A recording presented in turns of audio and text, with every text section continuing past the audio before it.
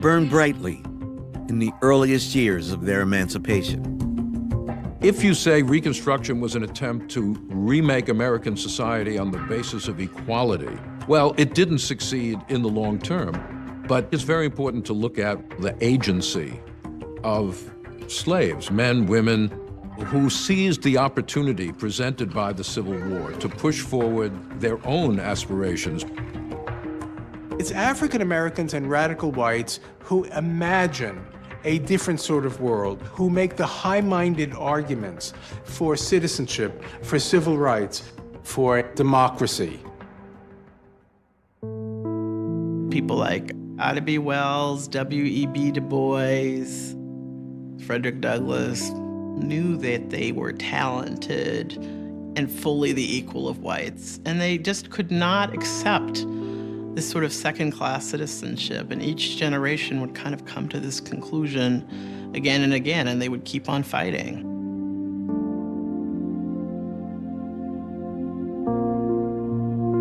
I think once we've tasted freedom, once we've experienced freedom, once we've been able to see our agency actually create schools and laws, it drives a constant willingness to continue to sacrifice, to continue to agitate, to continue to demand that which you have experienced.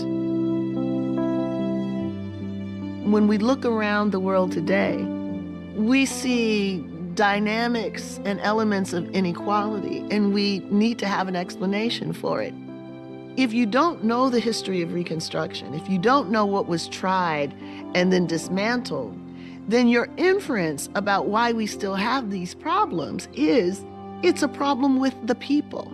It's a problem with their work ethic, their family structure, their values, rather than it's a problem of an unfinished revolution, which Reconstruction was. If we define Reconstruction as the process by which our country tried to come to terms with the abolition of slavery, you might say it never ended, because we Americans are still grappling with what it means to be a truly multiracial society with genuine equality for all.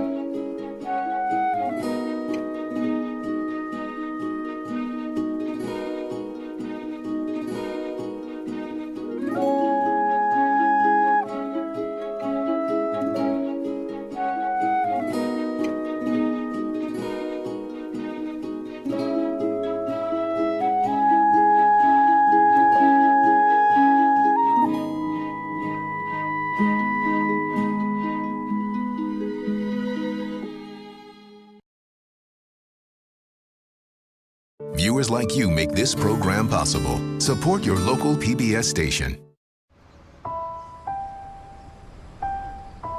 12 years after the end of the Civil War, Reconstruction was dealt a devastating blow.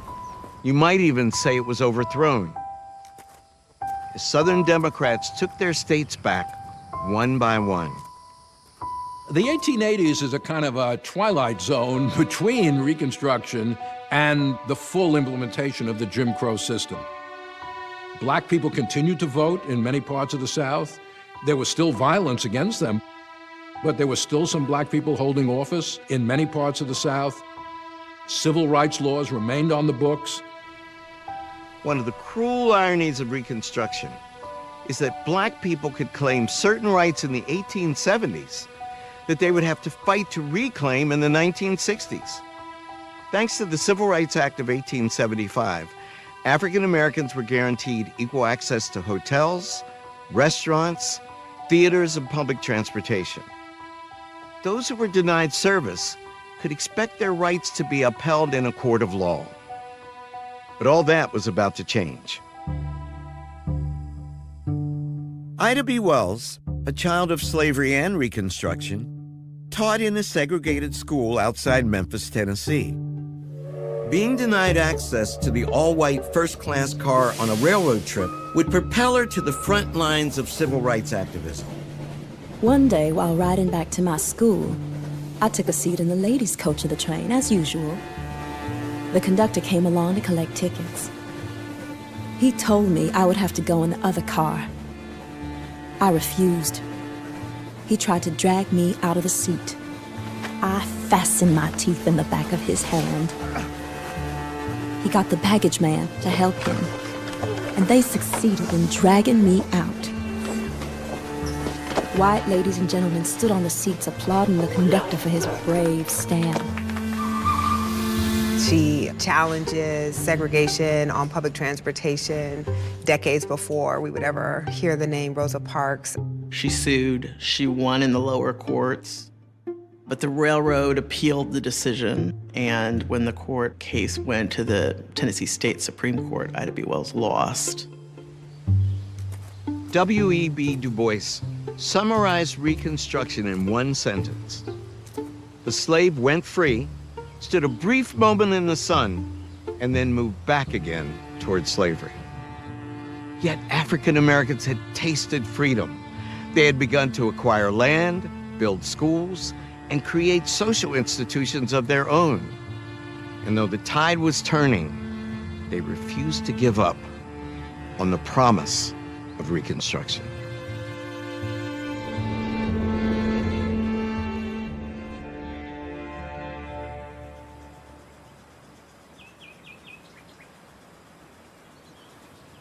After the defeat of the Confederacy, many white Southerners still longed for ways to hold on to their civilization.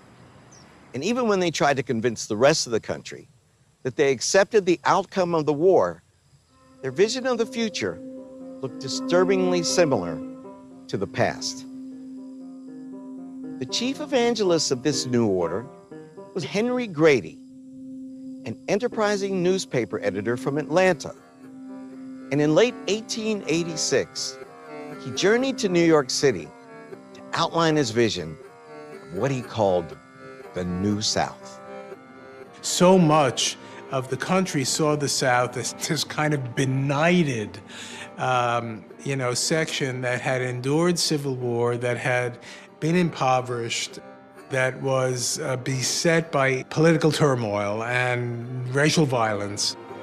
Henry Grady traveled the country, went to the Northeast, trying to sell this vision of a different kind of South, one that was more modern, one that was more economically diversified, one that could attract Northern investment, one that would see economic growth, and one in which the tensions and conflicts of Reconstruction would be put aside.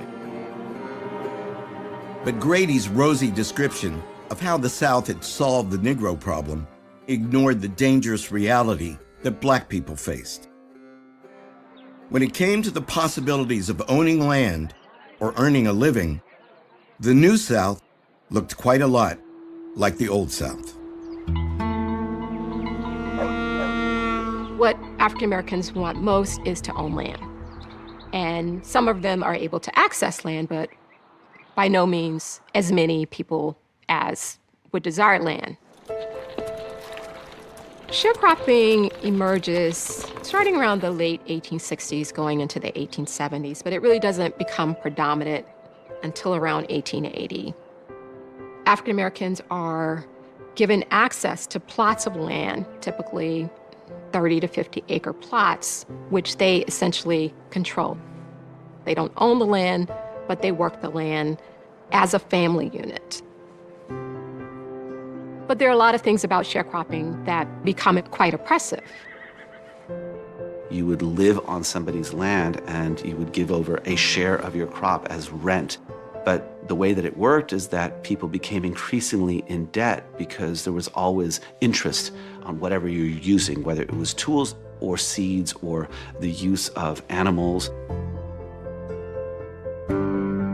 There are yearly contracts that they have to sign.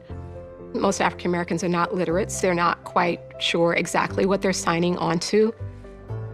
They're signing away many aspects of their independence.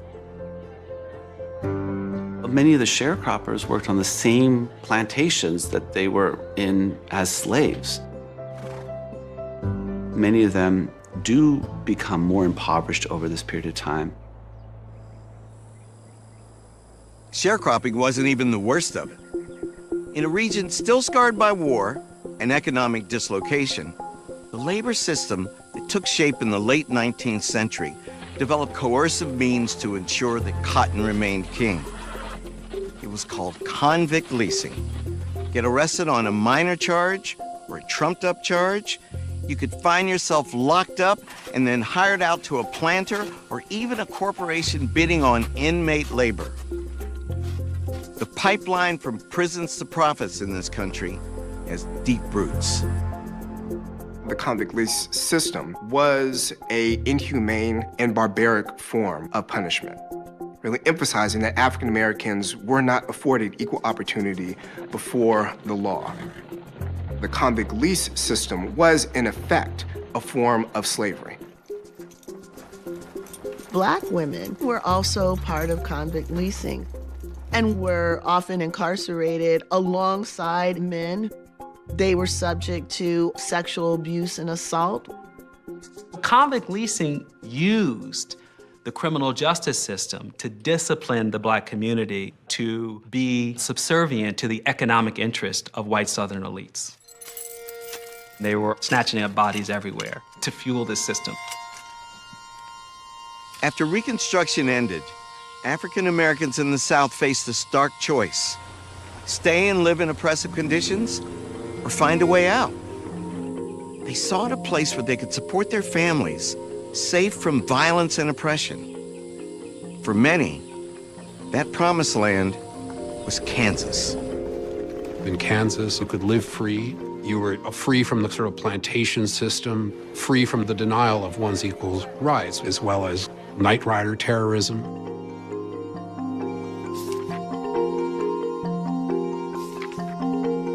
In 1879, an estimated 6,000 so-called exodusters left the South for Kansas. Within a few years, thousands more would uproot and move west. It's the first large migration of Black people, and so it attracted attention because these were people who were moving of their own volition. They were leaving virulent racism. They were leaving dead-end sharecropping. Most Black Southerners thought of themselves as Christians. They identified with the Bible of Exodus, and they felt that they were being delivered into a promised land, or at least a safer land.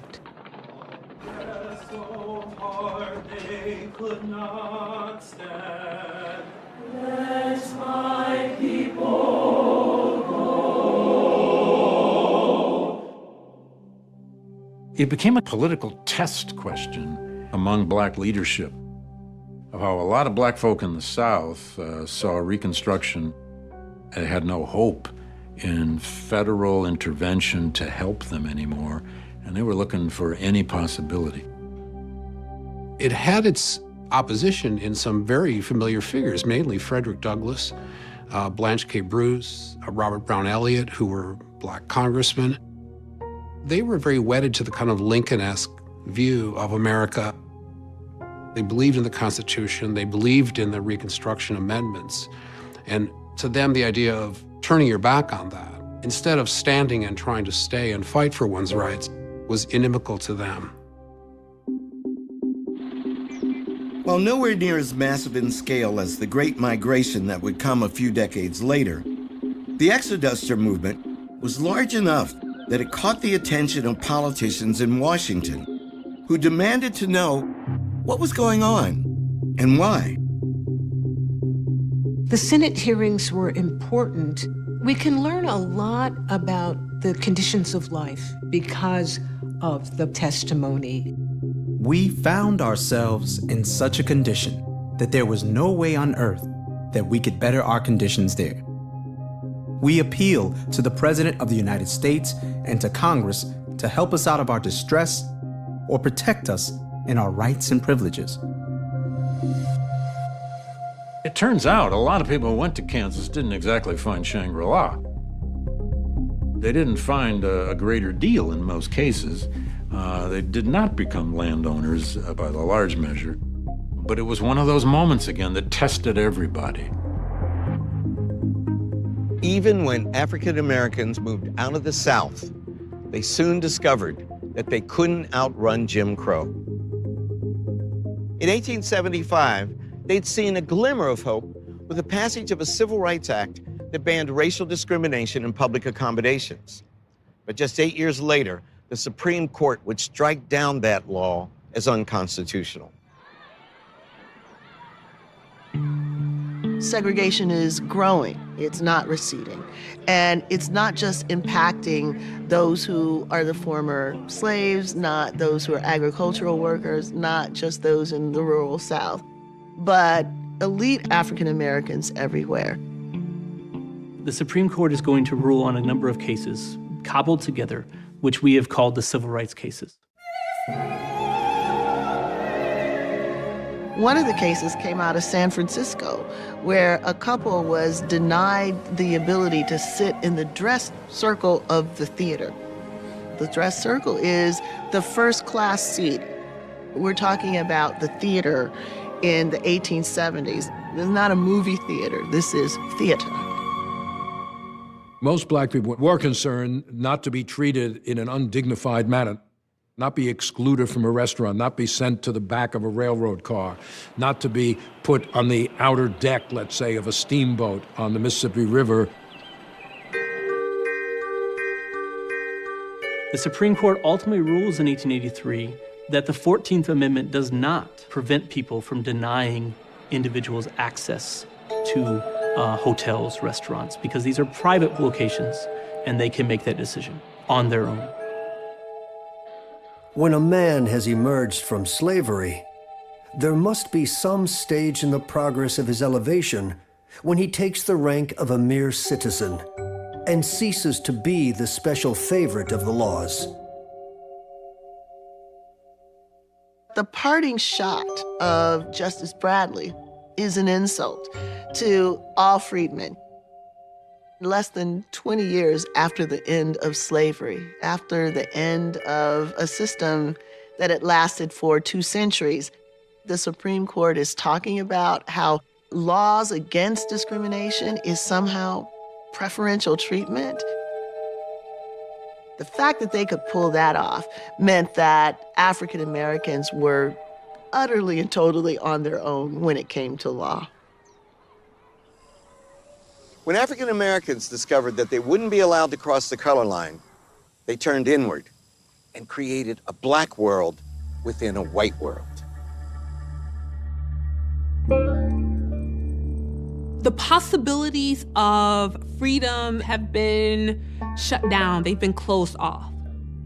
The pathways that, could potentially guarantee success for a lot of people have been blocked by either violence or by new laws that are being passed to segregate on a racial basis. For a lot of people, they have to figure out to what degree do they try to fight the system, knowing that they or their loved ones could be killed.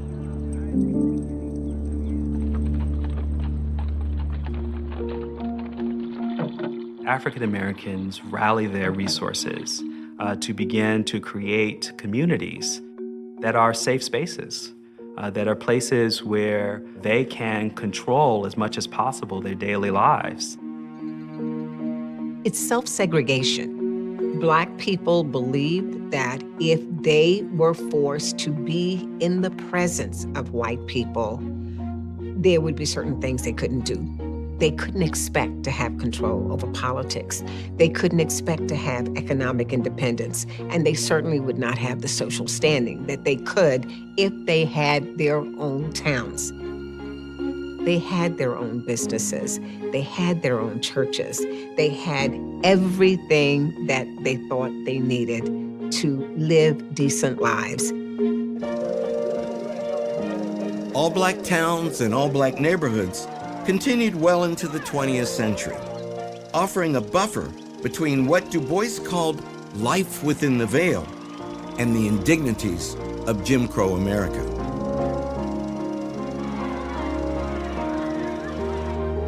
The owner of the local dry goods store was not in competition with the white man because they were not in his community. And we know that these clashes occur when Black men are coming up against their white competitors.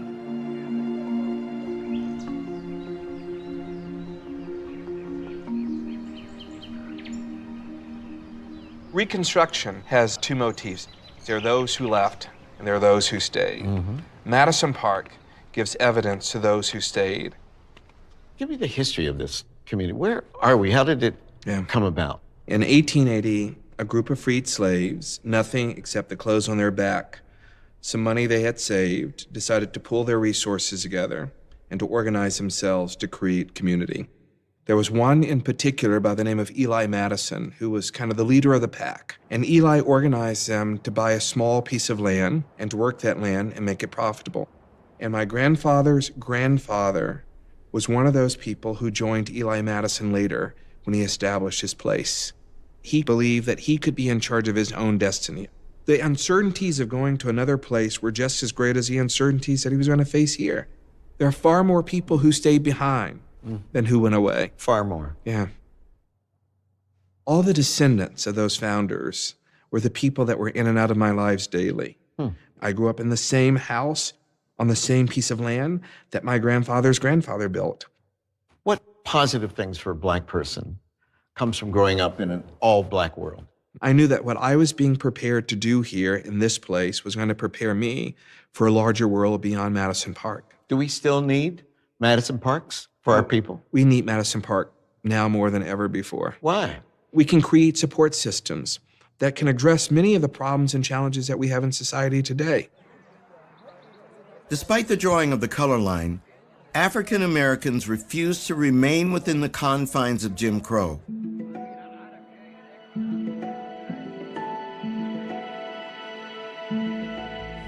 Looking at white farmers toiling next to their Black neighbors, it was inevitable to wonder if they could transcend superficial differences of color and form alliances based on mutual economic interests. The post-Reconstruction South is a hard place to be a farmer. The prices for what they're growing are steadily declining, and it's just not clear how you're supposed to make a living. Black farmers are in the same situation as white farmers in this regard. They need what they are growing to be worth more. The Colored Farmers Alliances did represent a seeking of economic and political power on the part of Black farmers. This was a time in which Black men were losing their political power. Organizing workers along class lines rather than racial lines was revolutionary, especially in the Jim Crow South. The effects could have transformed the South fundamentally. They bring together Black people and white people. They said we might be able to mobilize this politically. The Republicans have walked away from Black people at this point. The Democrats seem to have walked away from poorer white people. It was a grassroots movement, a movement of ordinary people that were trying to, in some ways, push back on the political elites, the business elites, the social elites.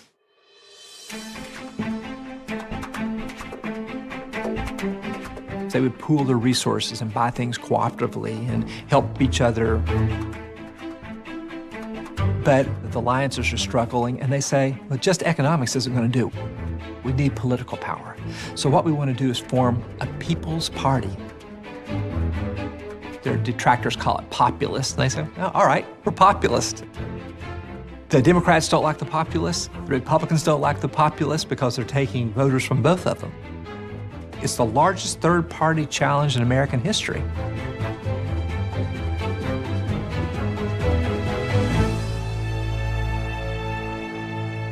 That's kind of redemption for us in American history, to look back at those moments when we see those broad participatory coalitions happening and to think that's who we are. We are those common struggles to make a better future for ourselves. That's America too.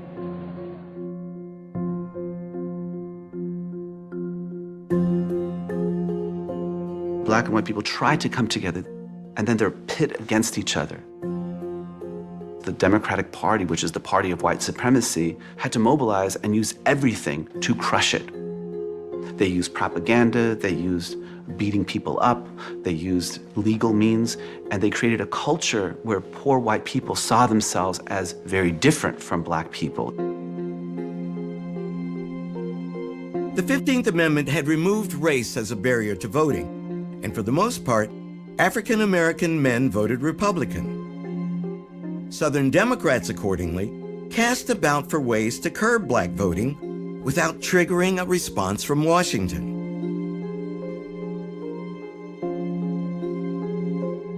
Throughout the 1890s, Southern states held constitutional conventions dominated by Democrats, essentially designed to strip African Americans of the right to vote.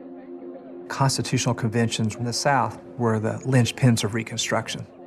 Those were essential to pass the 14th Amendment and then to apply for readmission in the United States. The constitutional conventions that follow 20, 25 years later run the story in reverse. They are the places where a lot of the gains of Reconstruction in politics are taken away. They're not about democracy. They're not about majority rules.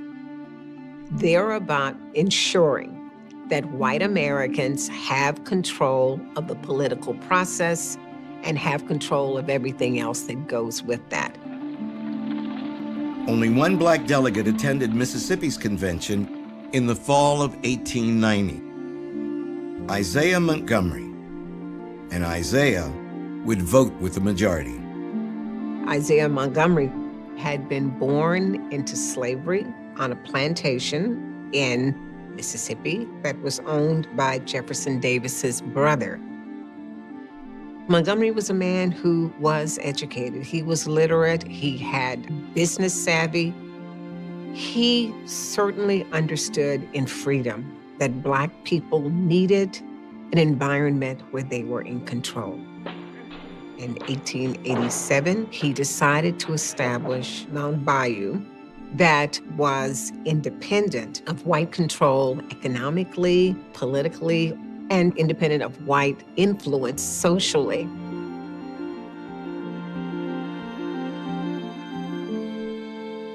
In order to keep this independence, he would have to make certain concessions.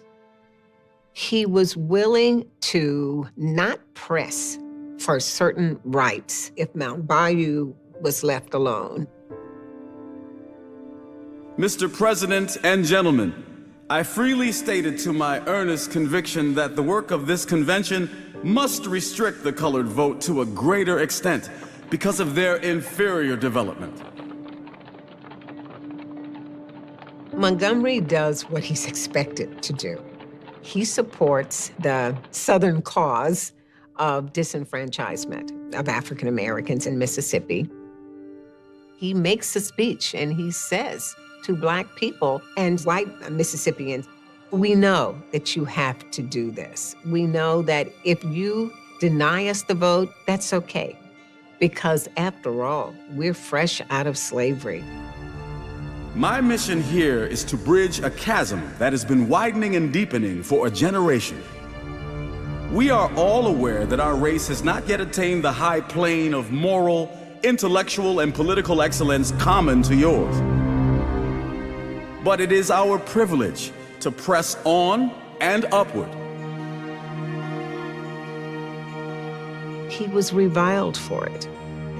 African Americans felt that he had betrayed the race, that he didn't need to concede so deeply, especially since that Constitution really did strip Black people of any kind of political influence they had had before. Starting in 1890, every Southern state writes a new constitution or passes new laws that deprive Black men of the vote without actually saying the phrase race or Negro or colored. The South goes from a time in which Black and white men are voting in very large numbers to in a very short period of time where they are not. We call that disfranchisement. Other Southern states took their cue from Mississippi. Voter suppression tactics included literacy tests, poll taxes, and the requirement that potential voters demonstrate that they understood the state constitution. Their combined effect was so successful that they depressed not just the black vote, but the poor white vote as well. When we're looking at this in the current context, things like voter IDs, the diminishing number of polling places that strategically coincide with communities where African Americans are located, it's not hard to see a connection between these things.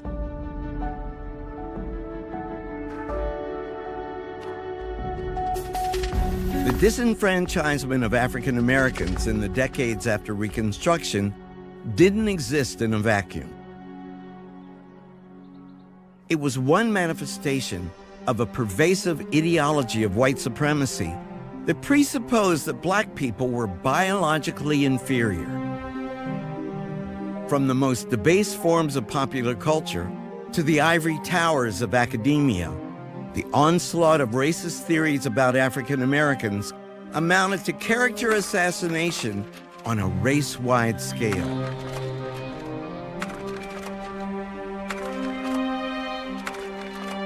One of the things you get in periods of great inequality is a lot of legitimating discourses which try to tell us why the inequality that we see all around us is natural, why that's the natural order of things. Scientific racism is one of those discourses. It's pseudoscience. The emergence and kind of surge of this idea of the biology of race plays into the hand of these people who would like to emphasize that white people should only be with other white people and that anything other than that is unnatural. That's the biggest problem with scientific racism, is not so much that it was bad science, but there was a scientific argument that was trying to prove a social argument. While scientific racism became one of the many tools of Jim Crow, white supremacists took it upon themselves to police the boundaries of the color line. They were judge, jury, and executioner, substituting lynch law for the legal system. It's really beginning in the 1880s and by the 1890s that we see the explosion of this form of vigilante violence, of mob terror directed towards the African American community.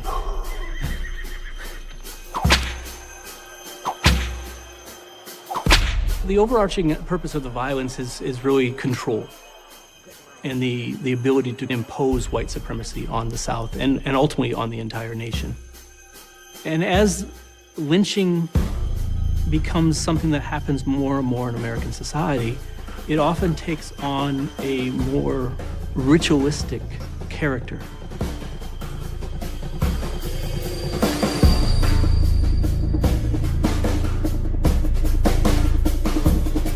There was one idea that white people did not challenge, is that it was their destiny, their God-given right to be in charge of the South. It was their obligation to domineer over black people. That took lots of different forms. It could go all the way from the most brutal and simple violence to these elaborate rewriting of a constitution. The goal was to make sure that this remains a white man's country.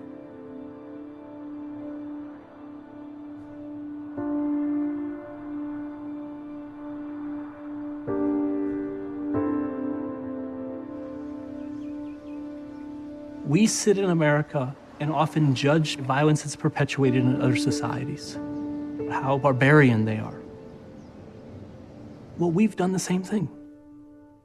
The problem is that is not talked about in American society.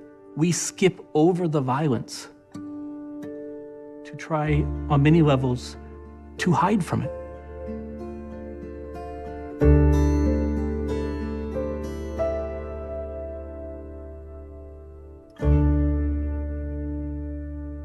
I remember I read Of the Coming of John in The Souls of Black Folk, and that was my first encounter with lynching. And it haunted me, it frightened me, and it's something I always thought about whenever I saw images of people in the South. Lynching became the area that I was most concerned about because it was the thing that we were most silent about in America. And I guess I just felt like we have to make this visible. That's what gave rise to this idea of creating a memorial that would expose people in a very intense way to this history of lynching. And for me, going to the Holocaust Memorial in Berlin, the Apartheid Museum in Johannesburg, the Genocide Memorial in Rwanda, I wanted it to speak to the anguish and the pain in a very direct way. The monuments begin at eye level in the first quarter, and they rise as we were walking down, and they rise even more, and now you're standing underneath of this history. People who carried out these lynchings could have buried the bodies in the ground and gotten away with more violence. But hanging was preferred because it lifted these bodies up to terrorize and menace and taunt communities of color. People would pose with the brutalized bodies after they conducted this violence. They were proud to have tortured and menaced these folks. What was that about? I mean, you've thought about this.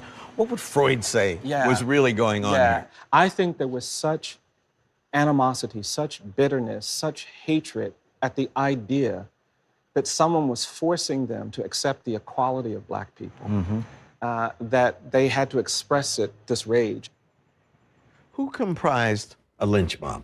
It wasn't the Klan. It wasn't the extremists. It was the farmers. It was frequently teachers. It was law enforcement officers. It was the business leaders. It was clergy. It was anybody who was part of that community. We haven't been able to change the narrative about slavery. What makes you optimistic about changing the narrative about lynching? I think that narrative is going to change as we begin to show this brutality. We haven't created spaces in America that motivate people when they go through it to say never again to racial violence and racial hierarchy. And that's, for me, the reason why things like the memorial and museums like this that are direct in presenting this legacy and violence of lynching become necessary. I want us to tell the truth about our history, not because I want to punish America. I want to liberate us, but we can't get to liberation if we don't acknowledge what we've done. The frequency and brutality of violence against African Americans is sickening to contemplate. A distinctly American phenomenon, lynchings increased in the years after Reconstruction, peaking in the early 1890s and remaining a source of terror deep into the 20th century. The victims were overwhelmingly Black. But while white supremacists could terrorize Black lives, they couldn't silence those fearless enough to expose their crimes to the world.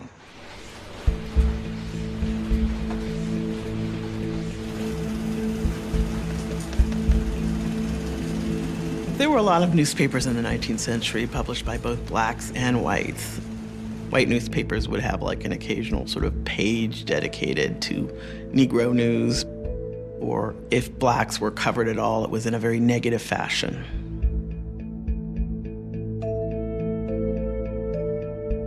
If we looked at the dominant publications, we only had a kind of exculpatory story of white actions toward Black people in American history. But when we want the first draft of Black history, it required that we have actual Black publications and Black journalists who were crafting narratives of what they saw and what they experienced and what they heard.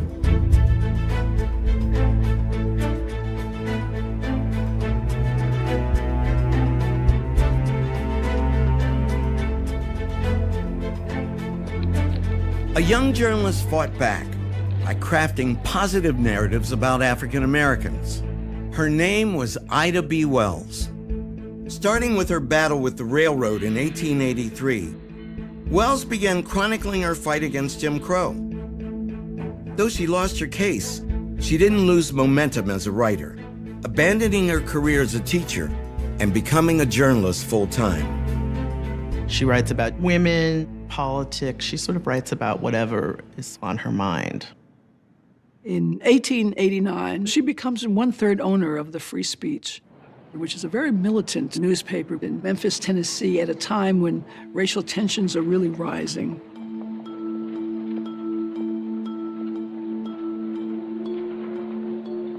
One incident in particular brought racial violence painfully close to home for Ida B. Wells. One day, two boys were playing marbles. The black boy beat the white boy.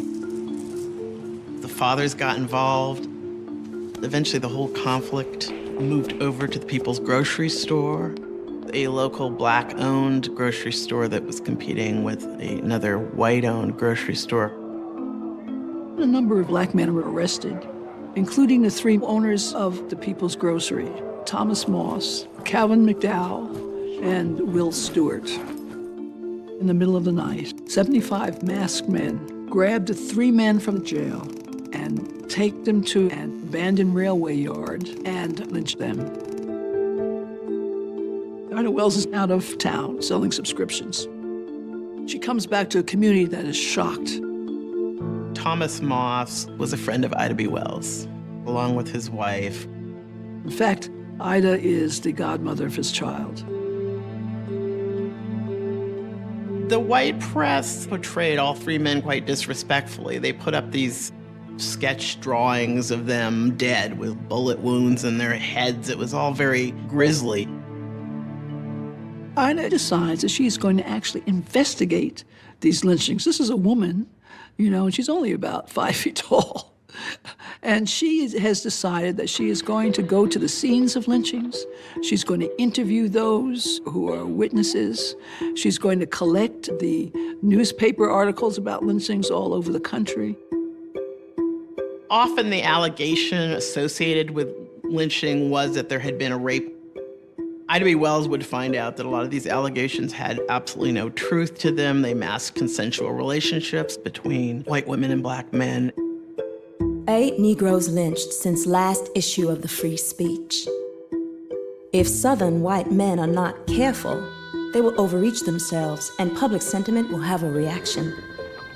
A conclusion will then be reached, which will be very damaging to the moral reputation of their women. Ida B. Wells says if you actually look at what's going on with these lynchings, they say that it's about sexual violence, that they're protecting white Southern womanhood. But many of these victims are actually African Americans who are doing quite well. And the sole reason they have been targeted is to take away what they have accomplished.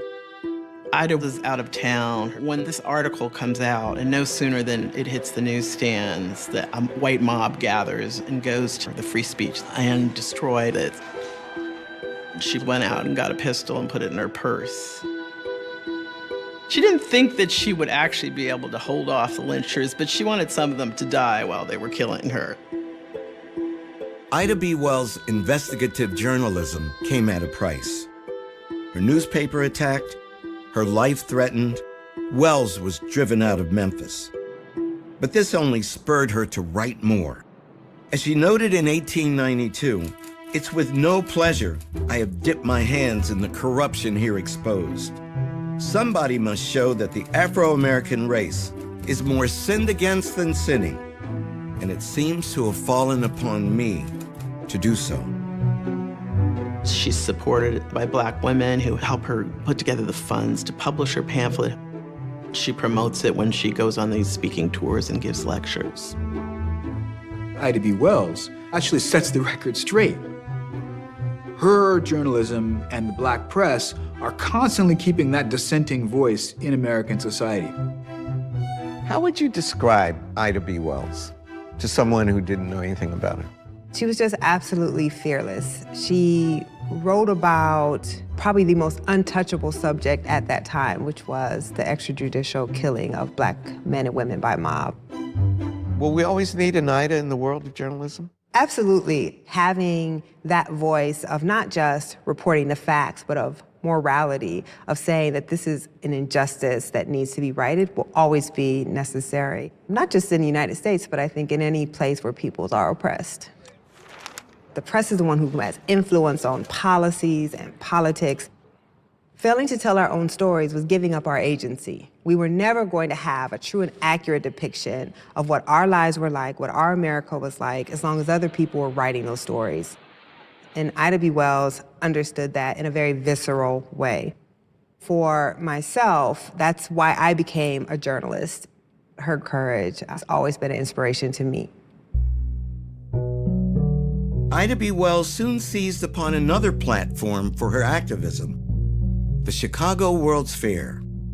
The year was 1893, and the United States was playing host to the Columbian Exposition, marking the 400th anniversary of Christopher Columbus's watershed voyage.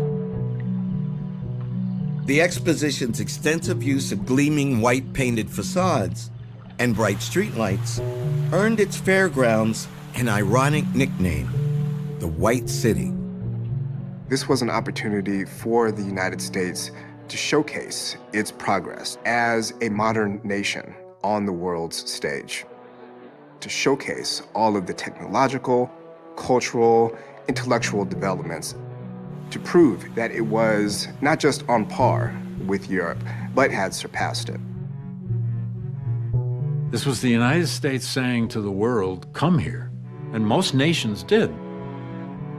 Something like 25 million people visited that fair in 6 months. There had never been anything like this. There were pavilions for all these other nations and countries, and they exhibited their wares and they sold their goods. There'd never been a mingling of the marketplace of world culture and economics quite like this. But the representation of different races at the World's Fair was often kind of racist. It's like Africans who had been imported and were just kind of there almost like they were in a zoo. They were dressed up in African garb, half naked, dancing every day for people to see them.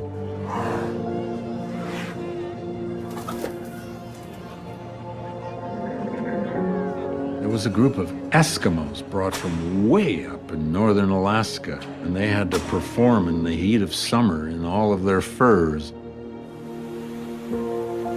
The World's Fair was important in the process of reconciliation, of the North and South coming together, of creating a unified nation. However, African Americans, very deliberately, were not included. And that sent a very clear message that African Americans were not a part of the nation. Ida B. Wells wanted to be there to address the world. Her idea was to hand out pamphlets to visitors. Wells and Frederick Douglass came together to demonstrate that African Americans had indeed made significant contributions to the nation in education, in employment, in religious life, that they had progressed from slavery. When the White City refused to give Black Americans a dedicated exhibition space to display the race's progress since the Civil War, Ida B. Wells and Frederick Douglass decided to fight back. Their widely distributed protest pamphlet shone a bright light on African American achievement, while also illuminating what Wells called the twin infamies of lynching and convict leasing. After many Black people lobbied for a long time, they ultimately got some form of representation at the World's Fair. Negro Day, which proved to be enormously controversial. The worst part of that Negro Day was watermelon stands set up all over the fair.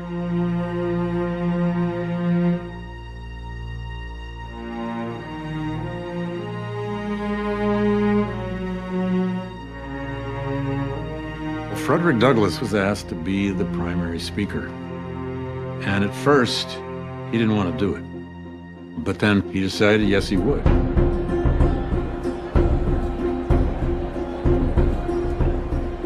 There is no Negro problem. The problem is whether the American people have loyalty enough, honor enough, patriotism enough to live up to their own Constitution. We Negroes love our country. We fought for it. We ask only that we be treated as well as those who fought against it. Silver-tongued Lion delivered one of his strongest indictments. And as fate would have it, it would be one of his last major speeches. On February 20th, 1895, Frederick Douglass died in Washington, D.C., at the age of 77. Douglas's death closed a major chapter in the history of our people and begged the question, who would step forward and lead? Booker T. Washington's a great American story. He hears that there is a school in Hampton, Virginia, walks all the way across the state of Virginia on his own as a young boy. He shows up in this school and says, I want to come to your school. Booker T. Washington becomes the principal and leader of Tuskegee Institute in Tuskegee, Alabama, situated in the Lion's Mouth. He enters this space to build a school for African Americans and creates it into something that no one ever saw before.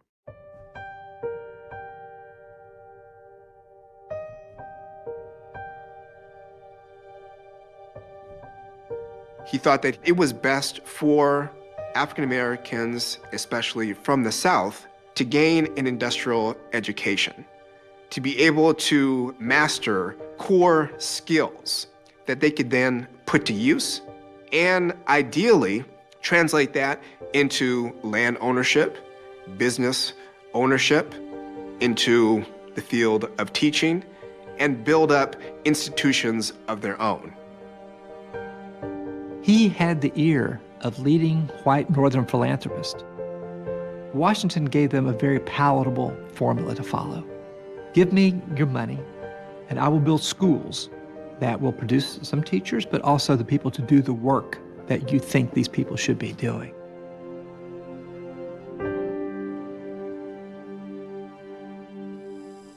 Two years after Frederick Douglass denounced the savagery of lynching, Booker T. Washington, at the Atlanta Cotton Exposition, gave what would become his most famous address. It signaled a profound change of course. To those of my race who depend on bettering their condition, our greatest danger is that in the great leap from slavery to freedom, we may overlook the fact that the masses of us are to live by productions of our hands, and fail to keep in mind that we shall prosper in proportion as we learn to dignify and glorify common labor and put brains and skill into the common occupations of life. Washington declared that black men had sought political power too prematurely during Reconstruction, that they would be better off dedicating their lives to aspiring to own their own farms than dreaming about election to the halls of Congress. Washington suggests that if African Americans build a life of economic independence in the South, this can be a basis for future political and legal equality. He's talking about Black people owning businesses, acquiring land, and becoming independent farmers. He's talking about self-help. He was also a master of dissemblance, of telling white people what they wanted to hear, but sometimes doing something opposite behind the scenes, supporting cases against discrimination, doing things that, if they were made public, would certainly get him in trouble in the eyes of many of his white supporters.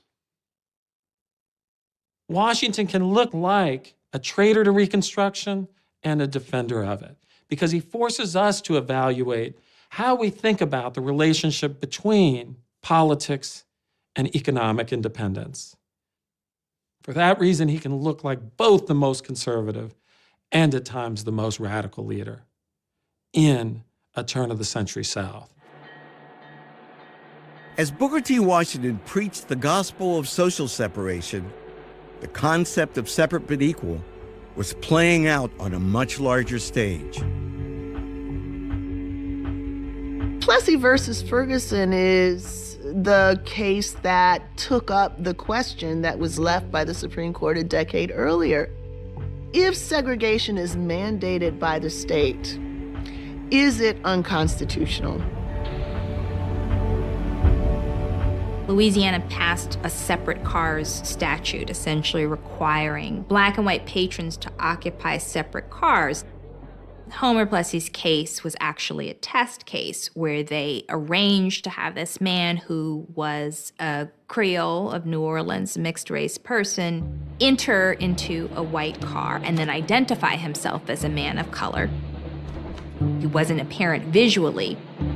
In 1892, Homer Plessy deliberately took a seat in a white-only railroad car in order to be arrested, to mount a legal challenge to Jim Crow legislation. They believed that they could challenge this segregation law, but the Supreme Court wasn't having it. 4 years later, Plessy's planned act of resistance resulted in an infamous Supreme Court decision that left the color line indelibly printed on the nation for generations. The Supreme Court in 1896 comes down with the ruling that, and as long as provisions are made for accommodations that are separate, but they're equal to those of the first-class car or other accommodations, then it's okay. They do not put a very fine definition on what equal might mean. Separate's very clear, but the equal part is not.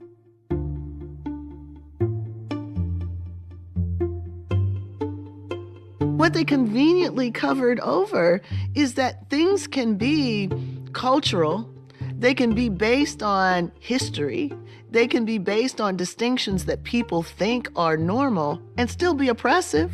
And the court creates a cover for all sorts of segregation, whether it's a streetcar or it's a school or a public swimming pool. Separate but equal permits the southern states to fully enact Jim Crow and do so with constitutional sanction. Within the Plessy versus Ferguson decision, a lot of white people accepted the argument that in the end, people of African descent were a fundamentally inferior race.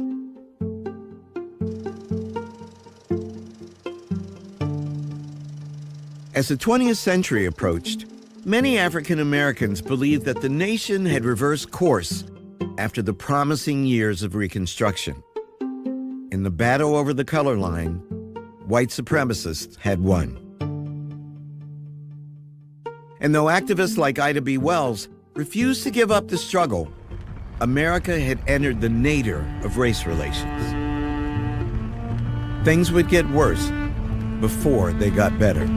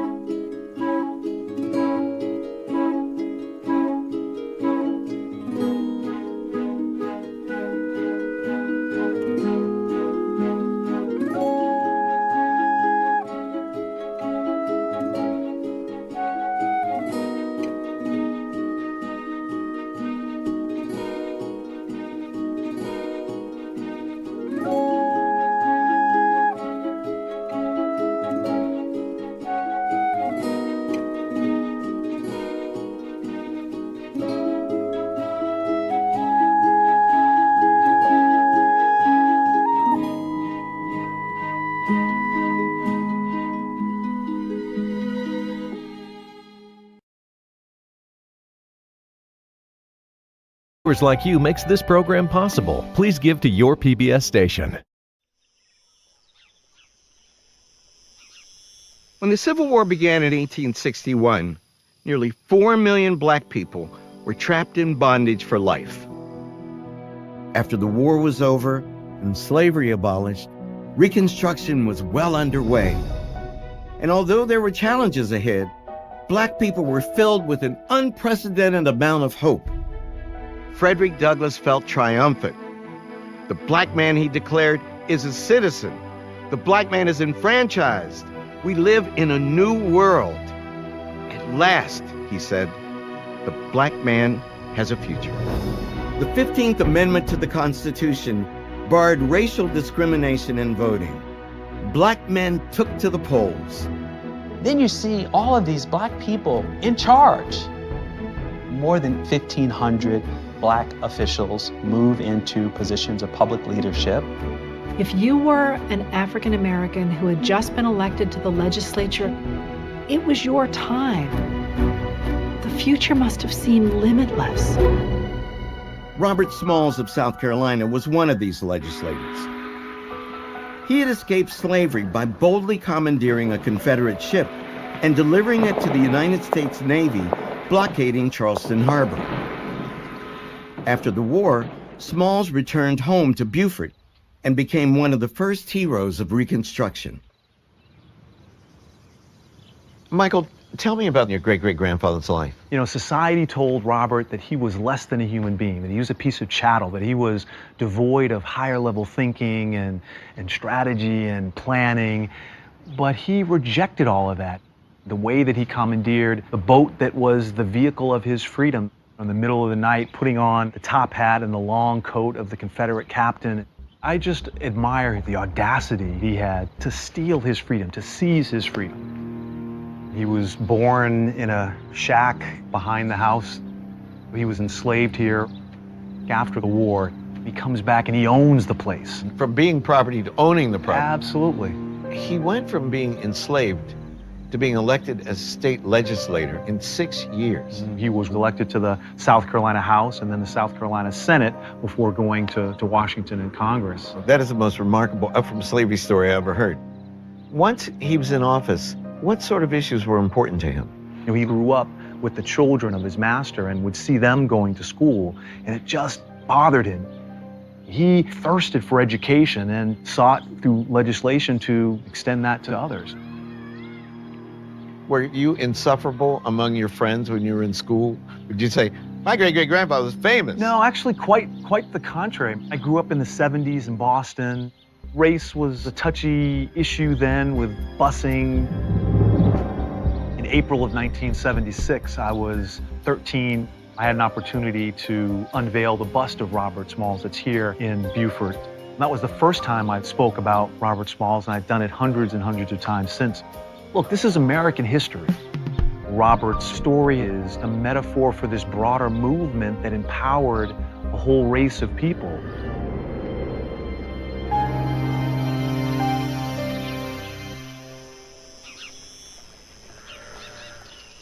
Reconstruction is a story of great expectations, enormous strides, and wrenching retreats.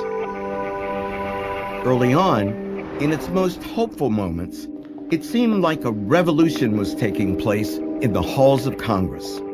Tell me about where we're standing. What would this place have been like during Reconstruction? So this is the old hall, the House, now Statuary Hall. In the 1870s, when the African-American members were here, there would have been vendors in here selling food and snacks as members traversed the north-south access from the House chamber over to the rotunda on the Senate side. Tell me about the first black congressman. First is Hiram Revels from Mississippi. He's elected to the U.S. Senate, and he comes in February of 1870, and he's celebrated as the 15th Amendment in flesh and blood, the symbolic triumph of Reconstruction. And then in December, we have Joseph Rainey of South Carolina, first African-American in the House. How would they have been greeted? They didn't exactly roll out the red carpet, but the door didn't get shut either.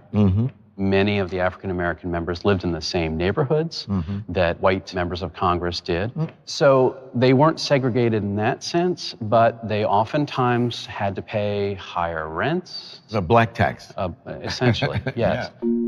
Imagine you have these two men who occupy the seats of former slaveholders, and they come to work in this magnificent Temple of Liberty, but it's a place that had also been constructed with slave labor. This is an incredibly heady moment, kind of like Barack Obama becoming president. There's like 14 black men in U.S. Congress. There's 2 senators. Blanche K. Bruce's name is on money. He's signing currency in the United States.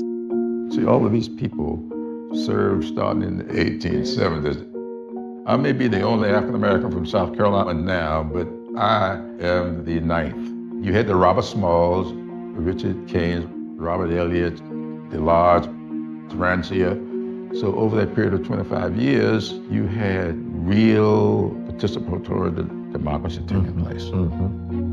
The photograph of Hiram Revels highlights this statesman who happens to be African American. Frederick Douglass recognized a camera captured the equal and essential humanity of that man or woman, black or white. Whatever may be the prejudices of those who look upon it, they will be compelled to admit that the Mississippi senator is a man. He is represented with the same stature as Lincoln or Seward or Grant or any other white politician. Douglass did the same thing at a time in which most whites tried to argue that blacks should not have equal citizenship. And one way of out-citizening white citizens is you portray yourself with greater sense of dignity and respectability, and in a sense humanity, than many whites. We do not come here begging for our rights. We come here clothed in the garb of American citizenship. We come demanding our rights in the name of justice. Richard Kane could capture an audience. I think all his years in the pulpit made him a really good speaker in the House. He stood up to the white supremacists who were basically calling him, inferior. And he said, look at me, I have 2 eyes, I have 2 ears, I have 2 hands, I have 2 feet. How are we different when it comes to our manhood? I was amazed when I began to read the speeches of black congressmen in that period. I mean, here are people who are arguing about what the laws of the nation will provide in terms of human rights, and have a sophisticated understanding of the underlying principles that make these freedoms necessary in a democratic society.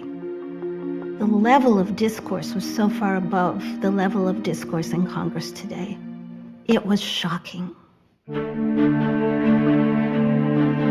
In state houses across the South, black men and white men were attempting to govern together for the first time. In South Carolina, where African Americans made up almost 60% of the population, voters elected a black majority House of Representatives. It was the seat of Black Power USA. The Lieutenant Governor, Secretary of State, State Treasurer. Unimaginable today. Absolutely. Right. Many parts of the South didn't have an educated and experienced black leadership ready to step into power, which you did have in South Carolina. It had a free black group before the Civil War in Charleston, which was well-educated and politically articulate. Behind us lie 243 years of suffering, anguish, and degradation. Before us lies our mighty future. That future is ours to shape. Robert Brown Elliott was very ambitious. He was educated as a lawyer. He had a photographic memory. He was absolutely fearless. It's hard to imagine more daunting challenges than all these governments have. Some parts of the South had really been devastated by war. So you've got to try to build a forward-looking government at a time where there are very few resources. The state legislatures create public schools, public hospitals, public welfare systems in a way that hadn't been seen in the South. Black men go into these legislatures with an idea of how they're going to improve their communities. One of the most important things they do is to establish free public schools. There were no public education systems in most of the southern states. If you had money to buy it for your children, you had it. If you didn't, well, you did without. You start to see state constitutions adopting some policy that says education is a right. And this is providing it for all children. Across the former Confederacy, free schools opened for both black and white children. Only a few years earlier, there were laws in the books in the South that prohibited enslaved people from learning to read and write. Black people knew how much their freedom depended upon literacy. It was not uncommon to see 5-year-olds and 95-year-olds flocking to schoolhouses for a chance to learn how to read. Free blacks realize white families are not going to send their kids to school with blacks. And so in every single state, You had separate schools. And black leaders generally said that's okay. As long as black people get education, we're not going to try to force whites to go to school where they don't want to.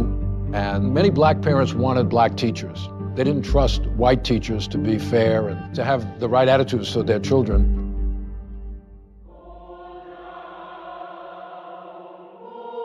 To meet this demand for teachers, governments, black churches, and missionary organizations established black colleges and universities.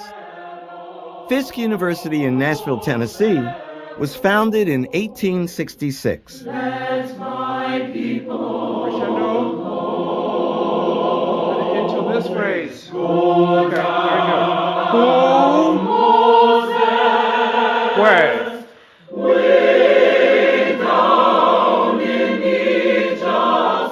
The Fisk Jubilee Singers became the voice of Black Reconstruction. They introduced the world to the artistry of freed people and to the songs of their enslaved ancestors, the spirituals. Most white people who had ever seen blacks on stage had done so in the minstrel show. Minstrels, white men who would paint their faces black, enlarge their lips with white makeup, and spoof the African American. America found this entertaining. But in concert after concert, first in Northern American cities and then in Europe, the singers defied expectations. They had a decorum and a dignity on stage that challenged all of the prevailing stereotypical images that white Americans had. These are songs of overcoming. They were about healing. They were about love. They were about the black struggle. They allowed someone else to understand what it means to be in your world or in your shoes.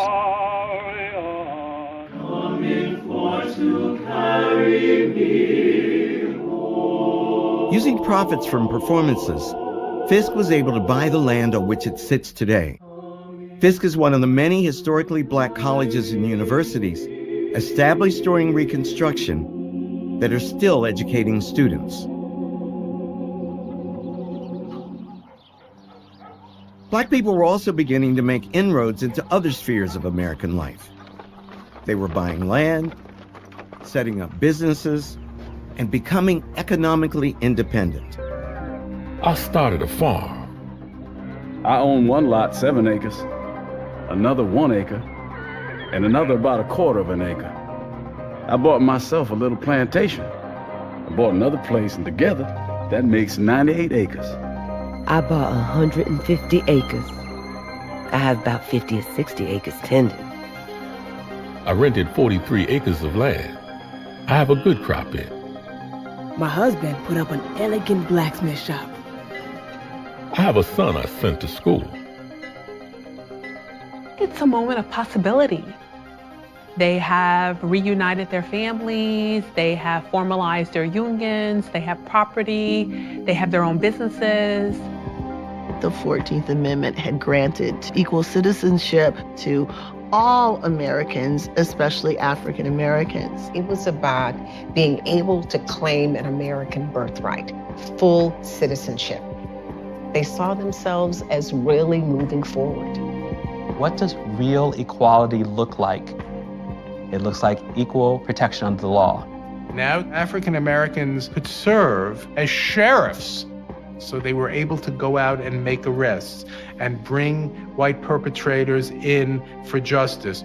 Black people get to be judges. They get to sit on juries. They get to sign contracts in their own interest. John Roy Lynch, a successful young businessman in Natchez, Mississippi, was appointed in 1869 as a Justice of the Peace. He was born a slave in 1847 in Louisiana, the son of the plantation manager. And at the end of the Civil War, he attended night school. As a very young man, he distinguished himself working in a photographer's studio. He went to a few Republican meetings. And impressed Adelbert Ames, who was the Reconstruction governor of Mississippi.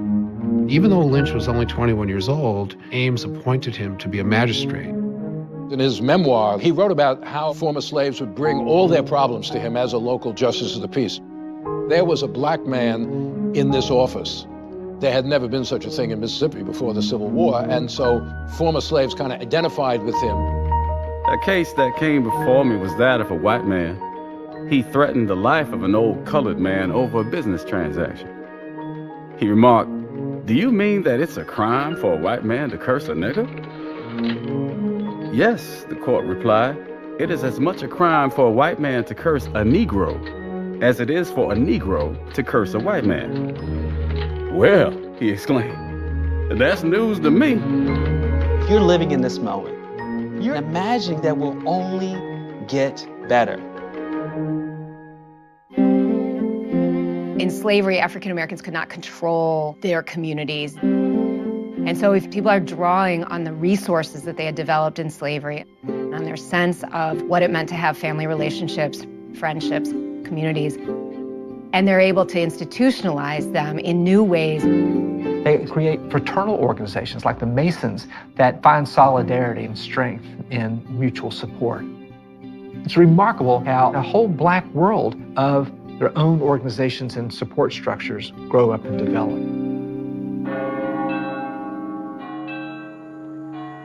During Reconstruction, churches became the cornerstones of the black community. Many enslaved people had been forced to worship in secret or only with the master's blessing. But now, black people were free to worship God any way they wanted. At Mother Emanuel Church in Charleston, South Carolina, the Reverend Richard Kane helped revive a congregation that had been banned under slavery. How did you first hear about your great-great-grandfather? Did your mother say, "You come from people"? That's what my mother would have said. Yes, your great-great-grandfather was the greatest black preacher in history. Yes, my mother and my great-aunt, and they always talked about Richard Harvey Kane and the great work that he was able to do. He was born free in what's now West Virginia, was a pastor in Brooklyn in 1965. Some people would have said, "Stay in Brooklyn where it's safe." He said that he felt like a lion bound. I mean, he wanted to be here in the South and be a missionary to the newly freed slaves. I don't think people today understand the role of the church in the 19th century. The church was their institutional universe. Yes, the black church was the center of everything that happened with the community, the emotional, the educational, the political. Kane taught the newly freed slaves that they were no longer inferior. They could accomplish anything. And he epitomized that. Yeah. He was a one-man band for the black community. Oh, yeah. Entrepreneur, minister, editor, writer. Yes. Congressman, state senator. Too powerful, too influential. Yes, yes. And therefore a danger. Yes, he lived in constant fear. One of the most tragic aspects of Reconstruction is that the more African Americans achieved, the more they put their lives at risk. I could hear the noise of the horses. They Ku Klux my house. They had on white gowns, masks on their faces. 75 men. They were Ku Klux. They tore her clothes off. I was blindfolded. Cut me with knives. They whipped me. They whipped me. Put a rope around my neck to hang me. Southern Democrats used violence and terror tactics to disrupt Republican control and plot their return to power. They saw themselves as the redeemers of their states. Violence is efficient, it's easy, it's fast, and you can often do it under the cover of night. Klan attacks become so pervasive because that's how widespread the fear of Black enfranchisement is. The Klan is actually committing atrocities against everyone. They're attacking freedmen and white Southerners who were sympathetic to the Union cause and to the Republican Party. To their eyes, emancipation was wrong. They are washing the South with blood to redeem it. This isn't simply a question of trying to return to an earlier way of life. This is actually a political counter-revolution. To document the violence, Congress in 1871 launched one of the most extensive investigations in our history, known as the Ku Klux Klan hearings. The United States never had a Truth and Reconciliation Commission after slavery ended. The Klan hearings were as close as we came. It was extraordinary. Congress was actually listening to black people, testifying about the atrocities committed against them. I was elected to the legislature. They offered me $2,500 cash if I would let another man go to the legislature in my place. I told him I would not go back on my people. 65 came to my house. My little daughter came out and begged them not to carry me away. They drew up a gun and threatened her. I may say that they hit me 5,000 blows. Some of them are the first-class men in our town. One is a lawyer, one a doctor, and some are farmers. My little daughter never got over it until she died. I have never got over it yet. It broke something inside of me.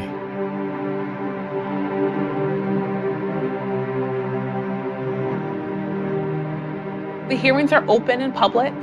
Women showed up at those hearings, and it took a lot of courage for them. They could face retaliations by the KKK. But they want the world to know what had been done to them. All the time I was planting my crop, they worried me about if they ever saw me, they would hurt me. Whites are really attacking Hannah and her family because they had been too successful. It's jealousy. It flies in the face of the idea that blacks are inferior. 5 men bulged right against the door. George McCrae catched the little child by the foot and slinged it out of my arms. He carried me to a pine, tied my hands there, pulled off all my linen. They said, "God damn you, you are living on another man's premises." I said, "No, I'm living on my own premises." I gave $150 for it. They whipped me from the crown of my head to the soles of my feet. Every time they would go off, George McCrae would get his knee between my legs, say, "Old lady, if you don't let me have to do with you, I will kill you." He said, "God damn you, I'm gonna kill you." There are 8,000 pages of testimony given by everyday Americans. This is a haunting tale of American history and something that we don't talk about enough.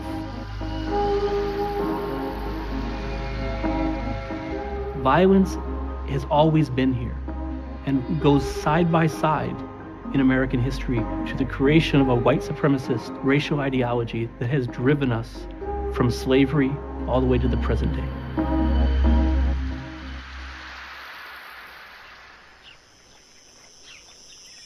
The Union war hero, Ulysses S. Grant, had run for president under the slogan, "Let us have peace."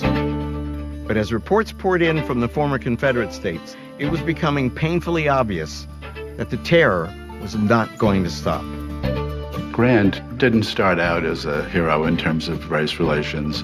At first, he was very dubious about the fighting abilities of blacks, but he ended up becoming one of the greatest champions of recruiting and arming and equipping black soldiers. He had a remarkable record in terms of integrating blacks into the federal government. Grant's reaction to Klan violence is a strenuous one.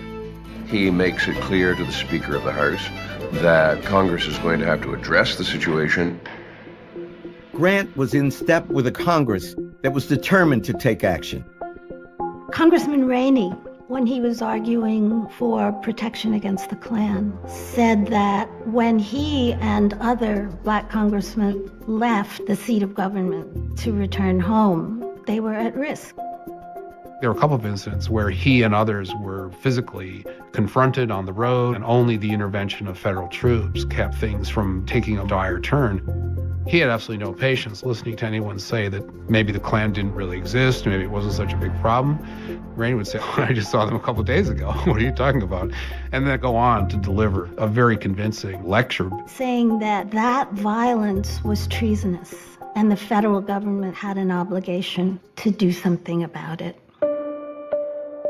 Congress passed a series of enforcement acts to address the crisis, the third of which is known as the Ku Klux Klan Act.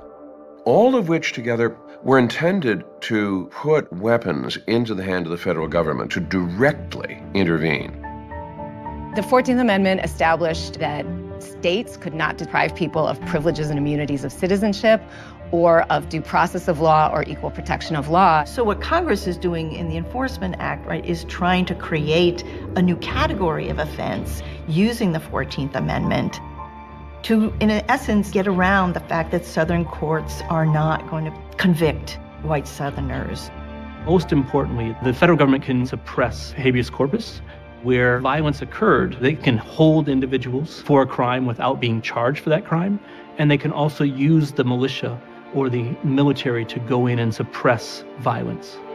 To spearhead the operation, Grant appointed Amos T. Ackerman as Attorney General of the newly created United States Department of Justice, established in the executive branch in 1870. He supervises the deployment of federal troops to restrain violence.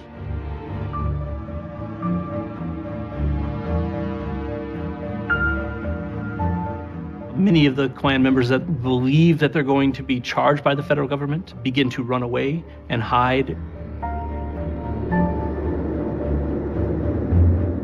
Here is the federal government, finally taking the situation with the Ku Klux Klan in hand and directly striking back at it. The difficulty was going to turn out to be persistence.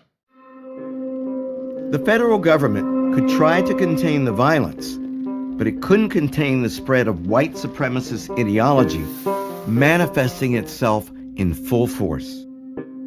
Southern oligarchs who have held power in the pre-Civil War South for decades did not want to surrender that power. White supremacy, an alliance between white people against black people, was always an important device that held Southern politics together. Southern white elites knew how to activate that bond of whiteness with poor Southern whites. And that was difficult work to do. A lot of propaganda had to go into that. Planters in the Democratic Party have to sell white supremacy to other white Southerners who might not have the same or even any significant economic stake in white supremacy. That planters play upon racial economic rivalry. The idea that any gain by any black man deprives all white men. So they're creating a racial zero-sum fight for economic power, for government, for jobs, and promising a psychological benefit, a psychological wage of whiteness. In 1870, when former Confederate General Robert E. Lee died, many white Southerners poured out their grief and sorrow for their fallen hero, a symbol of their so-called lost cause. It seemed that the longer Reconstruction continued, the more the former Confederates lamented the loss of their way of life. Robert E. Lee's death became a symbolic focal point for a wrenching outpouring of nostalgia and grief.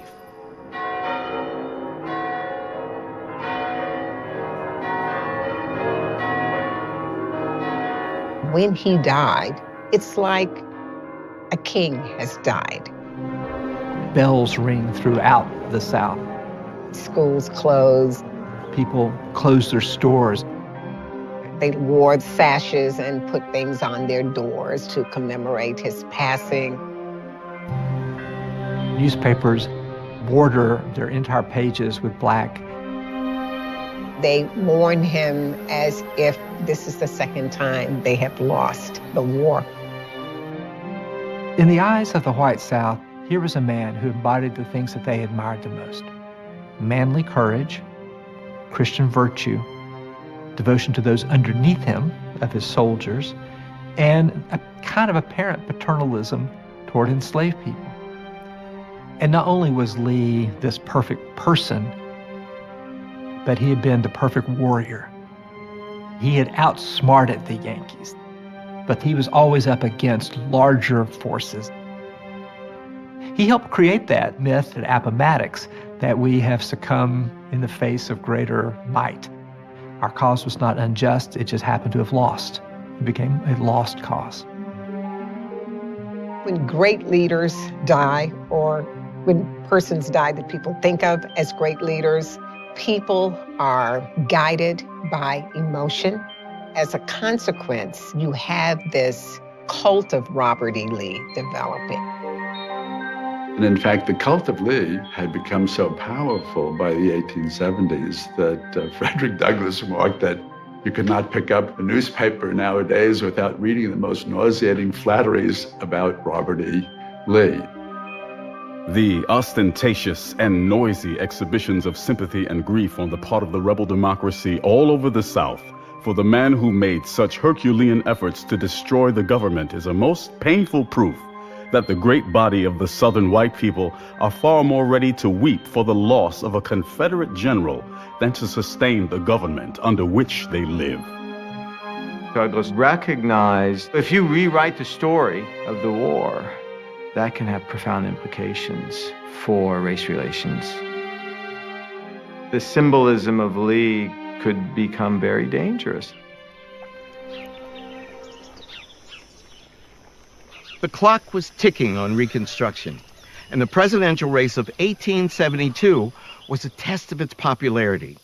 With black voters solidly in his corner, President Grant easily won re-election. But the campaign revealed growing fault lines in the Republican Party. Grant faced a renegade liberal Republican movement that was critical of the mainstream of the Republican Party. Their good government types were very upset by the scandals that had been exposed in the Grant administration.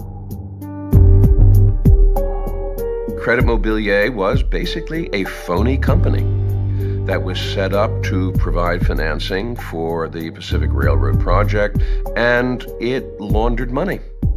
It made lots of money for corrupt individuals. The difficulty is that those corrupt individuals were often members of Congress. Grant was personally quite honest, but he seemed blind, credulous, almost childlike to the presence of unscrupulous people. Corruption is as American as apple pie. And if we find it in the Grant administration and the Reconstruction South, that's not because Reconstruction was inherently corrupt. It's because corruption happens. You could almost make a bumper sticker out of it.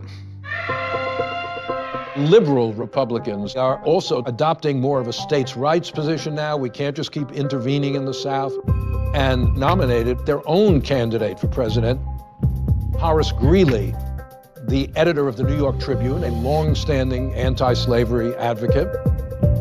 Greeley made this famous statement that he's confident that masses of our citizens, North and South, are eager to clasp hands across the bloody chasm that divides them.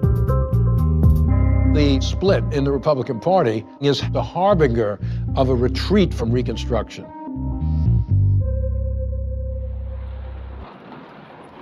Support for Reconstruction was waning in the North, where many had grown weary from the growing cost of peace.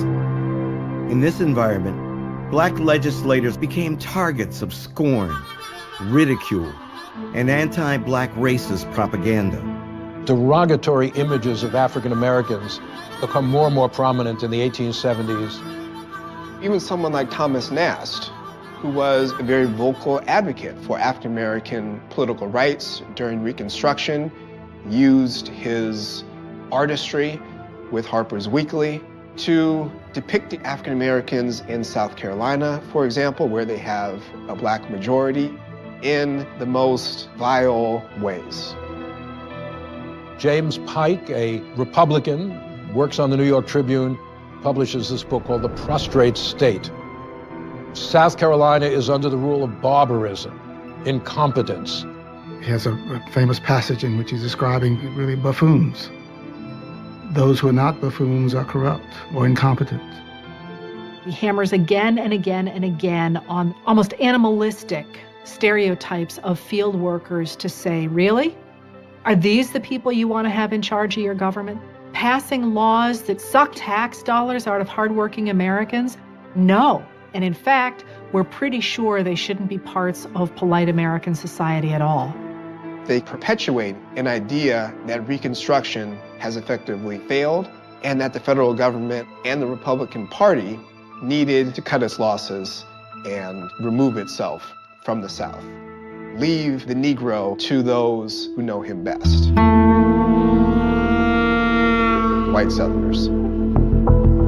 As enthusiasm for Reconstruction dwindled in the North, Democrats felt emboldened to intensify their counter-revolution throughout the South.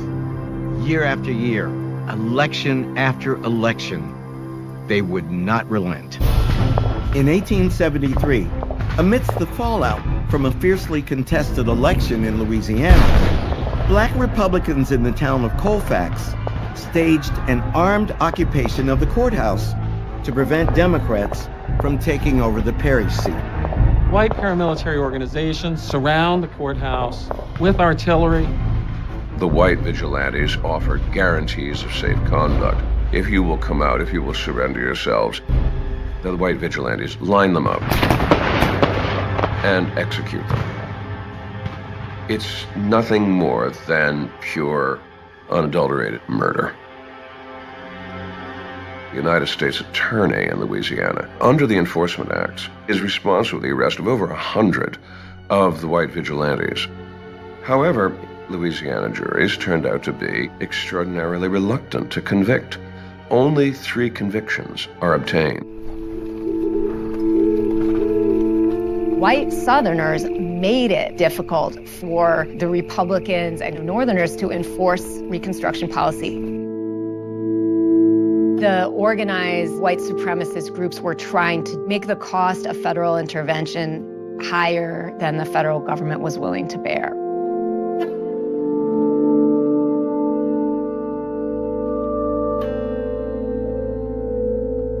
In state after state, increasingly organized societies, paramilitary clubs, white leagues claimed control of public places.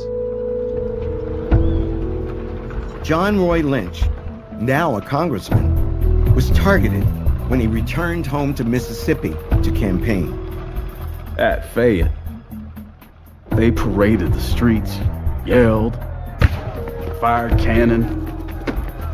Each club had a wagon with fodder. Colored men said these wagons contained guns. Democrats had all gathered around the place. I took the stand. They commenced to yell at the top of their voices so as to drown out every word I attempted to utter. Southern whites were attempting to take the South back. The red shirts and the Knights of the White Camellia. That's essentially what the so-called redemption movements were. They are the ones who are defending the right order of things in civilization, that white people control black people. And that's the way it should be.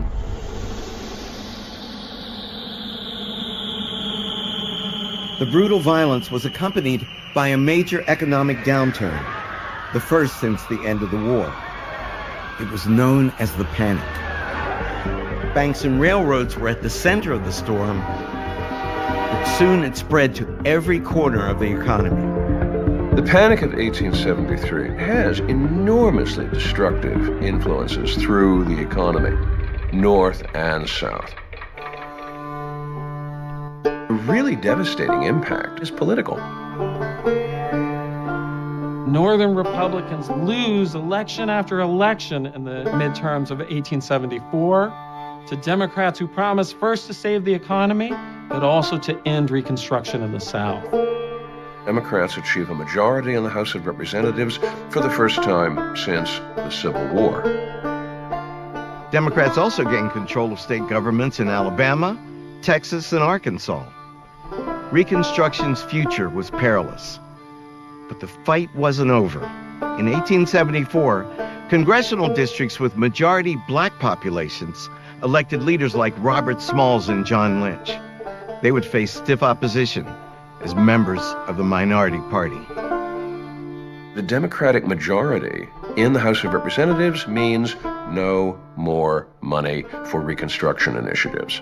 So, if there will be political troubles around election time, if the Ku Klux Klan will suddenly reawaken and begin intimidating voters at the polls, murdering black people on the roads, night riding to terrorize blacks into submission. There will be no initiative coming out of Washington.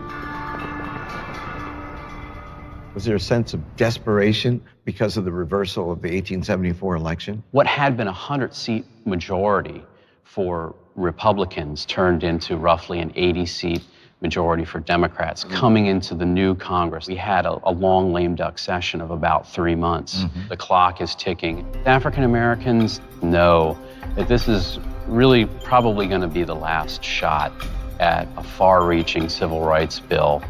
It prohibited discrimination in public transportation, juries, public accommodations such as hotels, and public education. Immediately when the Civil Rights Bill came to the floor, Southern Democrats and Northern Democrats alike railed against the bill. They believed that it was unconstitutional. Opponents of the bill thought the U.S. government had no business telling the proprietors of restaurants or the people who run railroads who they could admit. These are private businesses, and they can decide who their clientele is. The critics believed that it was not about non-discrimination. They saw it as about social equality. And their view is that social equality could not be legislated.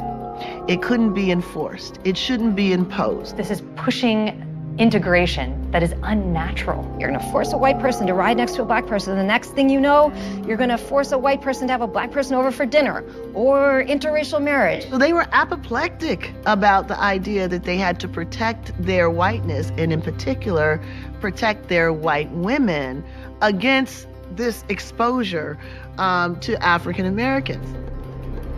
Near the end of the first full day of debate, most members were given 20 minutes each to speak. And Alexander Stephens of Georgia, former Confederate vice president, stood up feebly because he was confined to a wheelchair and requested a full hour to speak.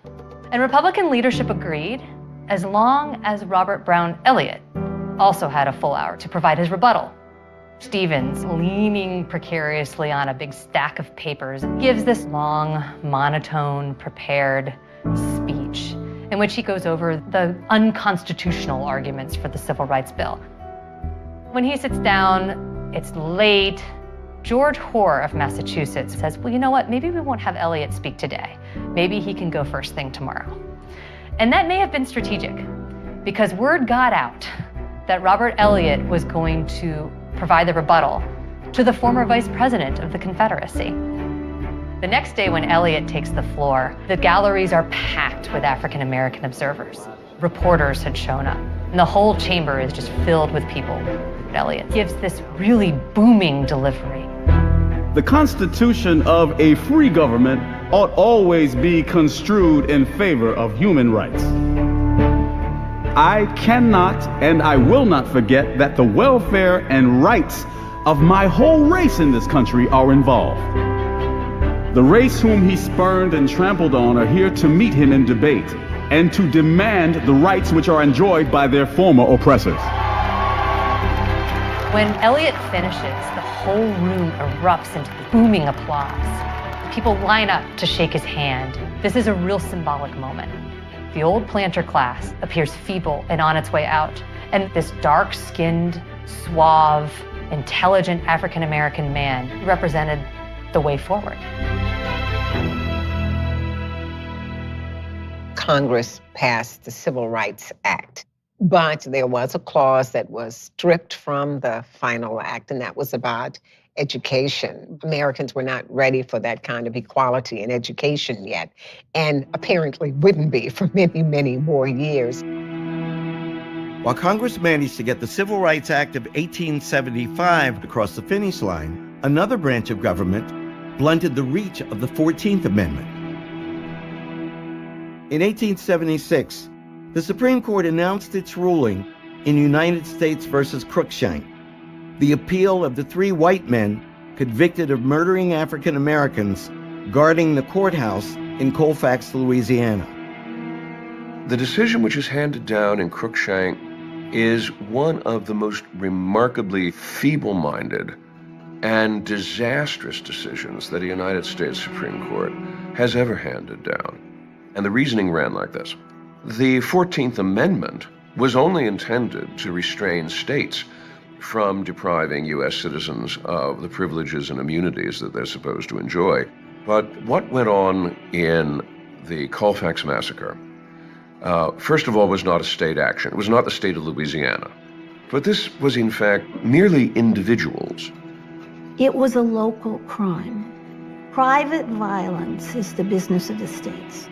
And if they are not taking care of it, that's just too bad. Mobs of whites decide to kill you. Have you been denied your right? Well, the Supreme Court decided that you've not been denied your right if you were murdered, as long as it's just private individuals, whether individually or collectively, that are interfering with your rights. That's not a federal case. While the Cruikshank decision didn't close the door on possible future prosecutions, it narrowed the pathways for enforcing the 14th Amendment. Little stood between the redeemers and their ultimate goal, which was terrorize African Americans so completely that across the South, hundreds of thousands who had been registered and had been politically active would be reduced to a few hundreds in many of the jurisdictions that they once actually dominated. Grant saw that support for Reconstruction was eroding, so he decided to pull back on military interventions in the South to enhance his party's chances in the North. With the next presidential election months away, Washingtonians, black and white, came together to honor a past president, Abraham Lincoln.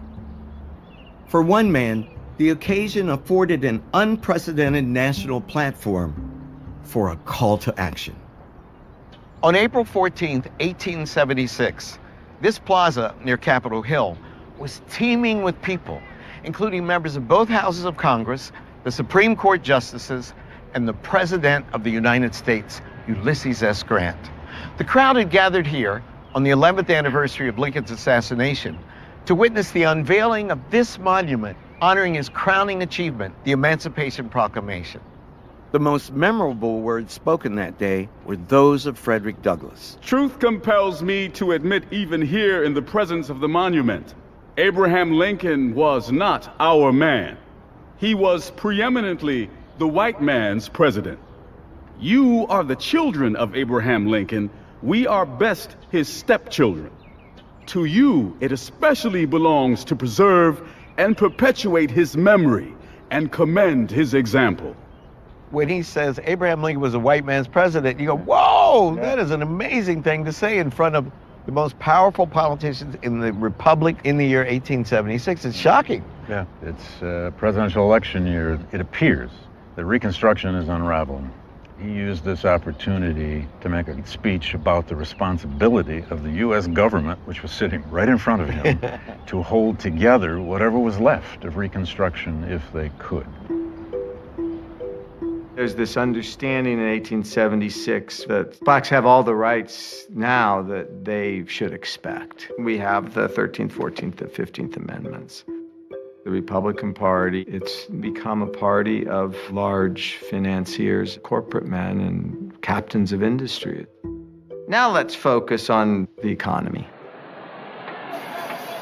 When Republicans cast around for a likely candidate, Rutherford B. Hayes seems to be the man. He finished the war as a Union general.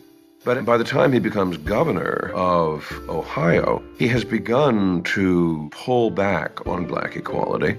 He's untainted by corruption, which will be extremely valuable because Samuel Tilden is running almost entirely on an anti-corruption platform as a Democrat. But Hayes is also bland enough that he will offer no objection to anyone. He is a first-rate, second-rate man. Both candidates pledged that they would bring Reconstruction to an end. Election night is complete and utter confusion. Even though Tilden won the popular vote, the results from Florida, South Carolina, and Louisiana, where African Americans faced severe violent repression, were undetermined. Republicans convinced Southern governments to declare enough votes invalid to swing the Electoral College to Hayes. The Democrats were so outraged by the fact that Tilden was not declared the winner that they began to rally their voters under the slogan, Tilden or Blood. There were real fears of civil war. Grant started to call in troops to guard Washington. And he said, either party can afford to lose an election, but we as a people cannot afford to have a presidential election that is tainted by false or illegal results. Congress created a bipartisan commission that declared Hayes the winner by one vote. Democrats predictably cried foul. Hayes was referred to as rather Fraud v. Hayes. He was called his fraudulency.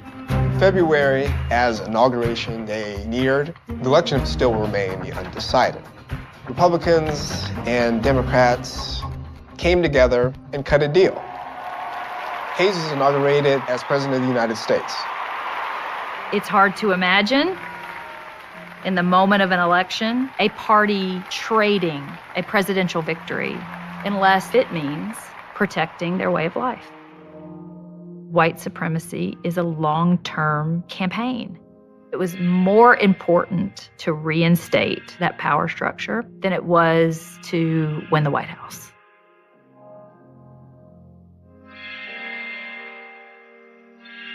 Hayes promises white Southerners that he will leave the South to conduct its own affairs, unimpeded, and that the Negro problem will be its to solve. The federal troops stopped enforcing the kinds of reforms that had marked the Reconstruction era. The Southern states had been redeemed.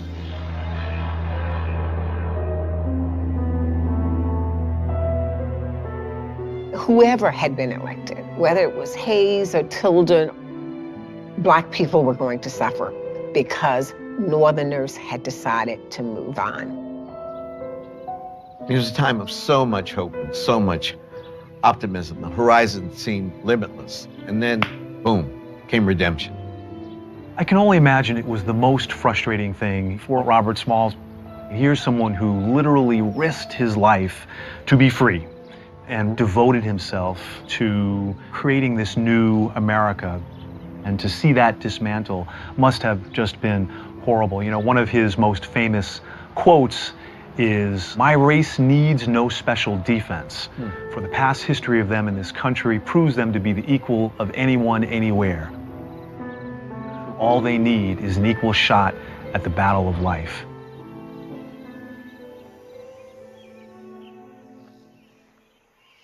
From the very beginning, the success of Reconstruction depended on the will of the nation to hold the line against the forces of violence eager to undo it. As the nation's will faltered, the rights of African Americans would be sacrificed to political expediency. After 12 tumultuous years, Black people faced an uncertain future. As Frederick Douglass put it, if war among the whites brought peace and liberty to blacks, what will peace among the whites bring?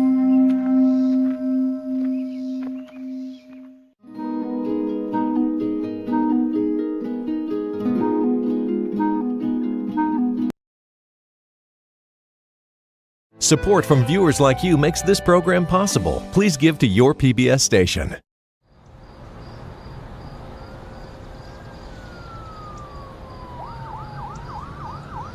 On the evening of June 17, 2015, a stranger walked into an historic Black church in Charleston, South Carolina, known as Mother Emanuel. He prayed with the Wednesday night Bible study group for almost an hour. Then, he opened fire. We have 9 victims, and I do believe this was a hate crime. Friends say the 21-year-old high school dropout was a loner, an unabashed racist with a deep hatred for Black people. He just said, "I have to do it." He said, "You rape our women and you taking over our country." The massacre in Charleston touched off not only a debate over the Confederate flag, but it touched off a debate all over the country. How did we get here? And why is this happening? It was easy, I guess, to think of that as a singular horror. And it was convenient, I think, to think of it that way. Unless you really wanted to understand how this could happen. And then that meant that you had to get into the history. Most of us know that our country fought a civil war in the 1860s. But less is known about what came afterward, the chaotic, exhilarating, and ultimately devastating period known as Reconstruction. If we're looking for the roots of the tragedy at Mother Emanuel, this is where we have to start. The Reconstruction period is one of extraordinary excitement, a time when America could finally become that land of freedom that it had promised to be since the very beginning. Black people actually sat in the House of Representatives and the Senate. Poor whites and Black people saw a common cause with one another. You're seeing this opportunity and imagining that will only get better. And looking back, what we know is those Black folks had no idea of the cliff that they were heading towards. The achievements of Reconstruction triggered a fearsome backlash, an onslaught of terror and oppression that lasted for decades. After 250 years of slavery, white Southerners could not quite accept the 4 million former slaves as equal members of their society. Violence is used in conjunction with Jim Crow in order to strip African Americans of the rights and privileges they gained during Reconstruction. The Charleston Massacre comes from a long history of white terror against African Americans. But Reconstruction left a legacy of hope, as well as violence. We have to recognize the injustices that were inflicted, but we can't reduce all history to that injustice. People who had been held in perpetual bondage confronted the greatest sin of American history straight on. Their hopes were far greater than maybe what any government can accomplish. A system functioning without race being a barrier to equality. We still haven't quite gotten there. Almost a century and a half later, we still find ourselves haunted by the collapse of Reconstruction, a chapter of our history that's often been misrepresented and misunderstood. It's time that we acknowledge the true story and complete the work of reconstructing America.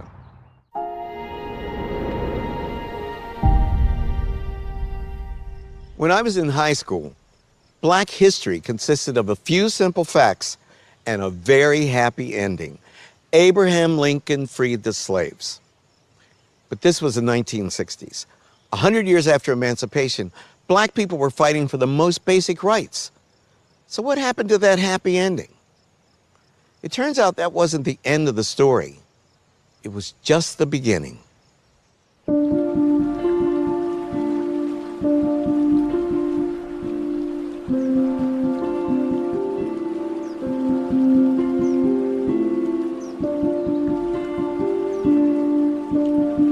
April 9th, 1865, Palm Sunday. At the village of Appomattox Courthouse in Virginia, Confederate General Robert E. Lee surrendered to United States Lieutenant General Ulysses S. Grant. Lee's capitulation effectively signaled the end of the Civil War and the death of slavery in the United States. The news rippled out from Appomattox.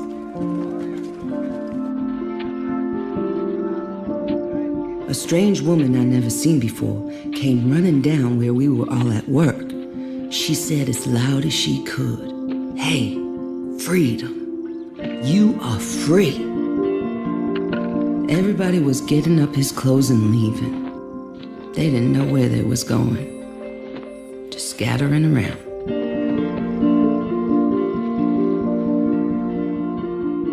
It was just like opening the door and letting the bird fly out. He might starve or freeze or be killed pretty soon, but he just felt good because he was free.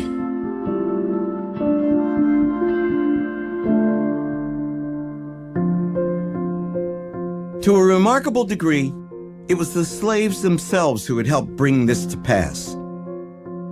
From the war's first days, legions of enslaved people defied their masters and fled to Union lines.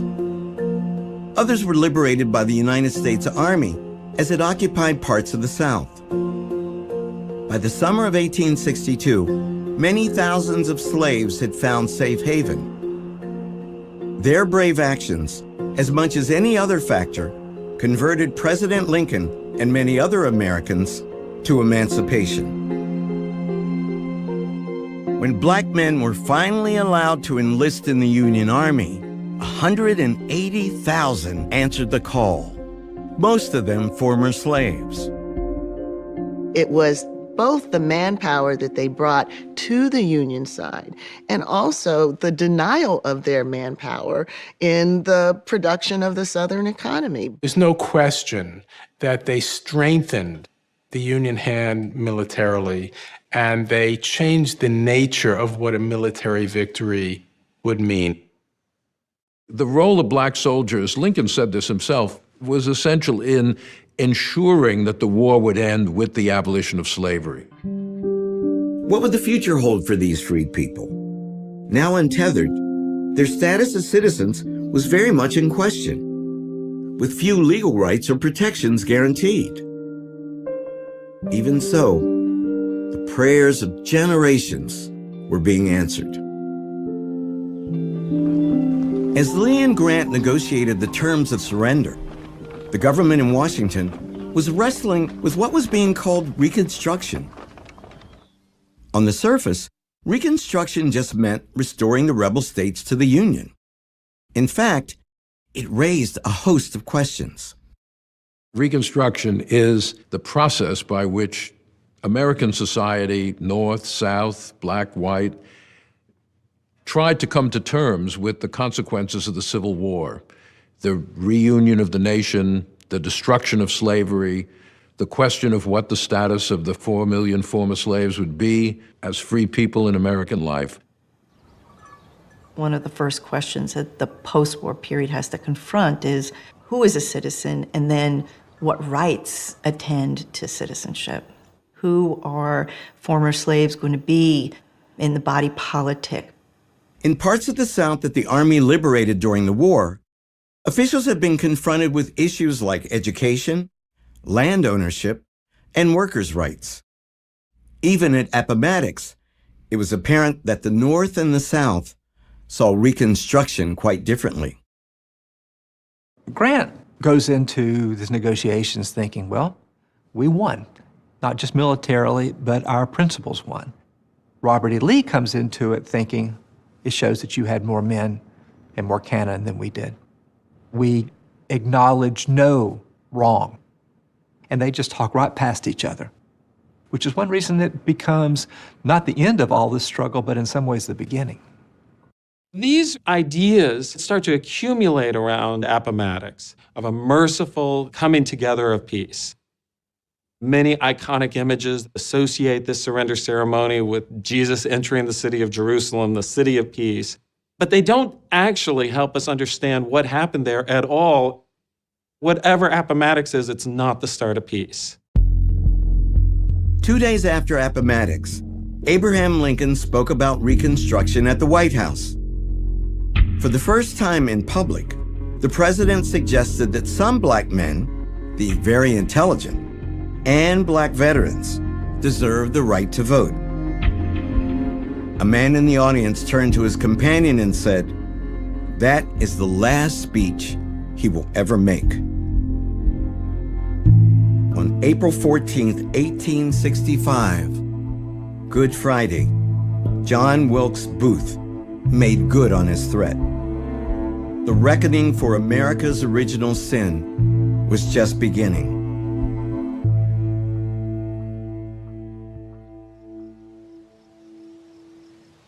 The early days of freedom were a bewildering mixture of exhilaration and apprehension. But the first order of business was to reconnect with family members who had been torn away by slavery. Information wanted. I had 2 children sold from me about 10 years ago by a man by the name of Pate. My boy's name was Monroe Early, and my daughter's name, Mary Early. Starting in 1865, so shortly after the end of the war, you see people placing ads in newspapers. It really gives a sense of the separation that had occurred during slavery. Information wanted of my father, Jerry Hodges of Norfolk County, Virginia. I was sold from him when I was a small girl about 30 years ago. My mother's name was Phoebe, and she belonged to a man named Ashcroft. This moment of emancipation is a serious moment of upheaval. A lot of people are moving about. There are a lot of things that are going on. But for African Americans, one of their big things is to try to build the lives that they've been thinking about while they're enslaved.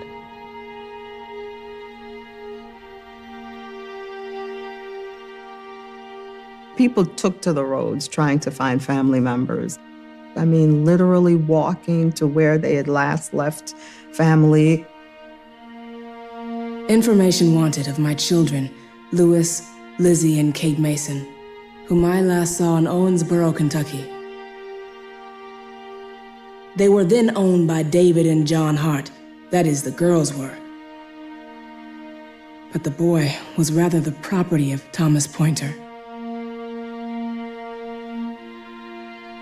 Imagine keeping this memory of your child or your wife or your husband, your father, your mother, alive in your mind and in your heart, and then trying to bring about some kind of reunification. But you hardly know where to start.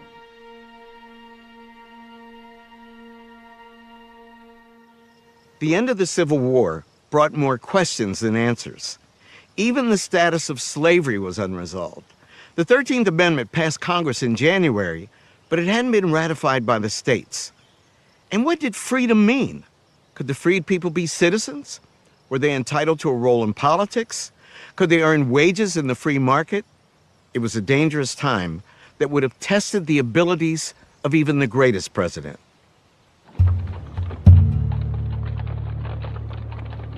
Just hours after Lincoln's death, Andrew Johnson was sworn in at a hotel on Pennsylvania Avenue. When Lincoln chose a Southern Unionist Democrat as his running mate in 1864, few imagined that Johnson would ever ascend to the presidency. During Reconstruction, the Republican Party is the party of civil rights. It is the party that promotes a vision of an interracial democracy. The Republican Party is the party of African Americans. Although Johnson was a Southerner and a Democrat, he had opposed secession, even at the risk of his life. Andrew Johnson grew up a poor white Southerner. He believed very strongly that the Civil War had been caused by the planter class, the Southern elite, and he hated them. But he imagined that the primary victim of the planter class was the class to which he belonged, the poor whites of the South. Andrew Johnson was the first man in this country made president by an assassin's bullet. He wouldn't be shy about using his newly gained power. Congress had gavelled out of session in March. They're not coming back till December. Out of session, they're stuck, and Johnson is in the driver's seat. The most famous black man in America, the abolitionist Frederick Douglass, had his doubts about the new president. At Lincoln's second inaugural, Johnson meets with Frederick Douglass.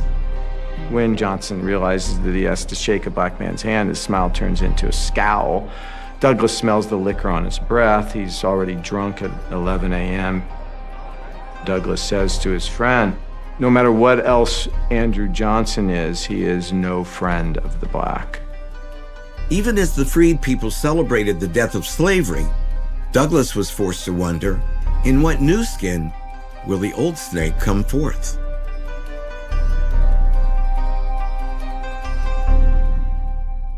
The freed people longed for all of those things that other people enjoy. Things denied them under slavery. The right to marry, the right to make a home, the right to an education, and the right to earn a living. For many, the basis of being truly free was the right to own land. In the summer of 1865, the question of land was very much on the mind of Major General Oliver Howard. That May, Howard had been given one of the most daunting assignments in American history. As the head of a new government agency, the Bureau of Refugees, Freedmen, and Abandoned Lands, Howard was given a few hundred agents and then charged with overseeing the entire transition of Southern society from slavery to freedom. The Freedmen's Bureau was supposed to protect blacks from violence. It was supposed to give them access to education. It was supposed to, in some way, get them access to land. It was supposed to make sure that local courts treated blacks fairly. White Southerners deeply resented the Freedmen's Bureau, even though they were not there to quite protect the former slaves, as to make sure that relations between white and black were fair and equitable on both sides. The federal government never done anything like this.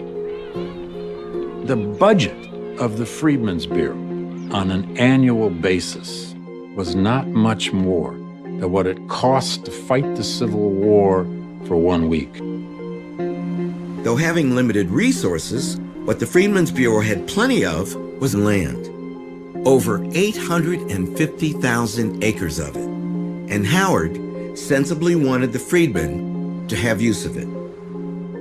During the Civil War, a lot of land came into the hands of the federal government. Some of it was seized for non-payment of taxes. Some of it was just abandoned by planters who fled when the Union Army appeared. The Freedmen's Bureau was to oversee this land.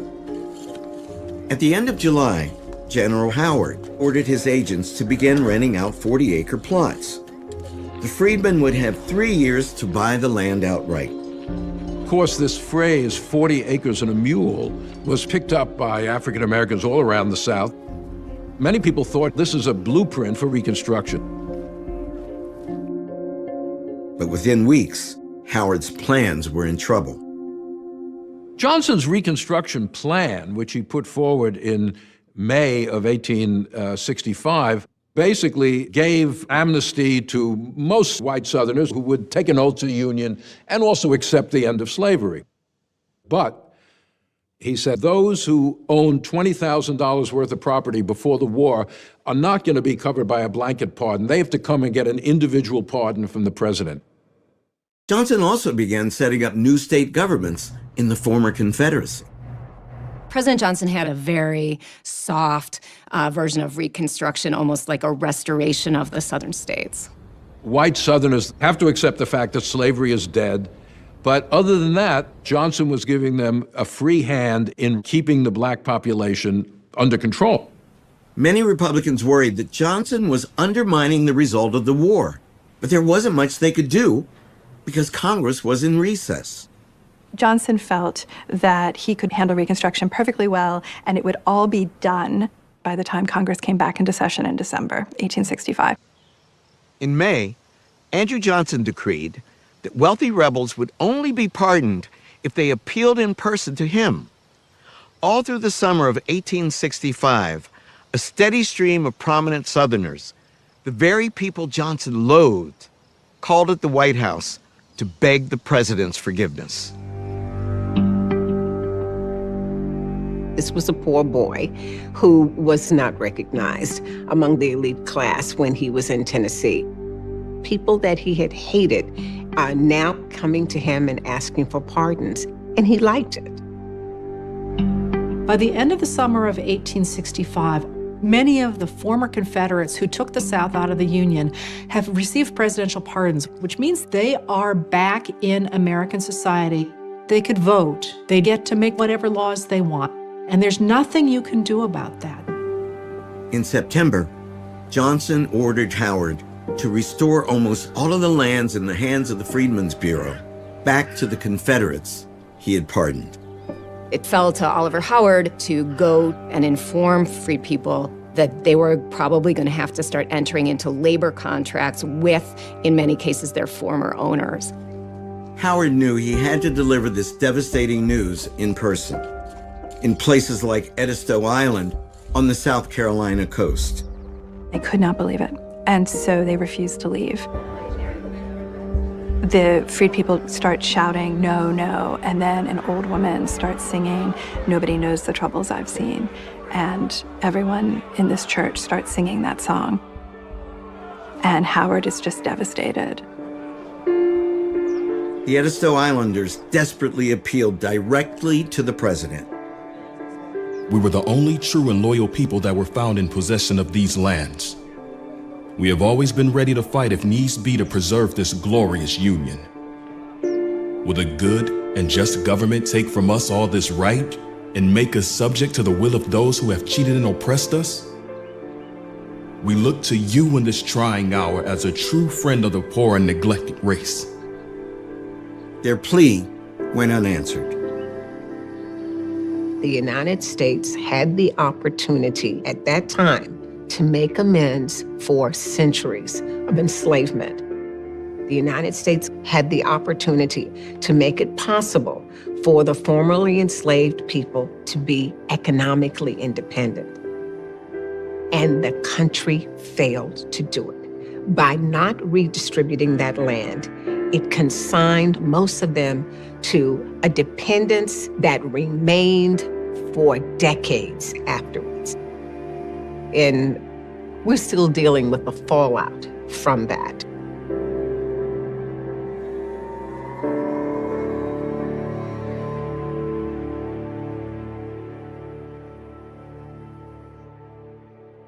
How'd you get involved with this, the planning of this monument?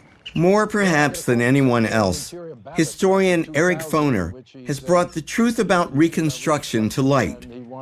We visited the newly dedicated Reconstruction-era National Monument in Beaufort, South Carolina.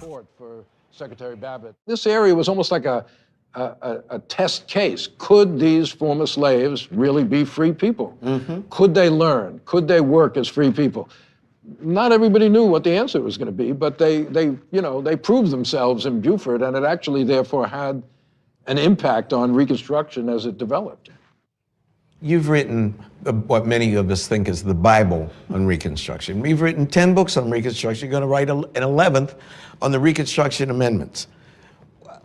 To what do we attribute your fascination? You know, the ferment at the local level in Reconstruction, which really I think is the big story, how the end of slavery upends everything. And a new system has to be created, a new economic system, a new political system, a new legal system. You know, slavery was a total institution. When that's gone, you got to build a new society. And one of the barriers, of course, was the tremendous legacy of anti-Black racism. Absolutely. You're absolutely right. Racism, which is the deepest legacy of slavery, really, in our society. You know, it would be nice, but one can't very well expect that the legacy of racism would just be sloughed off because slavery ended. Didn't happen, and that was a tremendous barrier to change. In 1866, a Richmond journalist published a book called The Lost Cause. He argued that the war was, in reality, a gracious Southern civilization defending itself against Northern aggression, an idea that resonated deeply among the defeated white Southerners. One has to remember that the white South suffered a devastating loss of life in the Civil War, something really without parallel in American history. The South is devastated. People are literally starving. They had destroyed their economy. They had torn their families apart. It was hard to see any real meaning in what the Confederacy had done. I think people wanted to find something to hang on to.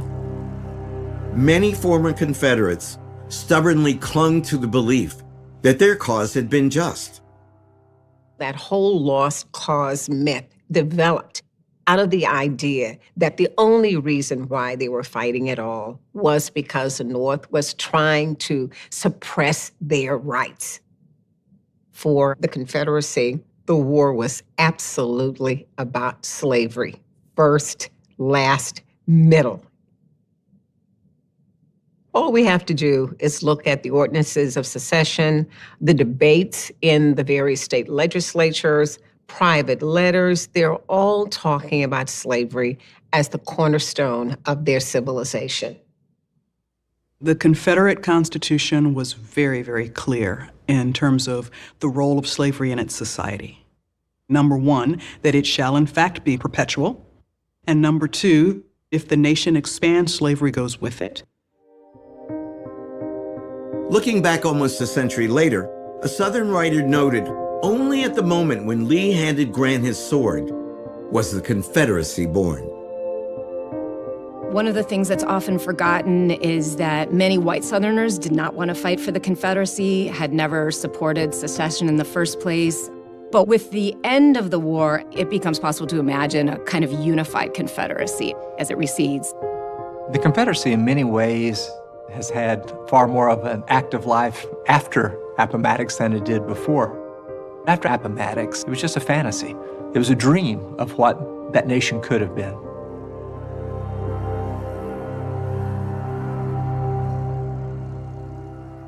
Some people coped with defeat by mythologizing slavery. Others tried to recreate it. In November of 1865, the government that Andrew Johnson had set up in Mississippi passed a set of oppressive laws that applied only to African Americans. Soon, other Southern states followed suit. These laws became known as the Black Codes. The basic purpose of the Black Codes was to recognize that slavery has been abolished, but to make sure that there is as little change from slavery to freedom as possible. The key to the Black Codes was what they called vagrancy laws, things like that. Every adult Black person was required to sign a labor contract for the year with a white employer. If they didn't do that, they would be considered a vagrant, and they could be fined, and if they couldn't pay the fine, they could be auctioned off to someone who would pay the fine, and then they'd have to work off the fine for that person.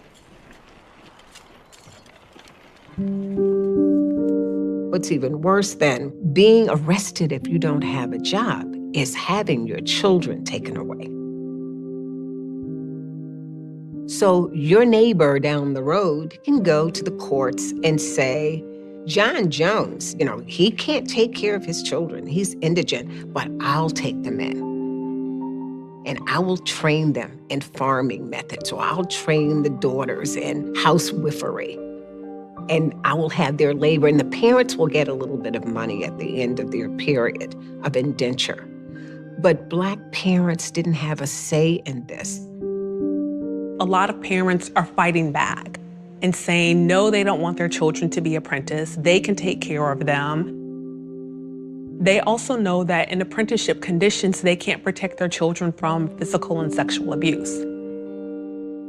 It becomes a way for the planter class to continue stealing the labor of the children, and sometimes stealing the children themselves. Enforcement of the Black Codes went hand in hand with relentless violence against the freed people. Outside of cities and towns, the Union Army was shrinking rather than expanding. You're looking at former slaveholders who can't imagine living in a world where slavery doesn't exist if the Union Army is not on the ground and the Freedmen's Bureau is not there to enforce the new rules.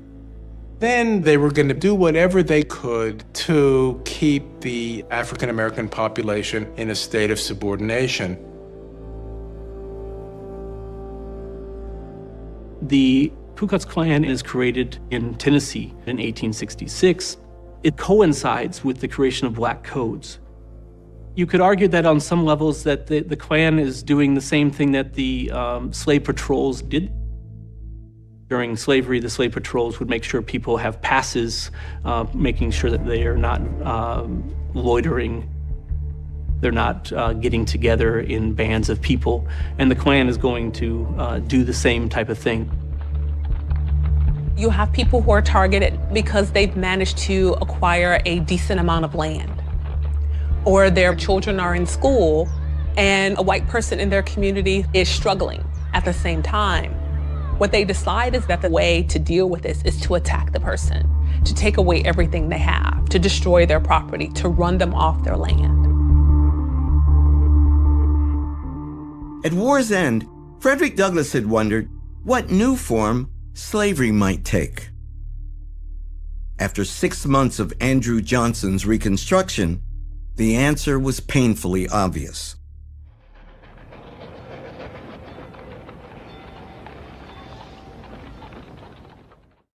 Thaddeus Stevens, the passionately impatient Republican congressman, had been forced to wait on the sidelines for months, watching powerlessly as Andrew Johnson raced to implement his version of Reconstruction before Congress reconvened. The president declared that the former Confederate states had met his terms, so their representatives were in Washington, ready to take their seats in Congress as members of the Union once again. Stevens thought this was outrageous. When the states met to elect new congressional delegations, they elected to Congress the Vice President of the Confederacy, 4 Confederate generals, 6 members of the Confederate cabinet, many Confederate congressmen.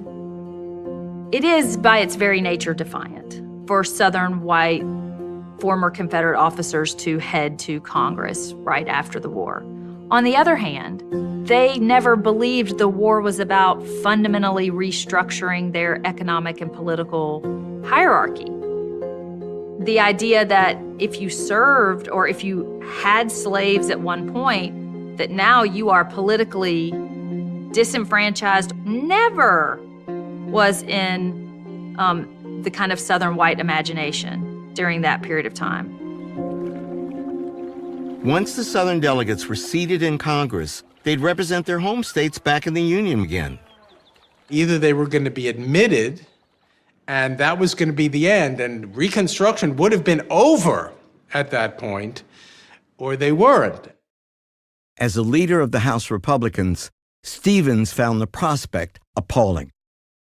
Thaddeus Stevens would say, African American men helped save the United States.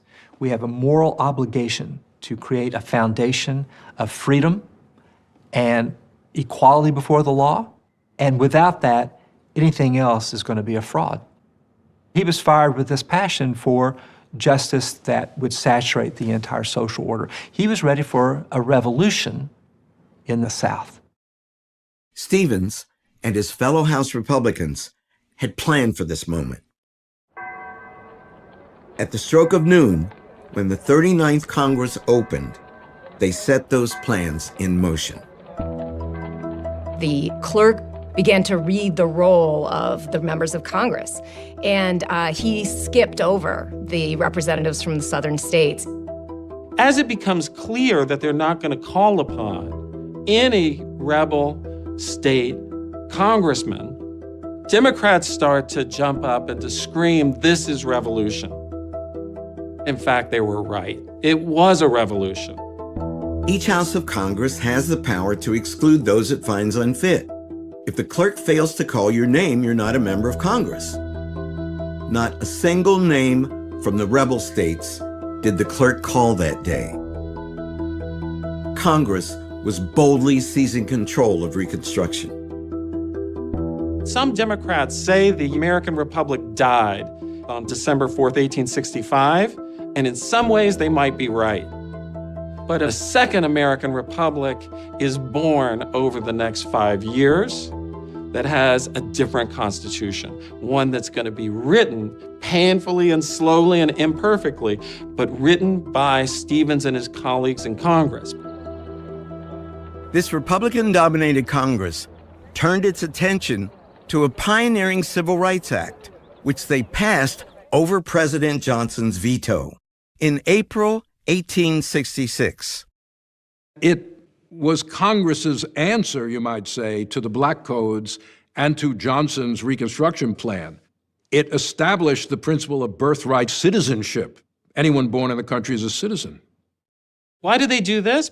Because they know that Southern states are looking for ways to define ex-slaves as not citizens. Part of what the Civil Rights Act of 1866 is doing is pushing away the prospect that people can be, as had been true for Native Americans, that people can be physically removed from the nation.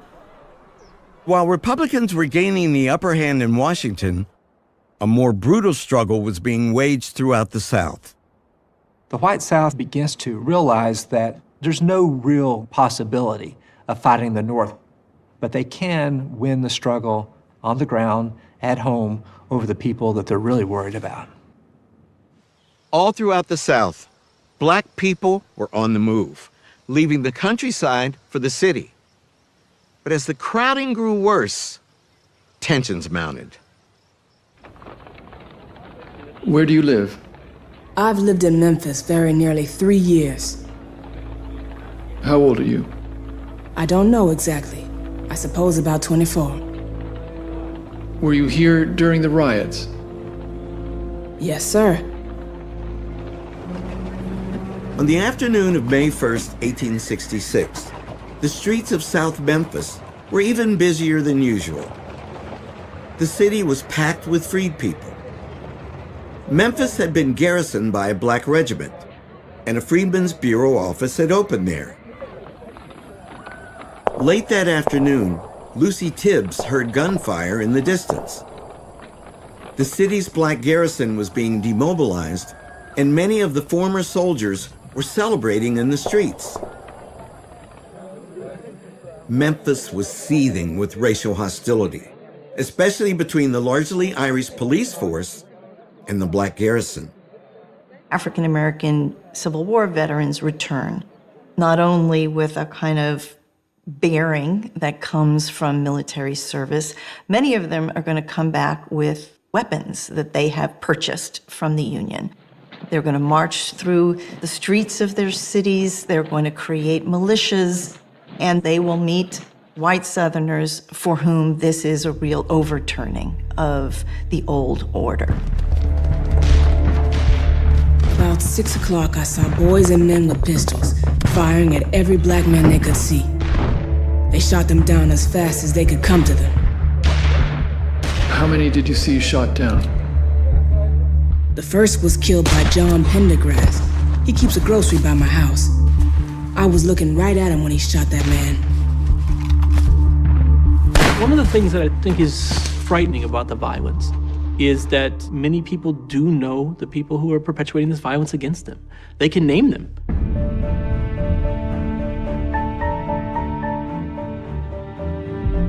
White mobs, including most of the city's police force, began to roam the streets on the hunt for Black people. At night, they barred up all the doors, then surrounded the houses and told the folks to stay in there. Is that what they told you? Yes, sir. But old man Pendergrass and his sons set them on fire. When the fire got very hot, I saw men, women, and children break out and run. They shot at them as fast as they could while they were running. The freed people are sort of beyond the law. And so there's an incredible amount of casual violence. Did they come into your house? Yes. I said, please don't do anything to me. I'm just here with 2 little children. Did they do anything to you? They done a very bad act. I just had to give up to them.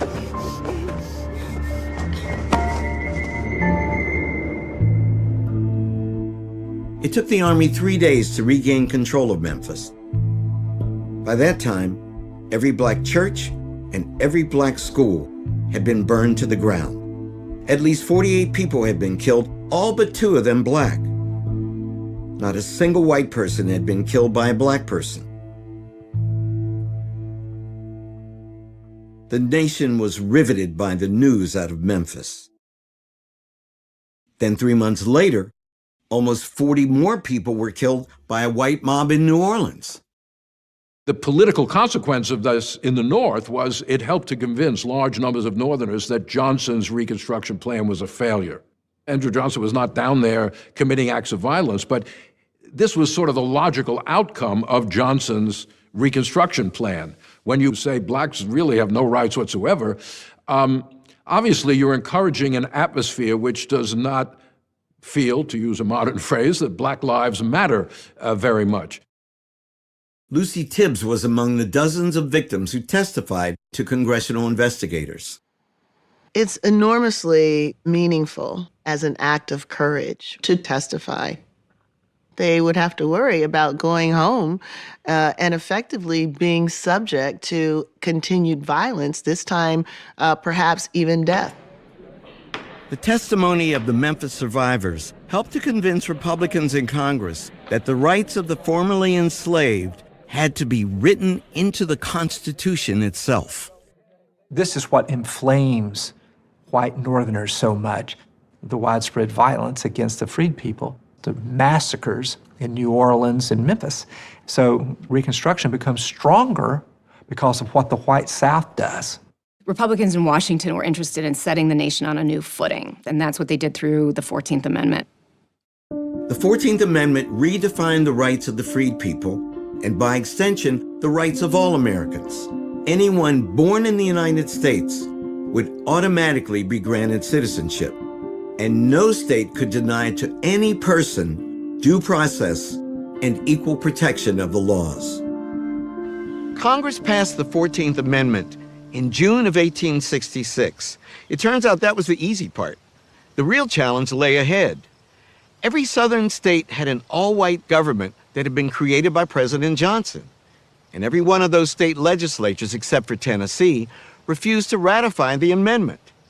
How were Republicans in Washington going to get 3/4 of the states to ratify the 14th Amendment?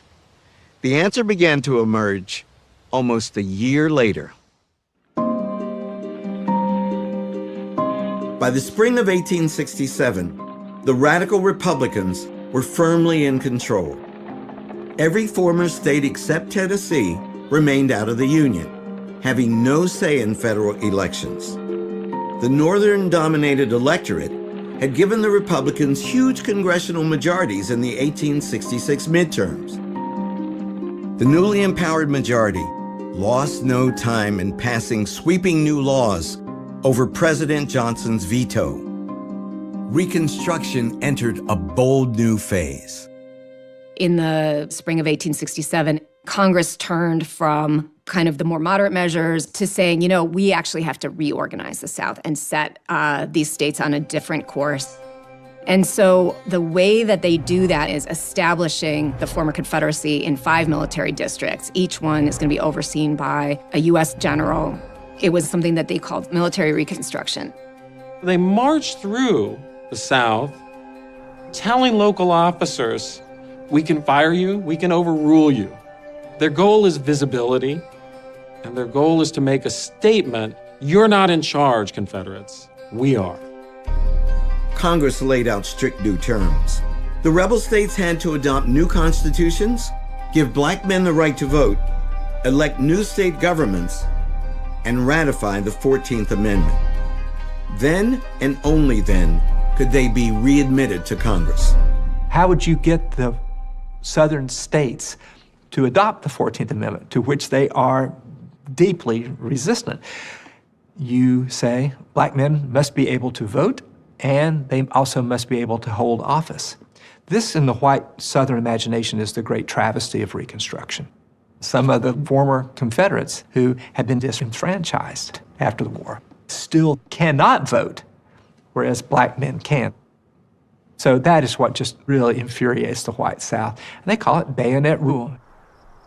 When Southern whites imagined what could come after the war, should they lose, it was never a possibility of like a really flipped upside down social hierarchy with equality for African Americans. because that wasn't happening anywhere in the country. Many northern states did not allow black men to vote. And so Southern white conservatives felt that the provision of suffrage to African American men in the South was something between hypocrisy and punishment. Activists and Army officers spread out across the South, registering freedmen to vote. At the beginning of 1867, fewer than 1% of all black men in the United States could vote. By the end of 1867, that figure was higher than 80%. A vibrant new political culture sprang up as freed men and freed women pressed for their rightful place in the Union that they had sacrificed so much to save. The advent of black suffrage unleashes a kind of utopian idea of change. You see it in mass meetings where people get together just to read the Constitution and debate, what is democratic government anyway? How can we create it? So it is a remarkable moment of hope and of militancy. Black men and women, these folks who had just come out of slavery, would take off work on Saturdays and walk 25 miles to a political meeting. The vote was considered basically owned by the collective, not just by individuals. And so women and children were actually involved in political discussions. They attended mass meetings. In some states, there were significant pockets of poorer white farmers who actually, many of them had not been in support of the Confederacy, had not favored secession, and many of them suffered as a result of the Civil War. They were in dire economic straits. It's not that they weren't racist anymore, but they were willing to work with blacks to try to uplift poor farmers of both races via the Republican Party. Former slaves themselves are breathing life into freedom, giving it substance, whether it's creating schools or enacting their own political organizations or reconstituting families. They are giving the nation a kind of blueprint for the challenges, but also the possibilities of Reconstruction. Andrew Johnson played almost no part in these profound changes. Fending off impeachment consumed the last months of his presidency. Meanwhile, the new state governments in the South began ratifying the 14th Amendment. In July of 1868, it became the law of the land. Ironically, if Reconstruction had gone more smoothly, you might not have had the 14th Amendment. If the white South had not insisted on putting exactly the same men back in power, if the white South had resisted the temptation to put in black codes that made a mockery of emancipation, if the white South had not endorsed these massacres in its major cities, it's easy to believe that there would not have been the fundamental changes in the American Constitution that we had. No other New World slave society that emancipates slavery implements equal citizenship and equal protection under the law and suffrage for half of the former slave population within 5 years. That is truly revolutionary. There was some degree of self-interest, frankly, in it on the part of the Republican Party. Why fight this war? And immediately allow the Southern leadership, the plantocracy, to reproduce not only a slave system, but the dominance of their party in the South. So for a time, the interests of the freedmen and the interests of the Northern-led Republican Party were in step with one another. The 1868 presidential campaign presented voters with a stark choice. The Republican candidate, Ulysses S. Grant, had led the United States Army through victory and the post-war occupation of the South. The Democratic campaign was perhaps the most racist in U.S. history, and in parts of the South, it was supported by a wave of murder and arson. Would that campaign of violence succeed in preventing black men from voting? Tuesday, November 3rd, 1868, was an election day unlike any other. South Carolina and 7 other Confederate states had re-entered the Union in time for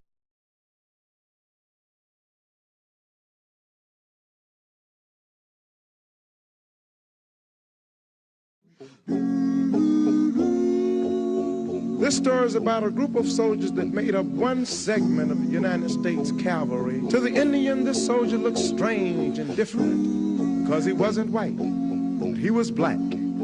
Thick, woolly hair, strong. He sort of reminded the Indian of the great buffalo. So the Indian called this black cavalry soldier Buffalo Soldier. The Buffalo Soldiers were African-American troops who were veterans of the Indian Wars. Soldiers from the Deep South, these men sought refuge in the military. The example that the Buffalo Soldiers demonstrated was one that black people were proud of. One of the messages that I share with youth is that you have to figure out and learn where you come from. They fought for us. The Jim Crow era, racial oppression was extreme. And a black man standing tall could have been a dead man. But Native Americans don't necessarily see the Buffalo Soldiers as heroes. You don't ask when you are being enlisted, who am I going to be fighting? They all came to the conclusion that if you fight for the country, you should be a full-fledged citizen. That's what drove Buffalo Soldiers to fight, even knowing that the United States might not honor that promise.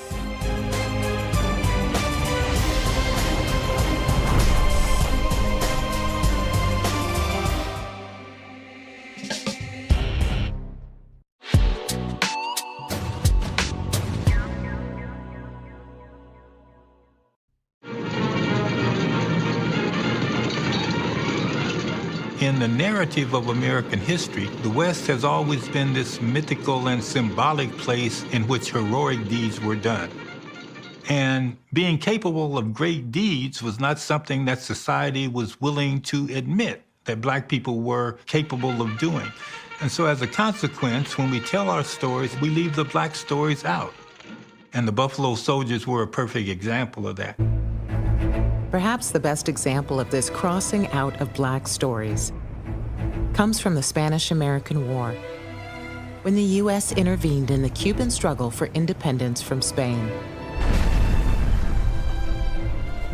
The explosion of an American battleship, the USS Maine, in Havana's harbor, roused public support for war. We go to war with Spain in 1898 to conquer Cuba and Puerto Rico, and eventually that culminates in one of the most famous battles of American military history, the battle at San Juan Hill. Black soldiers make up about 3,000 men, or 13% of the U.S. troops sent to Cuba. The Spanish-American War is brief, lasting roughly 6 months. But it was enough to promote the career of a little-known New York City politician named Theodore Roosevelt. Roosevelt was a prima donna. He had never been in the military before. He literally organized the Rough Riders out of whole cloth, despite the fact that he had no military background. And he sort of pushed his way in to lead the Rough Riders in Cuba. We've all heard the story of Teddy Roosevelt charging up San Juan Hill. Now the real story. They charged up San Juan Hill after the 10th Cavalry had breached the defenses. A black soldier, Sergeant George Berry of the 10th Cavalry, planted the flags atop the hill. Roosevelt and his men arrived well after the 10th and the 3rd Cavalry, a white regiment. If it had not been for the timely aid of the 10th Cavalry, the Rough Riders would have been exterminated. Sergeant Lewis Bowman, 10th Cavalry, Tampa Morning Tribune. After the battle was over, there are all the official photographs. And the photograph that we most see now in classrooms is Theodore Roosevelt standing in the middle and his Rough Riders all around him. If you extend that photograph out, then you'll see the black soldiers. And in a way, that's a metaphor for what happened on San Juan Hill, that it is assumed that Theodore Roosevelt led the Rough Riders up. They were the ones who defeated the Spanish, and that broke the back of Spanish resistance and led to the American victory. In fact, it was a victory that belonged as much to the Buffalo Soldiers. The now little-known history of the Buffalo Soldiers stretches from what came to be known as the Indian Wars in the late 19th century through the end of racial segregation in the U.S. military following the Korean War. The Buffalo Soldiers were all-black cavalry and infantry regiments. The first part of the Buffalo Soldiers story takes place in the West as the United States expanded into indigenous lands. This story is embodied by men like Ordnance Sergeant Moses Williams, a Medal of Honor recipient. The second part of the Buffalo Soldiers story picks up as indigenous people are being forced onto reservations, and the United States begins engaging in military expeditions abroad in Cuba, the Philippines, and Mexico. This story is embodied by Lieutenant Colonel Charles Young, one of the first black graduates of West Point. In every American war, the American Revolution, War of 1812, the Civil War, all of those have included large involvements of African Americans. When the Civil War broke out in 1861, abolitionist Frederick Douglass lobbied the Lincoln administration to accept black men into the Union Army. Once let the black man get upon his person the brass letters U.S. Let him get an eagle on his button and a musket on his shoulder and bullets in his pockets, and there is no power on earth which can deny that he has earned the right to citizenship.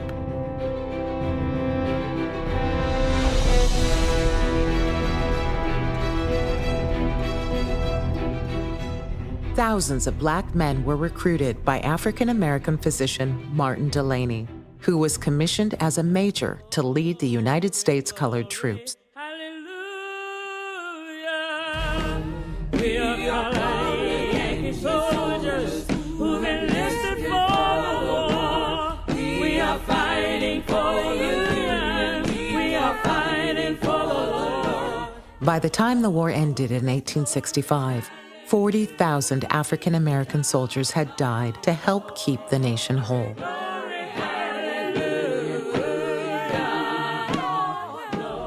Do you know that if it was not for the black men, this war never would have been brought to a close with success to the Union? Major Martin L. Delany, 1865. President Lincoln agreed, saying, "Without the military help of the black freed men, the war against the South could not have been won." At the end of the war, the United States colored troops were disbanded. Wartime casualties had reduced the U.S. Army to a fraction of its former size. It isn't until the end of the Civil War that the nation's energy shifts, and they're suddenly interested in Western land, in expansion, manifest destiny. Extending America from shore to shore, from sea to sea, was kind of an official policy, but it was also an attitude. Most people forget that we are on lands that once had all of this rich Native American life, that there were people who were living and dying and being born on these lands. In order for the quest for continental expansion to succeed, the indigenous peoples who had lived on the land for thousands of years had to be dealt with. They're building these railroads through native homelands, which inevitably creates conflict. Indian removal, as it came to be called, required a larger military force. In 1866, Congress authorized the formation of 30 new units. And that included 2 African-American cavalry units and 4 African-American infantry units. Many of the veterans of the United States colored troops, they would become the nucleus of the soldiers that enlisted in the 6 black regiments after the Civil War. The economic circumstances are what's driving things. For a young African-American man to go into the Army was all about making money. If you're poor, if you're a sharecropper's son, the $13 a month sounds pretty good. You have to remember that although blacks were now newly free, slavery had been abolished by the adoption of the 13th Amendment, their real condition in the American South had not changed that much. They had no property, they had no money, they had no political power.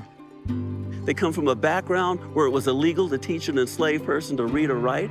If you tried to vote at that time, There were literacy tests that were there put in front of you, and they were designed so that you would fail that test. And if you could pass the literacy test, if you could pay for the poll tax, it had to deal with outright intimidation at the polling place. All of these barriers were put in front of them, but which road was clear and open? And that was the road to enlistment. When I was a kid, I was very, very lucky to have my grandfather, who had been a Buffalo soldier. His name was Samuel Nathaniel Waller. He joined the Army in 1887 and retired in 1927.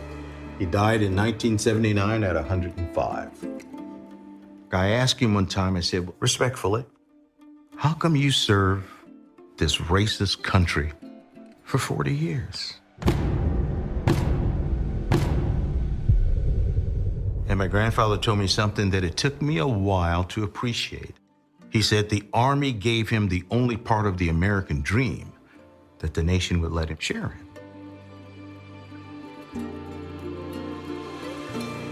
The Army offered to them something that outside of its structure didn't exist: an opportunity to advance, an opportunity to grow. That is why many of them joined. In October 1866, in Lake Providence, Louisiana, dozens of black men show up to join the 9th Cavalry. One of them is 21-year-old Moses Williams. We don't know much about Moses Williams' family at all, and what little information we have is from his enlistment papers over the years. Father and mother died when I was an infant. One brother died of consumption, one sister of fever. Moses Williams. What he describes as smallpox when I was 20 years old left him with almost zero vision in his left eye, which makes his later reputation as a skilled marksman extraordinary. When Williams enlisted, he could not read or write. Service in the Army gave Williams the opportunity to start educating himself. The soldiers got meals, they got uniforms, they got pensions and benefits. But at that time, black soldiers could only rise as high as sergeant. The ranks of lieutenant and above were held by white officers.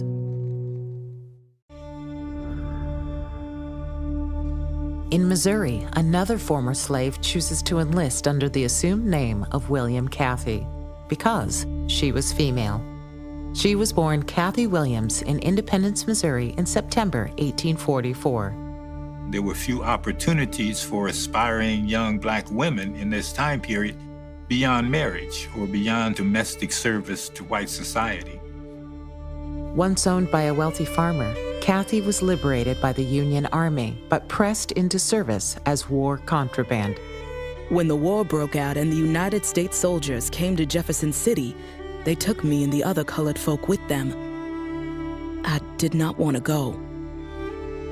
Colonel Benton wanted me to cook for the officers. Cathy Williams, 1862. The 22-year-old had no experience as a cook and was soon reassigned to the laundry, exploited by the Yankees as she had been by her former master.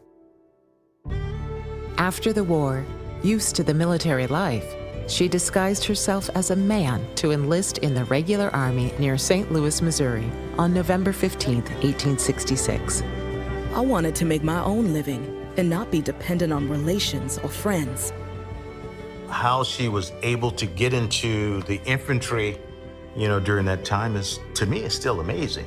William Cathy passes a clearly superficial examination and is assigned to Company A of the 38th Infantry.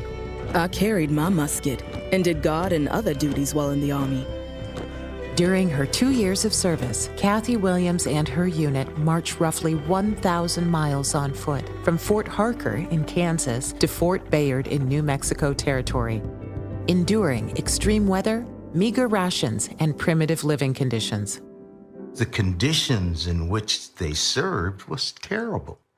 You had so many soldiers dying, so many soldiers being disabled because of cholera and different types of diseases. After several hospitalizations for rheumatism and neuralgia, Cathy's sex was finally discovered by an Army surgeon. She was discharged on October 14, 1868. The men all wanted to get rid of me after they found out I was a woman. Some of them acted real bad to me.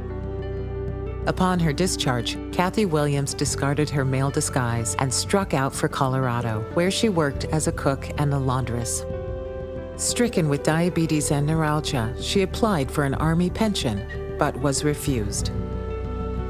Kathy Williams died in Trinidad, Colorado in 1893 at the age of 48. Final resting place, unknown.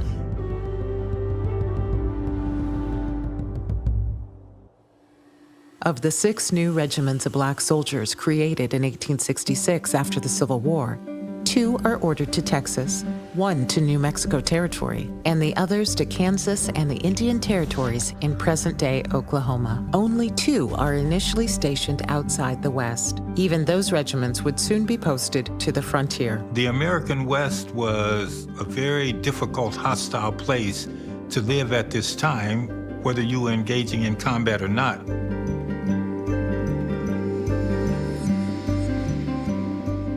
Mexican bandits and white outlaws operate freely on both sides of the Rio Grande. And bands of Kiowa, Comanche, and Mescalero Apaches raid across West Texas.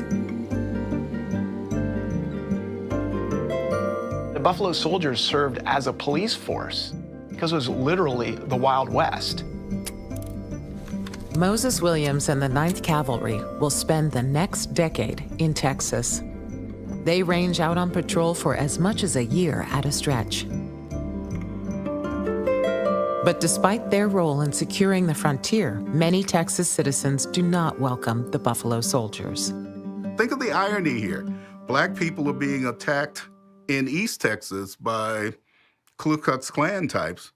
Black people in West Texas are defending whites from Native Americans. The blacks who had to coexist in those western outposts would be surrounded by former Confederates who would look upon a black soldier as not a full human being and would not be willing to treat a black soldier the same way that they would treat a white soldier or a white citizen. When the 9th Cavalry first arrives in Texas, a white company commander, Lieutenant Edward Hale, orders several of his men hung by their wrists from tree limbs when they did not respond quickly enough to his orders. Hale's brutality results in a mutiny. 2 officers are killed, and several of the soldiers are court-martialed and jailed. Hale gets off with a reprimand. There's controversy about how the Buffalo Soldiers got the name Buffalo Soldiers. As early as 1872, soldiers' letters referenced the term Buffalo Soldiers. The officers say that the Negroes make good soldiers and fight like fiends.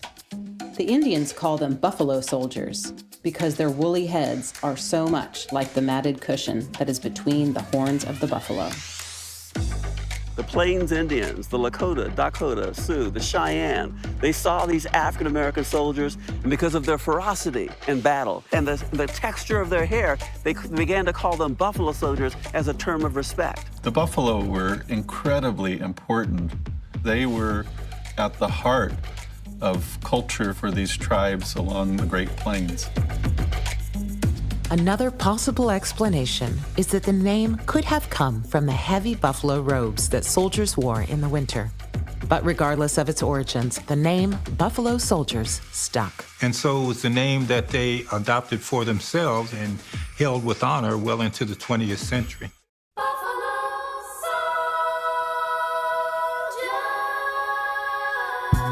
Soon after his enlistment, Moses Williams is promoted to first sergeant. He would have been both an advisor to his commanding officers and a mentor to men of lower rank. The role of sergeant was key in an Army company. The sergeant not only helps oversee the daily activities of those soldiers, but also is that conduit above to the white officers.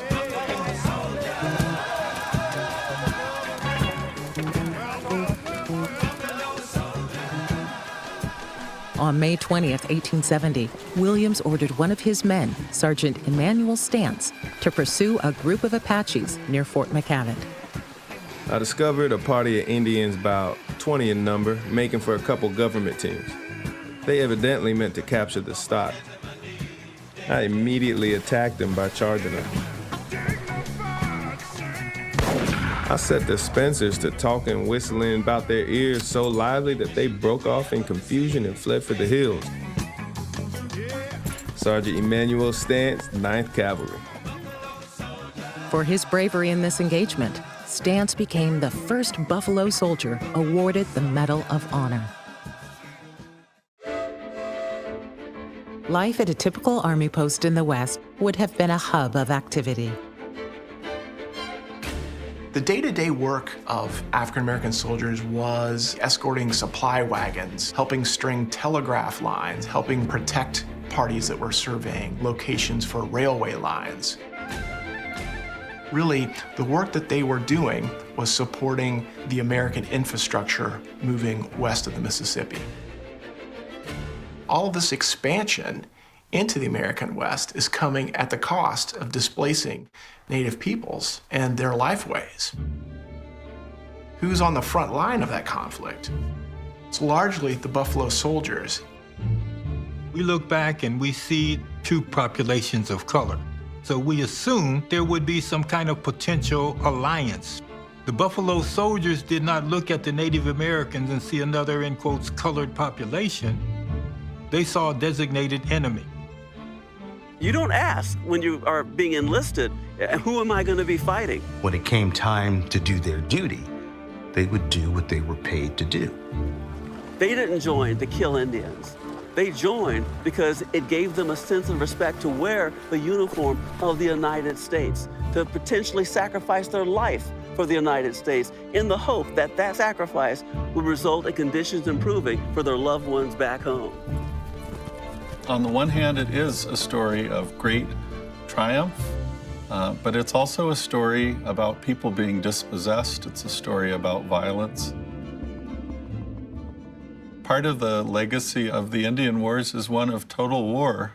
The U.S. Army attempted, in its own way, to starve, kill, maim, do whatever they could to be able to get the end that they wanted. We destroyed everything in their village.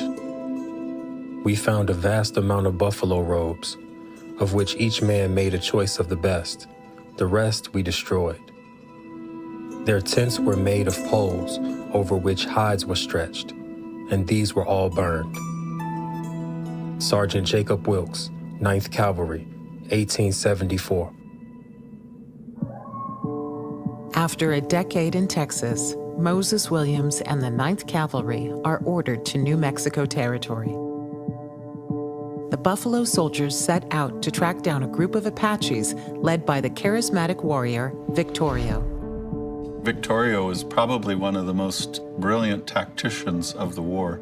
And so he does this hit-and-run campaign across the American Southwest and into Mexico. The 9th Cavalry pursues Victorio for more than a year. In 1880, the 10th Cavalry joins in the chase. U.S. and Mexican officials want to see the Apaches crushed. The Mexican army finally catches up with Victorio at Tres Castillos. He ends up being pursued like a dog, ends up dying to try to achieve freedom for his own people. 40 of Victorio's followers escaped, including a respected elder known to his people as Casiden and to outsiders as Nana. He was 75 years old and crippled in one leg. On August 16, 1881, I Company of the 9th Cavalry, where Moses Williams served as first sergeant, came into contact with Nana's band in northern New Mexico. It would prove to be a pivotal day in Williams' life and career. Williams' commanding officer was Lieutenant George Burnett, a recent West Point graduate without much field experience. So you really have him looking toward Moses Williams for support and leadership. Burnett describes Williams and Private Augustus Whaley as the two men who were always by me in every danger. Burnett later recalled the events of that day. It was practically a running fight, which continued for several hours, and we had driven the Indians 8 to 10 miles into the foothills of the Cuchillo Negro Mountains when they made a final and determined stand. As they attempt to cut off an Apache retreat into the mountains, Sergeant Williams spots a potential ambush. An Apache warrior in hiding. When Lieutenant Burnett dismounts and fires, warriors start shooting from the ridge. The commanding lieutenant's horse takes off and flees to the rear. Someone started the cry, "They got the lieutenant! They got the lieutenant!" And with this, the whole outfit proceeded to follow suit. I called to Sergeant Williams to go after them and bring them back. Moses Williams goes back to rally these soldiers and brought them back up to the line. As they charge back into battle, Burnett realizes that 3 privates had become stranded. My attention was attracted by one of the men, calling to me, "Lieutenant, please, for God's sake, don't leave us. Our lives depend on you." Private Whaley mounted and galloped to him, while myself and Sergeant Williams were exposed to the fire of at least 25 or 30 Indians, without the slightest shelter whatsoever.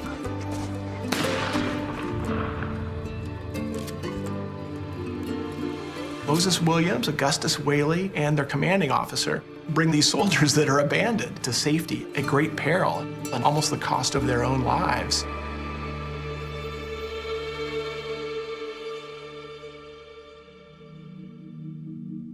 While Moses Williams battled in the Indian Wars, the first generation of Black cadets fought discrimination at the United States Military Academy at West Point.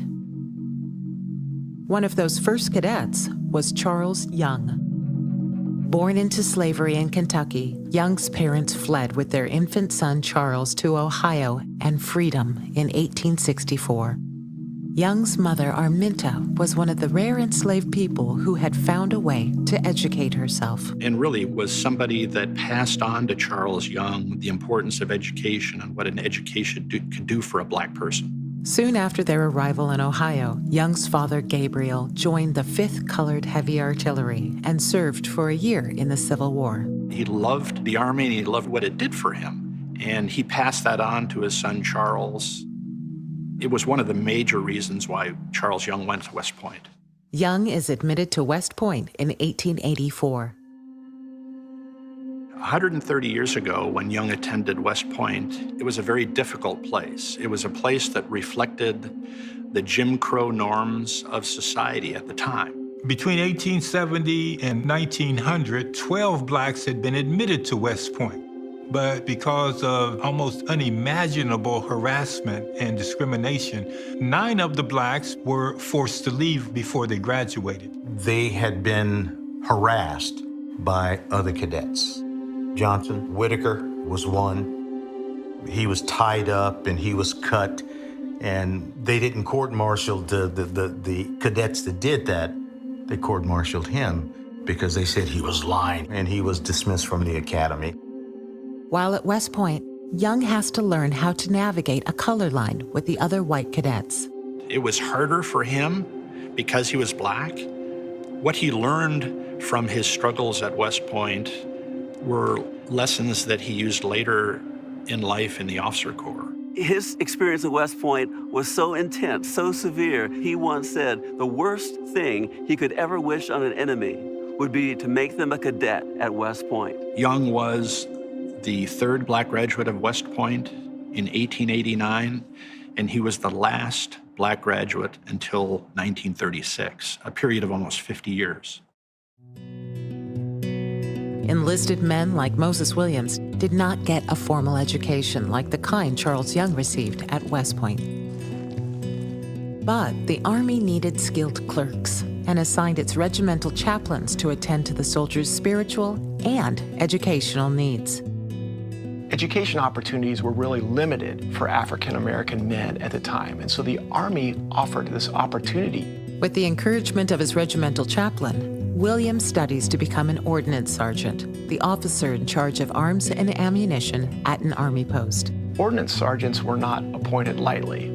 It required appointment by the Secretary of War after recommendation from a board of officers. Williams passes the test and becomes one of the first Black ordnance sergeants in 1886. He then transfers to the 25th Infantry to take charge of the ordnance at Fort Buford in the Dakota Territory. It was a remarkable achievement for a man who could not read or write when he joined the Army. 3 years later, in 1889, Charles Young graduates from West Point. The racial barriers that he had overcome as a cadet would shape the rest of his career. The Army was preoccupied with minimizing Young's contact with white troops and white officers. This meant that when he graduated from West Point, the Army had one choice: assign Charles Young to one of the 4 black regiments. Lieutenant Young is assigned to the 9th Cavalry, Moses Williams' old unit, and posted to Fort Robinson, Nebraska. The mission of the Army had changed on the western frontier. America's campaign to usurp indigenous lands was almost finished. Indigenous peoples had been forced onto reservations, like the Sioux Reservation north of Fort Robinson, and the U.S. Army was tasked with making sure they didn't leave. And these larger posts like Fort Robinson were connected by railroad, by telegraph. The posts just weren't isolated like they had been in the former frontier time. But it was a lonely life for Young as a black officer. As an example, say there was a mandatory function at the Officers Club. Charles Young would show up, stay for what he felt was an appropriate time, and excuse himself. He had to stay on his side of the color line. Corporals or privates that were well beneath his rank would not necessarily salute him because that meant saluting him, a colored man. And Euro-Americans at that time did not show deference to any African American. In 1894, the Army reassigns Lieutenant Young to Wilberforce University in Ohio. His mission was to establish a military training program for black officers, the first one in the country at Wilberforce University. Unlike his experience of social isolation in the West, at Wilberforce, Young quickly becomes accepted as part of a vibrant black intelligentsia. He developed a friendship with W.B. Du Bois, who was assigned as a professor at Wilberforce University at the time. Du Bois' biographer calls it the first genuine male friendship that Du Bois ever had in his life. Young is also reunited with his mother, Arminta. He purchases a house for his family that he calls Young's Home, which would remain a refuge for the rest of his life. In 1895, Moses Williams' final posting is to Fort Stevens, Oregon, where the Columbia River meets the Pacific Ocean. The old Civil War fort is being modernized, and he is the only soldier still stationed there. With no soldiers to command, Williams has one last battle to fight, the battle for recognition. During the summer of 1896, he receives news that galvanizes him into action. Through his correspondence, he learns that at least one of his former fellow soldiers has received the Medal of Honor, and he realizes, well, he was in the very same action. Private Augustus Whaley and Lieutenant George Burnett had both been decorated with the nation's highest military award for their bravery during the Battle of the Cuchillo Negro Mountains.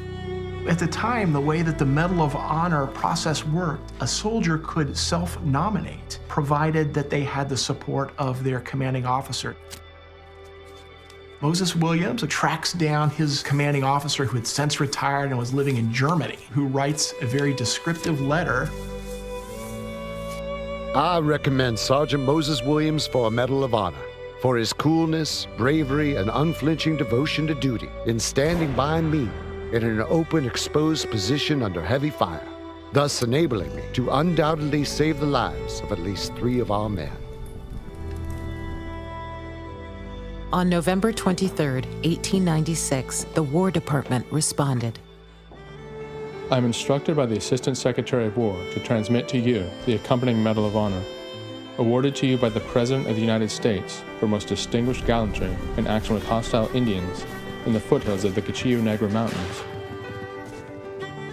Moses Williams retires in May 1898 after 37 years of military service. He moves to Fort Vancouver in Washington.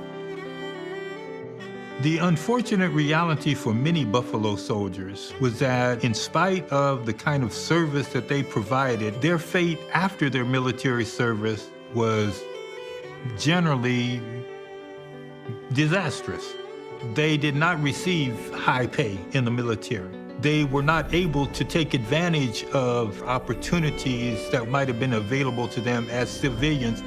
So as a consequence, once many of their military careers were over, they were in very desperate circumstances. That was the case for Moses Williams. Moses Williams dies a year later on August 23, 1899. He was buried with his sharpshooter's badge at the Vancouver Barracks Post Cemetery.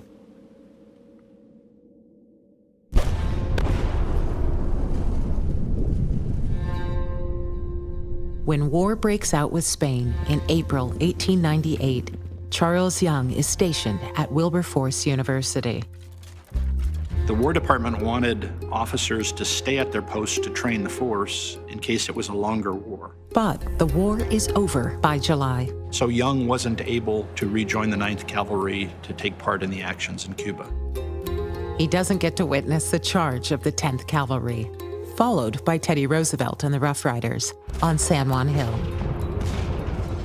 During the Spanish-American War, the United States invaded the Philippine Islands. We took Puerto Rico, we took Cuba, we took Guam.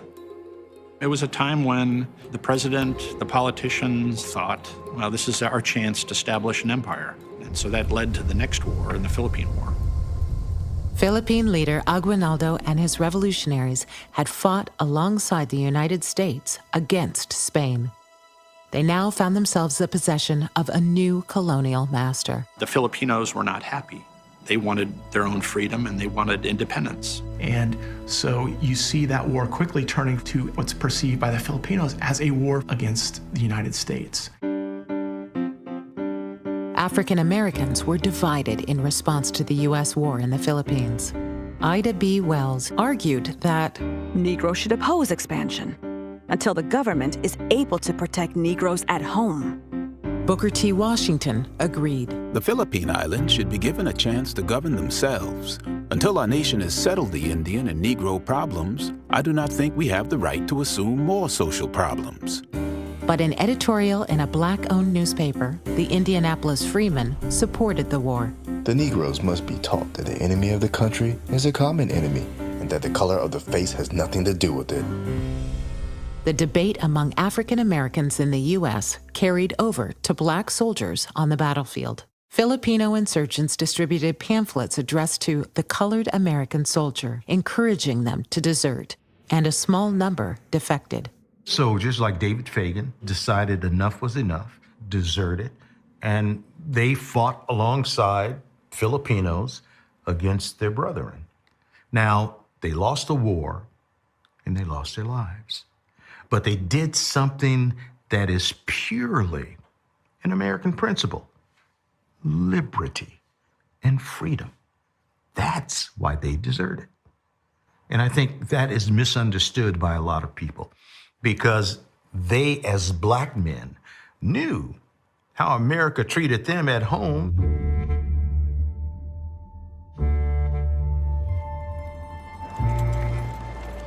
Charles Young and I Company of the 9th Cavalry arrive in the Philippines on May 16, 1901. Newly promoted to captain, Young's first mission is to lead the Buffalo soldiers up the Gondara River to pacify a village called Blanca Aurora. Young set off with I Troop. They were in 3 flatboats being pulled by an armed gunboat. One of Captain Young's officers, Sergeant H.W. Nicholas, described the mission in a letter. We were about 12 days going the 18 miles, off and on the boats, fighting our way up the stream on both sides of the river. They would fight off one ambush, get back on the boats.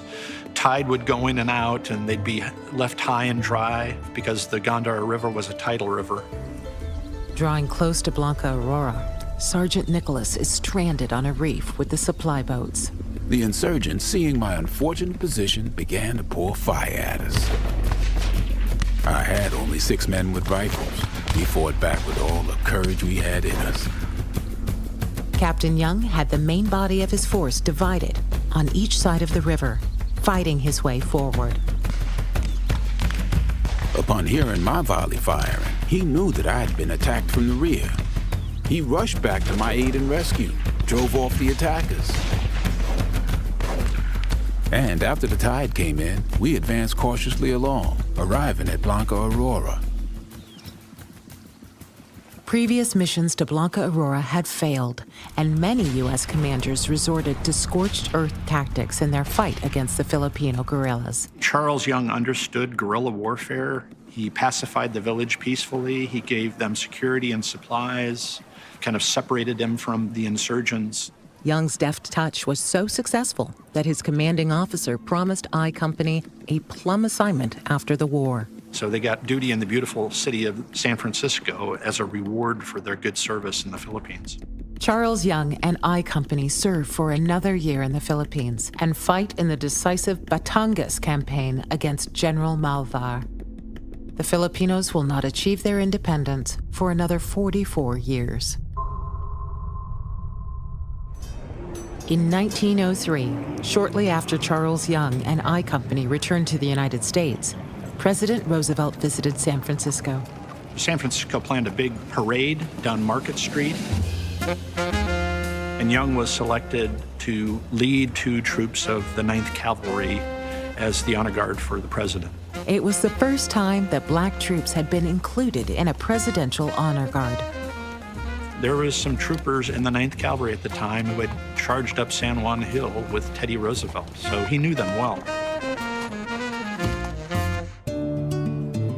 After Roosevelt's visit, Young and 2 companies of the 9th Cavalry are dispatched to Sequoia National Park. Charles Young was the first African-American superintendent of a national park, and that was Sequoia National Park. Sequoia had only been established in 1890. In the fledgling days of the National Park System, U.S. Army troops served as park rangers. They would send troops to the various national parks to make sure that people didn't homestead or people were not poaching. Charles Young has many accomplishments. Building the first road to the top of Mount Whitney, the highest mountain in the United States, that's incredibly significant. But under his supervision, the first usable wagon road into Sequoia's giant forest was completed, and more work was done in the summer of 1903 than all the other preceding years combined. During that summer in Sequoia, Young begins courting Ada Mills, whom he soon marries in a small private ceremony. Ada Young brought some stability to the life of a bachelor. Young was 40 years old at the time. She was 24, but she was well educated. She was a good match for Charles Young. Officers like Captain Young had long been allowed to bring their wives to postings. Starting in the late 19th century, enlisted men could bring their families too. And so there now are communities that develop around these Buffalo Soldier outposts. The Buffalo Soldiers were often some of the first black people in predominantly white settlements. This created the opportunity for connection across communities. As Charles Young argued in an impassioned speech in 1903, "We are part and parcel of the body politic of the United States. All we ask is a white man's chance. Will you give it?" Perhaps the most notorious incident of racial injustice involving the Buffalo Soldiers occurred in the summer of 1906, when the 1st Battalion of the 25th Infantry transferred to Brownsville, Texas. On the night of August 13th, shots rang out and a white bartender was killed. Locals claimed that they witnessed black soldiers firing weapons. White officers attested that the soldiers had been in the barracks and none of their weapons had been fired. But because they were black, they were all going to pay. 167 African-American soldiers were discharged without honor for a crime that they didn't do. Many of those soldiers had served with distinction for 20 years. One of those soldiers was First Sergeant Mingo Sanders, who was partially blinded during his service in Cuba and whose commanding officer called Sanders the best non-commissioned officer I have ever known. It was Theodore Roosevelt who ordered the 25th Infantry discharged after the Brownsville affair. The African-American community, which had supported Republicans since the Civil War, was outraged. But Roosevelt refused to budge. All of the evidence showed that these men were innocent. But because Roosevelt wanted to make sure that his Southern, constituency was okay, that's what he did to those men. Charles Young faced a more subtle form of discrimination as a black officer in a white officer corps. The Army was preoccupied with keeping Young in what they felt were appropriate assignments for a black officer. As Charles Young rose in rank to captain, major, this became an increasing problem. In 1904, the Army solved this problem by assigning Captain Young as military attaché to Haiti and the Dominican Republic. He served for 3 years, gathering intelligence to help the U.S. plan for a possible military intervention on the island. By 1912, the Army had assigned Young as military attaché to Liberia, a West African country founded in 1822 by free and formerly enslaved Black Americans. The descendants of these founders called themselves Americo-Liberians and ruled over a large indigenous population. Can you imagine in 1912, you're a black man and you're going back to Africa, and he finds this upside-down world where former African Americans have gone and they've kind of reproduced plantations, and they're treating their own indigenous people terribly, as slaves practically. Young's mission was to train the Liberian Frontier Force, which was drawn from the indigenous people.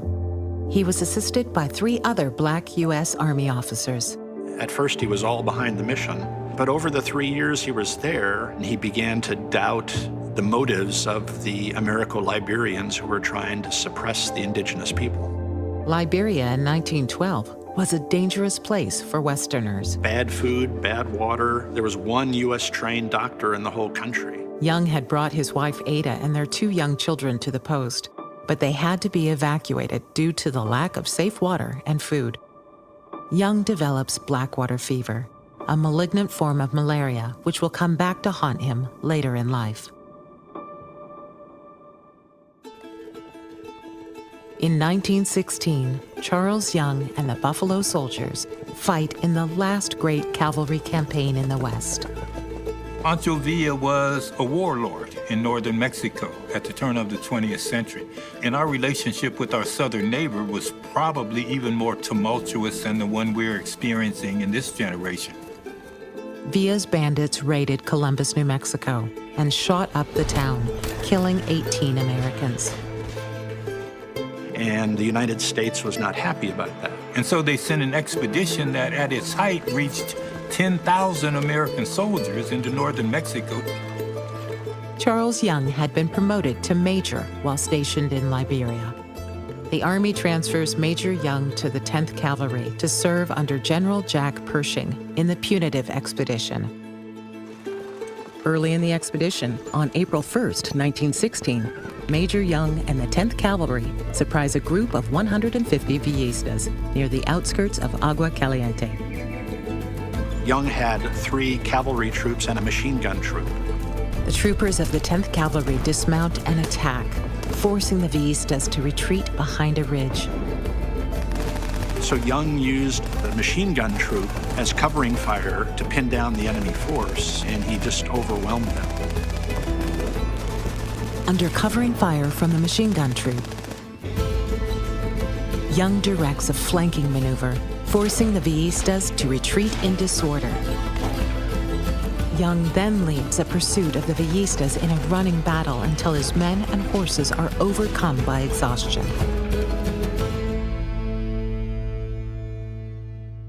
It's the first time that I know of that Americans used machine guns and covering fire. And it caught the eye of General Pershing.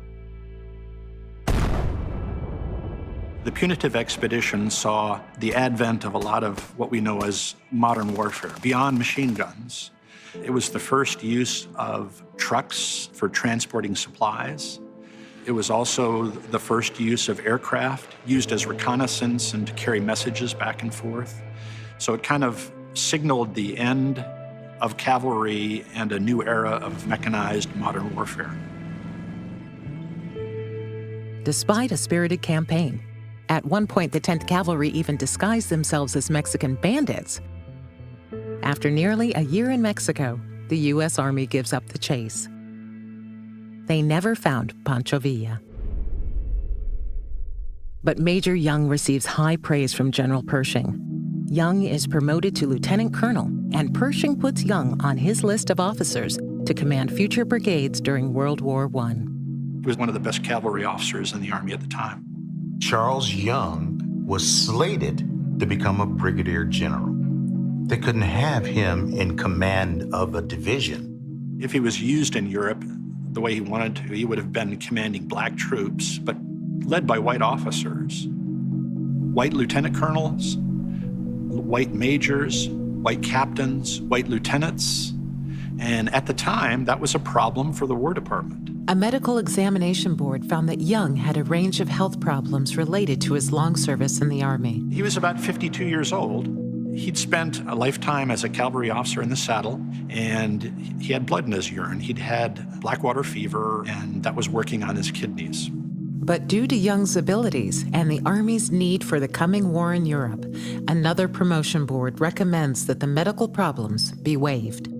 That recommendation went forward to Washington, so then it became a political decision. President Woodrow Wilson, who was the first Southern Democrat elected to the White House since the Civil War, simply arranged it so that Charles Young was retired before he could assume that kind of position of command. Clearly, it was a racially motivated decision, politically motivated, influenced by the racism of President Wilson and Secretary of War Baker. Young makes one last attempt to prove that he's fit to serve. He saddled up his favorite horse, Blacksmith, and decided he was going to prove his fitness by riding from his home in Wilberforce, Ohio, to the steps of the War Department in Washington, D.C. Young rides nearly 500 miles over 2 weeks. Despite wearing his Army uniform, he has sometimes refused service at white-owned hotels along the way. By the time Young arrives in Washington, D.C., his ride has been covered extensively in the press, putting pressure on Secretary of War Baker to reverse his decision. And Baker essentially promised him a command if he'd go away.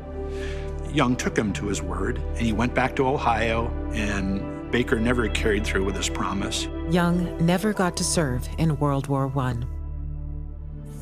To show the hypocrisy of the U.S. Army, they recalled him to active duty after the war and asked him to go back to Liberia. As Young's old friend W.E.B. Du Bois asked, if Charles Young's blood pressure was too high for him to go to France, why was it not too high for him to be sent to even more arduous duty in the swamps of West Africa?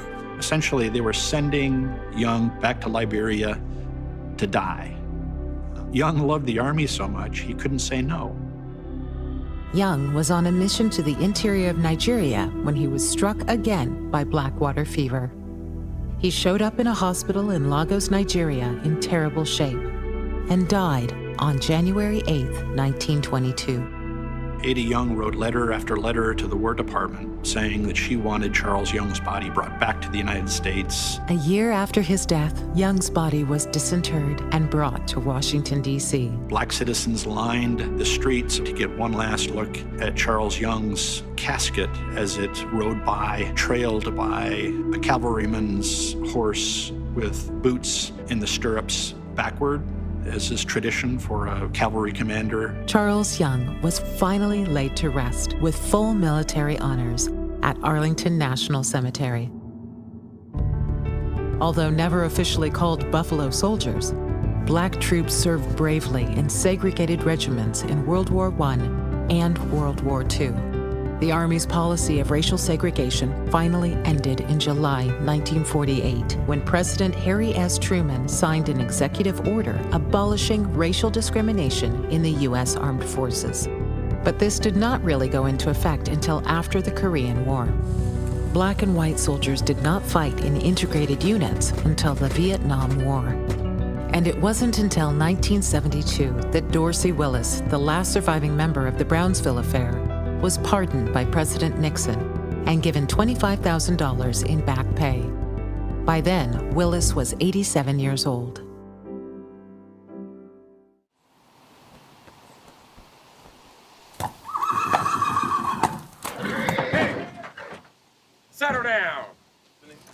legacy of the Buffalo Soldiers is being kept alive in Seattle, Washington, and throughout the country. My grandfather was an original Buffalo Soldier. My father was one of the primary founders of this organization, Buffalo Soldiers of Seattle. So on a level of pride, it just allows me to continuously share the legacy that my family has developed around not only the Buffalo Soldiers of Seattle, but also just the Buffalo Soldiers in general. It's PJ. This is my favorite horse right here. We have our marching drills, our rifling drills. We have an hour of reading, so studying for Buffalo Soldiers history.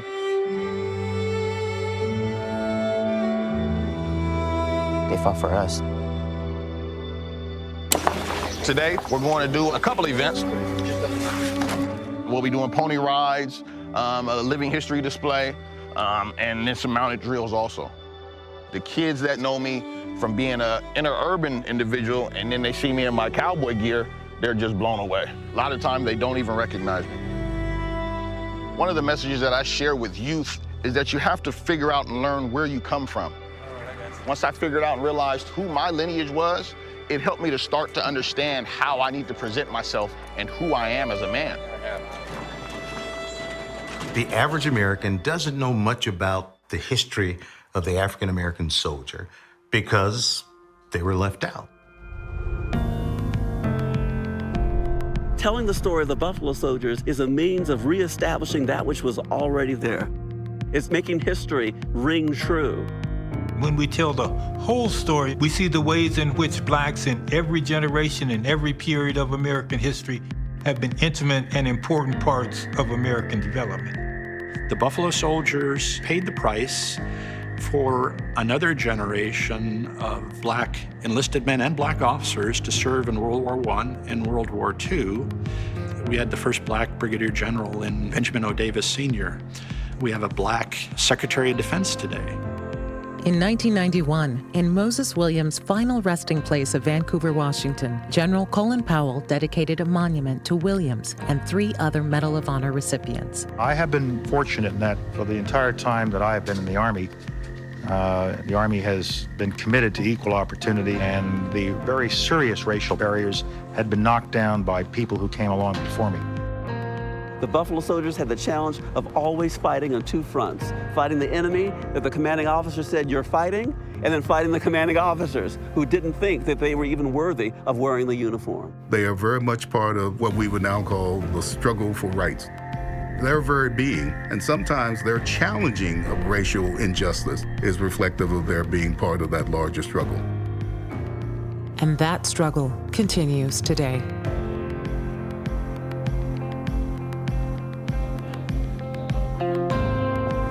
We say African American history, but we got to get out of that. It's American history. You know, it is.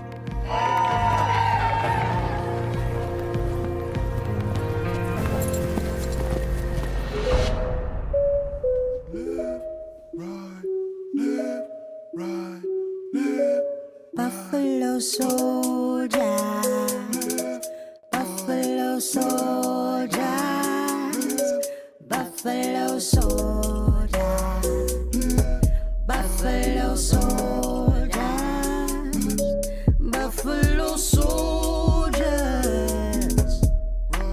explorers and mountaineers, have you been praised for your bravery? As you gallantly rode your steed, caravanning sanctuaries with your bodies. There's no fear from the fire within, building trails with the rest of us to follow.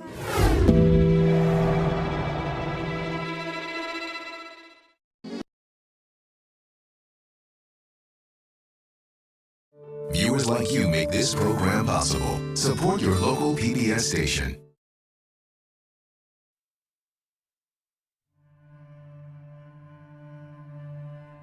Mr. President, I have a brother about 14 years old. A man hired him from me and I heard of him no more. He went and sold him to McRee and they've been working him in prison for 12 months. I asked him to let me have him, but he won't let him go. For a period of nearly 80 years between the Civil War and World War II, black Southerners were no longer slaves, but they were not yet free.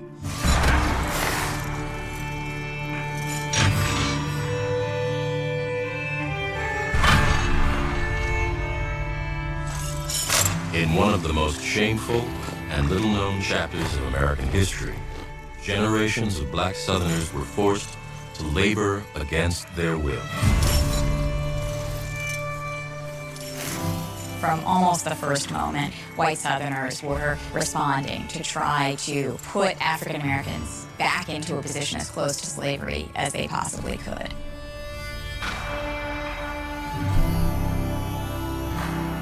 The Old South and what was quickly becoming the New South could not proceed without the work of African Americans. But if you had something for free in the past, you don't necessarily want to pay for it now.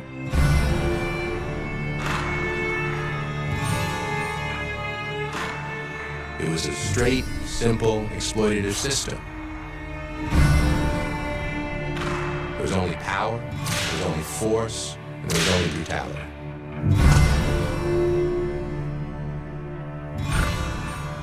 What happened in that period of time was so much more terrible than anything most Americans recognize or understand today. The depth of poverty, the inability of African Americans to access any of the mechanisms of wealth achievement and growth are all rooted in this terroristic kind of regime that existed in so many places. Their ability to have what we call the American dream. That is what has been stolen from black folks all through the South. And that legacy has to be understood so that people will be able to speak to it and give our ancestors a voice.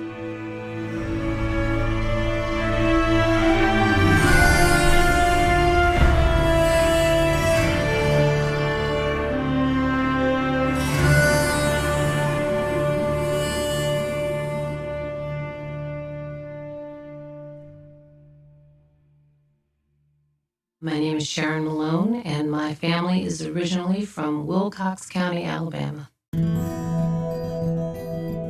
My father was born in 1893. As a child, I never knew why Dad didn't share many of the stories growing up in the rural South.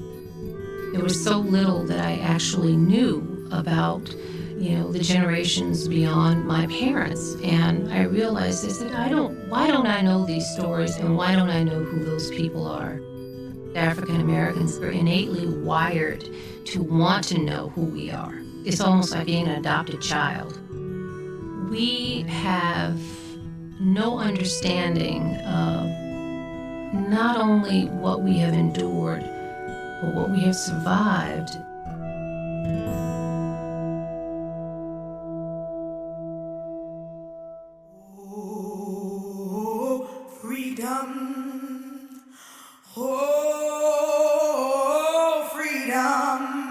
Freedom must have felt glorious to those who'd never known it.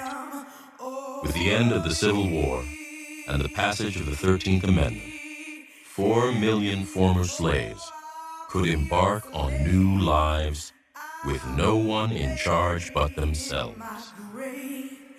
And go home to my Lord and be free. And what they desired more than anything was independence. They wanted independence from white owners, they wanted their own churches, they wanted their own schools, they wanted freedom to move. African Americans after emancipation are looking at the potential, not only to enjoy and receive freedom, but to live it. They're deeply committed to reaffirming marriage vows. They're deeply committed to reconstituting families.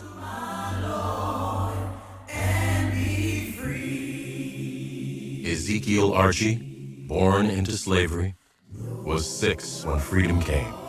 His mother moved the family, Zeke, his 2 brothers and a sister, from Georgia to Alabama, away from the old plantation and toward a new future.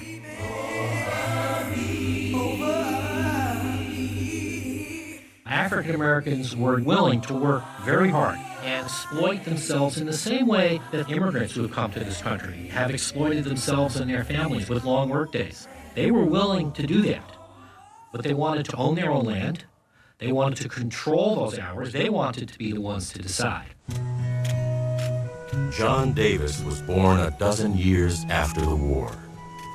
He grew up in freedom, working hard on an Alabama farm rented by his parents. There was a tremendous motivation and desire to integrate into American life.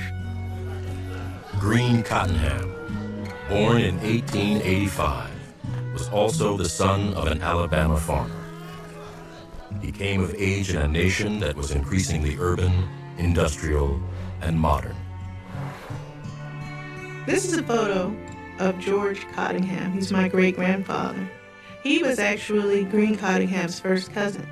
How hopeful my Cottingham ancestors must have been about bright futures for their family. These were hard-working, honest people. But freedom had come at a tremendous cost.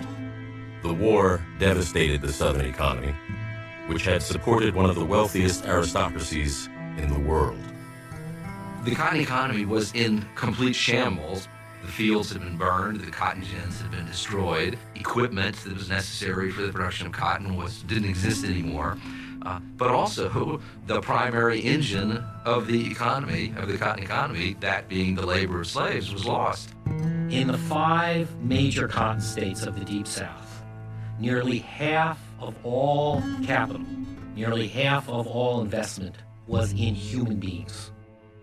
So when those human beings were confiscated, when the investment was transferred, in essence, from slaveholders to the people themselves, that meant a huge loss of capital to Southern slaveholders, to the people who controlled the economy of the South. A tiny slave-holding elite had owned the majority of the region's 4 million slaves. Among them was Lucinda Comer, a widow. After the war, she and her sons oversaw the family's enterprises in cotton, lumber, and corn. I'm the great-great-granddaughter of B.B. Comer, who was the governor of Alabama, and the great-great-niece of J.W. Comer. The things that I heard about the Comer men, especially B.B. Comer, were about their entrepreneurial spirit and being self-made men. There was never a fool or a coward, it was said in the Comer family. Emancipation turned the former slaveholding world upside down. The simple reality of people that they had once owned now were entitled to the same fruits of their labor, the same ability to look a white person in the eye, a man or woman, and to demand equal respect, to be called by one's first and last names, challenged everything to the bitter core of white people's souls. You have a group of people who are accustomed to have people serve them. Now, suddenly, these people are free. They own guns. You'd be as worried as hell.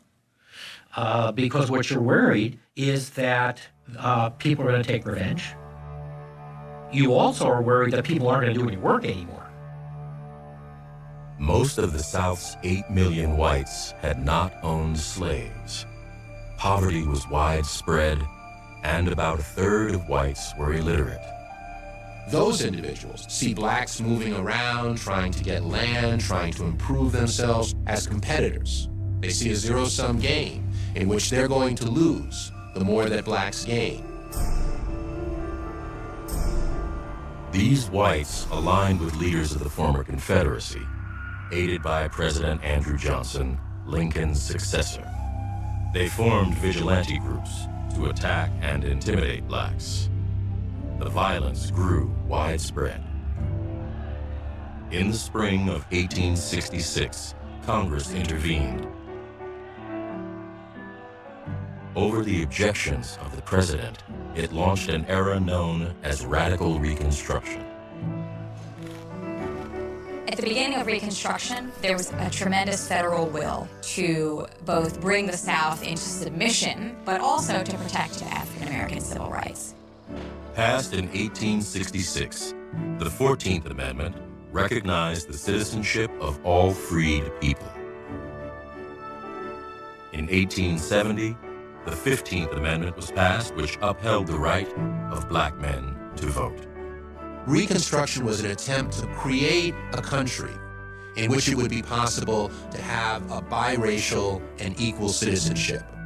Reconstruction gave African Americans, for the first time across the South, the opportunity to serve on juries, to be witnesses in trial, to serve as judges. It also made possible an entire generation of black politicians across the South, almost as many as 1,500 serving through the end of the 19th century.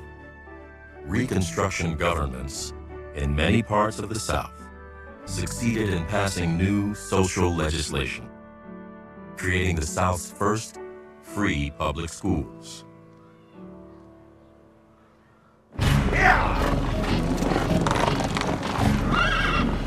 But white resistance to biracial government in the South intensified, and national political support began to wane. By 1874, voters had shifted the balance of power in Congress, allowing for the South's return to local control. There is no sustained federal presence in the South really after 1874.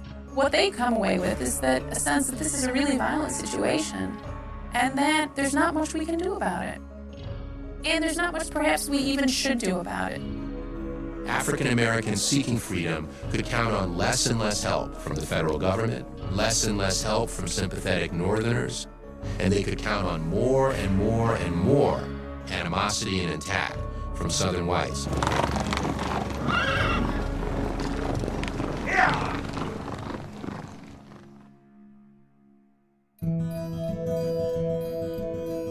I grew up in a black part of Mississippi, and I went to schools that were 60, 75% black all through my childhood. That was in the 1970s. What I learned about the Emancipation Proclamation was the most simplistic version of it, that it brought an end to slavery.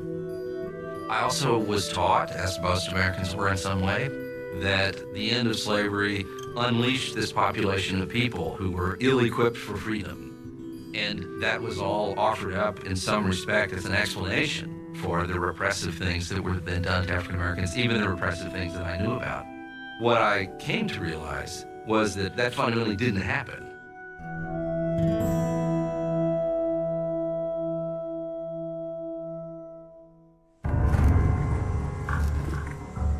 With the end of Reconstruction, the nature of both crime and punishment in the South changed dramatically.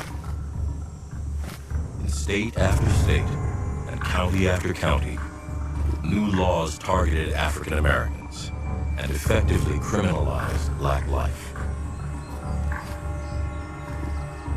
It was a crime in the South for a farm worker to walk beside a railroad. It was a crime in the South to speak loudly in the company of white women. It was a crime to sell the products of your farm after dark. Anything from spitting or drinking or being found to be drunk in public or loitering in public spaces could result in confinement. So there was an over-exaggeration of African American criminality during this time period. It's not to absolve all prisoners from having committed crimes, but there were many trumped-up charges. One of the most infamous set of laws to come out of this period were the pig laws, passed in Mississippi, Georgia, Florida, Alabama, enhancing penalties for what had been previously misdemeanor offenses to now felony offenses. In Mississippi, theft of a pig worth as little as $1 could mean 5 years in prison. In Tennessee, hard labor might result from stealing an 8-cent fence rail. But the most powerful, the most damaging of all of these laws were the vagrancy statutes. In every southern state, you became a criminal if you could not prove at any given moment that you were employed. Under slavery, most black crime was punished by slaveholders, leaving the courts to discipline whites. Now, only about 10% of those arrested were white. Now, what does this mean? Does this mean that white people are not committing crimes in the South? We know that's not true. Southern states had a history of placing prisoners with industries that would bear the cost of guarding and housing them in exchange for their labor. Now, states also began to charge fees, renting prisoners to companies by the month. The highest rates were for the strongest workers and longest sentences. When you go to the 13th Amendment, one of the fascinating things about the text of that amendment is that it says that slavery is abolished, except in the case of a punishment for a crime. And within that wiggle room, what you see in it is that there's still the possibility of extending slavery, as it were, by another name.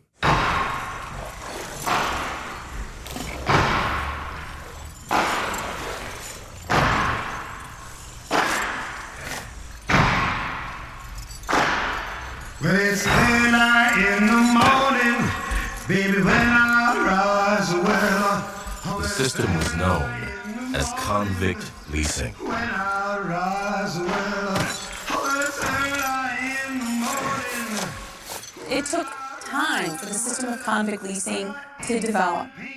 It took time for the state to realize that prisoners, believe it or not, could be a source of profit.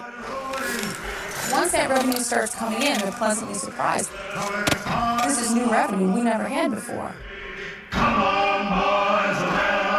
The state of Alabama earned $14,000 in its first year of convict leasing, 1874.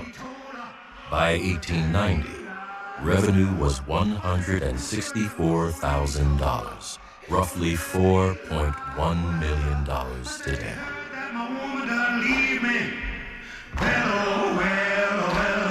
By then, states throughout the South and hundreds of counties and cities were engaged in some form of leasing convicts to private industry.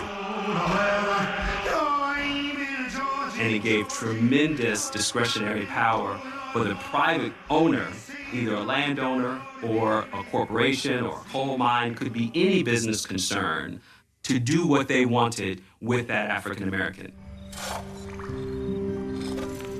We as convicts is something like a man drowning.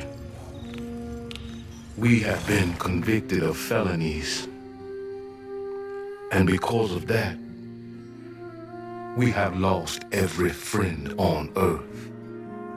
In 1884, a series of remarkable letters was sent from the Pratt coal mines to Alabama's new inspector of prisons.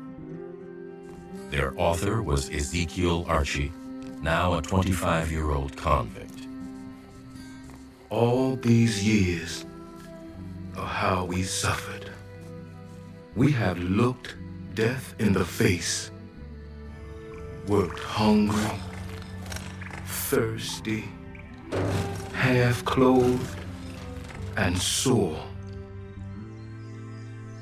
Archie was one of hundreds of convicts now being worked in a growing network of mines and factories around Alabama's new industrial center, Birmingham. Founded in 1871 and fed by intersecting railway lines, Birmingham was poised to exploit Alabama's rich underground deposits of coal, limestone, and iron ore, the ingredients of steel. This was the new industrial South, envisioned just prior to the Civil War by slaveholder John T. Milner. John T. Milner was a brilliant engineer, extraordinary businessman. He was also a supreme racist and a despotic person. Negro labor can be made exceedingly profitable in manufacturing iron and in rolling mills, provided there is an overseer, a Southern man who knows how to manage Negroes. He laid out some of the first railroad lines that would run across Alabama. In many respects, he was the father of Southern industrialization, particularly in the deep, deep South. Milner's vision triggered decades of rapid industrial growth. After emancipation, industrialists replaced slaves with convicts, acquiring thousands from state and county governments. You can't drive free labor the same way that you can force prisoners to mine 5 tons of coal a day. And this is why people like Milner wanted prisoners in his coal mines. He saw them as a great source of profit, and he didn't have to worry about labor disputes.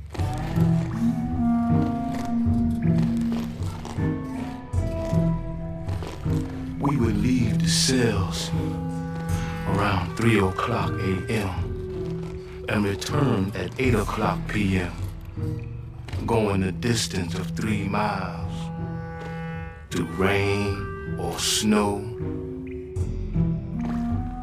To describe the conditions in a coal mine at this time, to say that they're primitive is, you can't even imagine it. This is a place where, for weeks or months at a time, men might never see daylight. The mine was often filled with standing water around their ankles and their feet. They had to drink from that water. Disease ran rampant through these mines.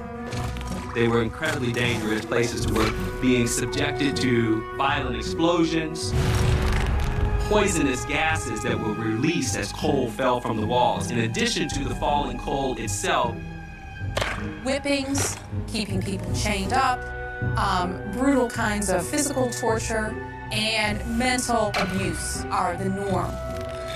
A lot of the things that kept people in control under slavery are amplified under this convict system.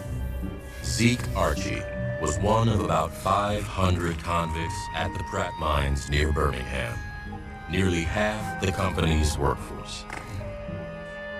They were overseen by J.W. Comer, the former slaveholder, whose enterprises now included convict mining. That Comer's a hard man. I've seen him. I've seen him hit men 100 and 160 times with a 10-pronged strap. Then say they was not whipped. When I learned about the brutality of J.W. Comer, I just started weeping. And I actually didn't leave my house for 2 days because I was in such a state of grief and shock. The stories that I heard about all the Comer men when I was growing up were about self-made men. And so to learn about the ways that they weren't really self-made, but were making themselves on the backs and by the blood of other people, specifically the blacks in the convict leasing system, definitely shattered that image for me. He'd go off after an escaped man one day and dig his grave the same day. Exposés of the convict labor system described it as worse than slavery. Slaves had been a significant long-term investment. A convict could be rented for as little as $9 a month. It was never in the economic interest of a slave owner to kill his own slaves or to abuse them so terribly that they couldn't work anymore. So their economic value protected them in certain ways. After the Civil War, someone working these kinds of forced laborers would push them to the very limits of human endurance. We are the men who do the work. Look at the white men. How many are cutting 5 or 4 ton coal per day? They are few. Convict leasing was a source of labor where you could realize the maximum return at a minimum social cost. The feeding, of course, was next to nothing. Health was next to nothing. Convict miners cost as much as 50 to 80% less than free miners, and could be worked 6 days a week. Their presence allowed companies to depress wages and resist unions. When one could obtain black labor at almost no cost, the profits for that form of business were enormous. In Florida, prisoners extracted gum and resin from tall pines and transformed it into turpentine. In Georgia, they hauled wet clay from riverbanks, molding it into the millions of bricks needed for new buildings and homes. From Texas to Louisiana, convicts forced their way through acres of virgin forest, harvesting timber and building railroads. In all, more than 15,000 prisoners worked in Southern industry in 1886.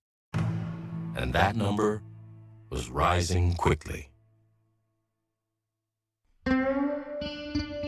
In many labor camps, as many as a third of male convicts were boys younger than 16.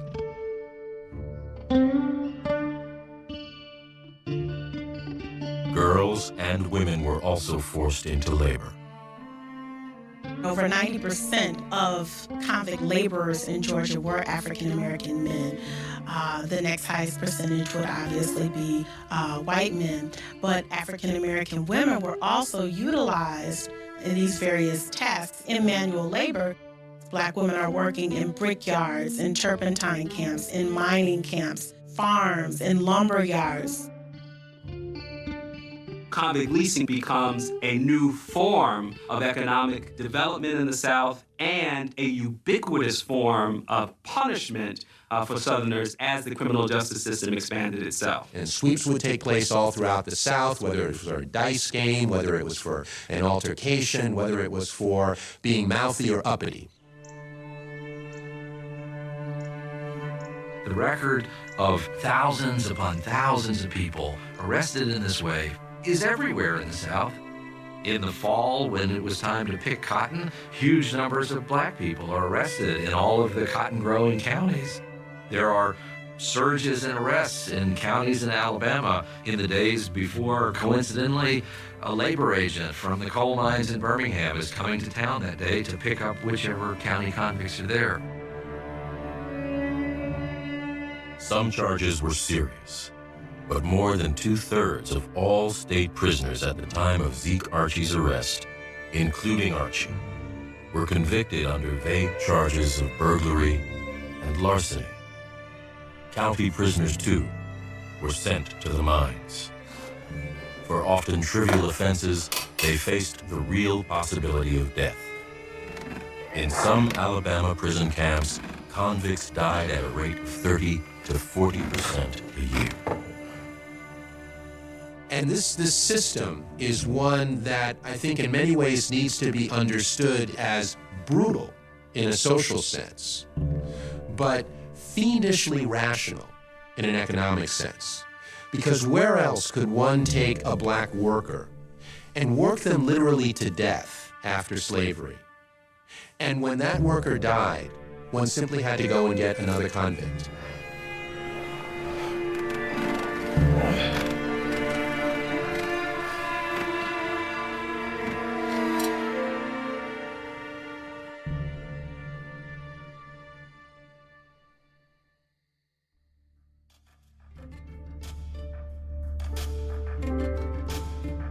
The South's prison population continued to grow, reaching 19,000 people by 1890.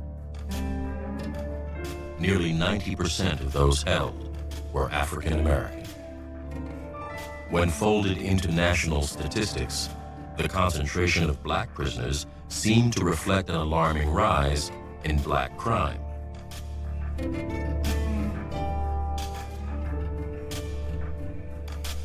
So as early as 1890, African Americans are almost 3 times overrepresented in the prison population. The general population is 12%. The nation's prisons population of blacks is 30%. So there are many important implications and long-term consequences for this convict leasing system. Not only is it so oppressive, but when you have an overwhelmingly black prison population, it cements that relationship between criminality and race in people's minds to the degree that it's seen as something inherent.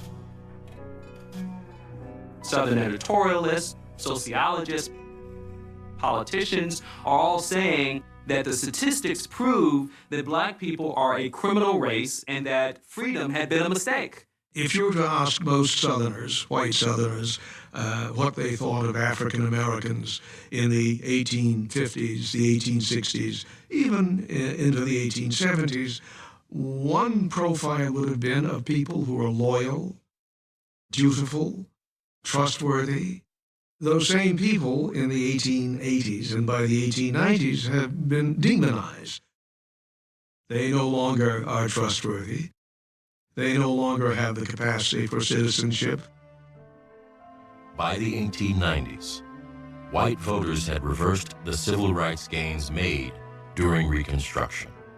New state constitutions kept blacks out of voting booths and limited funding for black schools. Racial segregation was mandated by law. They do this because it's important to remind black people day after day after day, minute after minute, that they have a place in this society and that that place is subordinate. So what that means is that when a black person is walking down the street and a white person walks toward them, they step into the gutter. My name is Barbara Jean Belle-Isle. I was born in Birmingham in 1936. You had to stay in your place. Now, my daddy was the one who was daring. He used to be called that uppity nigger by white folks because he believed that we were just as good as anybody else. He's a smart man. He's one of the first black men in this area to register to vote. There were a lot of times truckloads of KKK folks would pass by the house. He had made white folks mad about something. He wouldn't let my mother work. She went to clean up a house one time, and he went over to pick her up, and she was cleaning out some of the cabinets down on her knees trying to clean out. He told her, "You're not going back. You clean up your own cabinets." And that's the kind of man he was. But he's another story, though, and I have to talk about him at another time.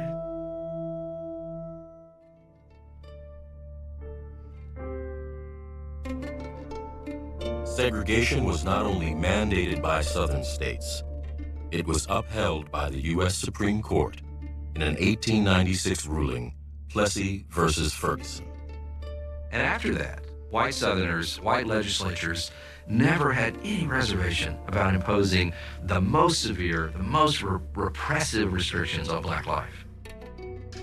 Ezekiel Archie was scheduled for release on February 6, 1887. At the age of 28. But he was not free. A new indictment for reasons unknown was pending. This letter is not all I could write, but my condition will not permit. Fate seems to curse the convict. Death seems to summon us hence.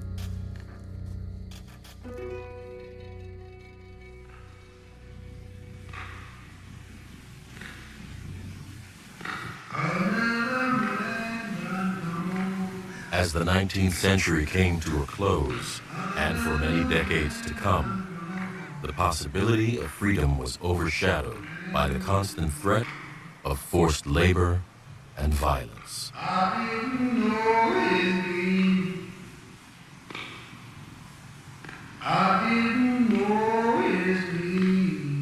Decades after the Civil War, the nation was reunited, but the place of black Americans within it seemed more uncertain than ever.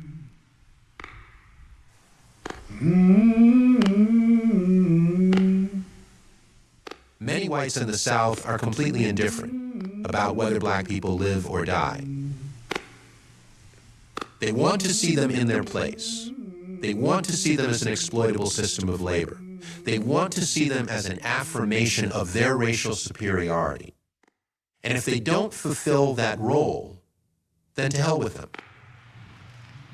Another man done gone, another man done gone from the county. I never will forget this. I'm 9 years old, going from West Palm Beach to Tampa, where my mom's from, to see my grandma. And we had a brand new Oldsmobile, and a cop stopped her in Kissimmee, Florida. And the way he talked to my mom, he gave her a ticket for speeding, and she was not speeding. It was just because he could do it. You follow me? And the ticket cost a 1 month salary. And my mama had to restrain me because I wanted to get after this white boy like I could not believe at 9 years old.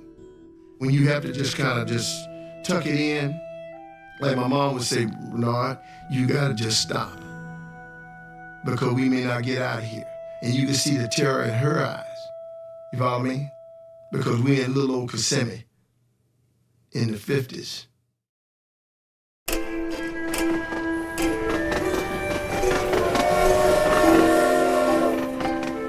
September 1901, the dawn of a new century.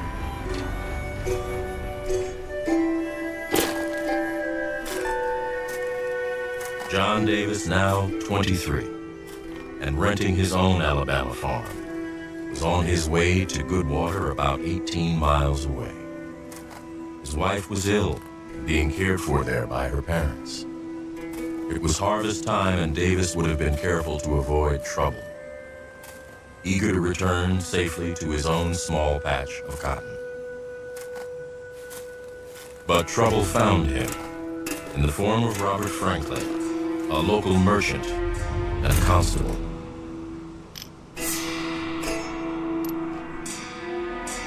Bob Franklin said, "Nigga, have you got money? When are you going to pay the money you owe me?" I said, "I don't owe you any money." Convicts were not the only Southerners being forced into hard labor. Throughout the South, many thousands of African Americans were tied to white employers through various forms of debt. You get a person in debt, you continually keep them in debt, you never let them work it off, and you control their labor. Any kind of relationship where you use debt as the fulcrum to extract labor, that's illegal. You violated the peonage law. Peonage, or debt servitude, was outlawed by the federal government just after the Civil War. Peonage comes from the word peon, of Mexican peons. It's serfdom, it's peasantry. Ironically enough, the United States made peonage illegal only as a result of the acquisition of New Mexico. And the federal government didn't want to introduce Mexican peonage into the American legal system. And so in 1867, the Congress made peonage illegal. Nearly 40 years later, in 1903, a federal judge in Alabama raised an alarm about allegations of peonage in his jurisdiction. Witnesses have reported that a systematic scheme of depriving Negroes of their liberty in Alabama has been practiced for some time. Judge Thomas Good Jones was a former Confederate officer and two-time governor of Alabama. Viewed as something of a moderate, he'd been appointed to the federal court by U.S. President Theodore Roosevelt. Teddy Roosevelt becomes president in 1901 after the assassination of William McKinley. He viewed himself as an egalitarian person on the side of both business and the working man. He believed that exposure of the sins of society and exposure of the sins of commerce and industrialism would lead to their eradication. And he believed that for the factories of the North, and he believed that for the racial abuses of the South. The president authorized a federal investigation into peonage in the Alabama counties of Shelby, Coosa, and Tallapoosa. Now, they thought that these were exceptional circumstances. They were out of the ordinary. And I think that the Roosevelt administration and the Roosevelt Justice Department thought that it could, score points is too easy a word, but that it could, by making a stand in this way, it could accomplish quite a lot and have a symbolic impact that was pretty large. Federal peonage inquiries were also underway in Georgia and Florida. In Alabama, witnesses were called to appear before the federal grand jury to determine if there was enough evidence to go to trial. Prosecuting the case was U.S. Attorney Warren S. Reese, born in Alabama just after the Civil War. Now, I have lived in this state my entire life for 37 years, and I have never comprehended until now the extent of this present method of slavery through this peonage system. Southern progressives were not free of the racism that Southern conservatives had, or Northern progressives were not free of that either. But they did think that there were some things that were just beyond the pale. And so when stories, horrific, sensationalized stories of African American slavery came to light, they were precisely the kind of thing that we as a modern, civilized nation should not engage in. Among those testifying was John Davis, freed hastily as word of the investigation spread. Bob Franklin said, "When are you going to pay the money you owe me?" I said, "I don't owe you any money." Nearly 18 months had passed since he'd been stopped by Franklin, the local constable. His testimony echoed that of other victims. Like Davis, they were falsely accused and quickly convicted. They were sentenced and charged fines and court fees, which they couldn't pay. They could do nothing as local whites paid the court and took control of them. John Davis was bought from the court by Bob Franklin and then resold for profit. He said, "We're gonna carry you over to Mr. Pace's." Told him I didn't know anything about it. And he said, "We know." John Pace was the Baron of Tallapoosa County, Alabama. He had been the sheriff of the county in the 1880s. He then amassed a substantial amount of land, the most fertile land along the Tallapoosa River in his part of Alabama. He was quite a character. He's a 6'2", 230-pound man who had frostbitten toes and was supposed to be very ill. And when he walked, the earth shook, they said. I bought the Negro John Davis from Bob Franklin, a constable of Tallapoosa. I explained to Davis that he would be confined on my farm just as I confine county convicts. Mr. Pace asked, "Will you work 10 months with me?" And I signed a contract. These contracts gave employers the right to whip, confine, and even trade workers, as long as the debt was deemed unpaid. Peonage varied from a kind of paternalistic peonage to just the most awful conditions you could imagine. People were put in barracks, they were beaten and some killed. People were flogged, they were chased by bloodhounds. It was pretty horrible at its worst, as bad as it can get. Brutal things have transpired, and sometimes death has been the result of the infliction of corporal punishment. Prosecutor Warren Reese's reports to Washington grew more urgent. Peonage was not isolated in a few counties, but was evident throughout the state, trapping hundreds or even thousands of people. These violations have developed into a miserable business and custom to catch up Negro men and women upon the flimsiest of charges. Reporting to Washington, Reese would have had to remind himself that this was 1903. In Detroit, the Ford Motor Company had begun production of the Model A. On Wall Street, the new stock exchange building had just opened. In Kitty Hawk, the Wright brothers were preparing their first flight. Yet, in much of the South, African Americans were still being held in what Reese and the press called abject slavery. What the U.S. attorneys like Reese found was a totally corrupt legal system where you had the justices of the peace were corrupt in that the people who came before them may not be guilty, but they would find them guilty. John Pace, Fletcher Turner, and William and George Cosby, all of them wealthy farmers, were the ringleaders. All of them had their own justice of the peace. In the case of John Pace, he had a man named James Kennedy. Mr. J.W. Pace and I are brothers-in-law by marriage. I went to work for him on the 1st of June, 1891.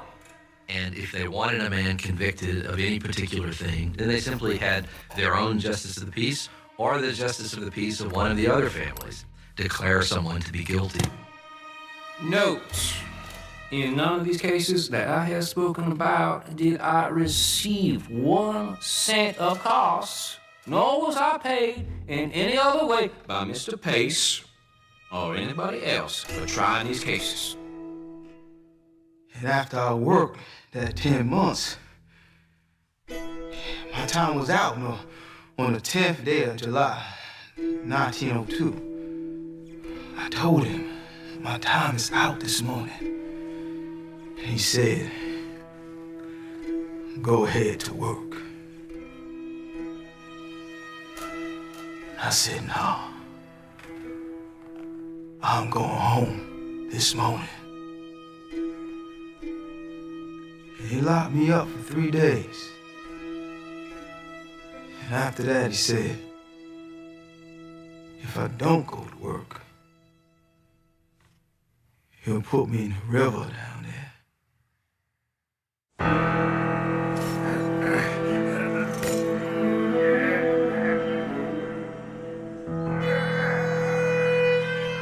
As the investigation in Alabama continued, the federal grand jury began issuing indictments. John Pace was charged with several counts of peonage. If convicted, he faced decades in prison. The next day, Pace's Justice of the Peace, James Kennedy, unexpectedly returned to court.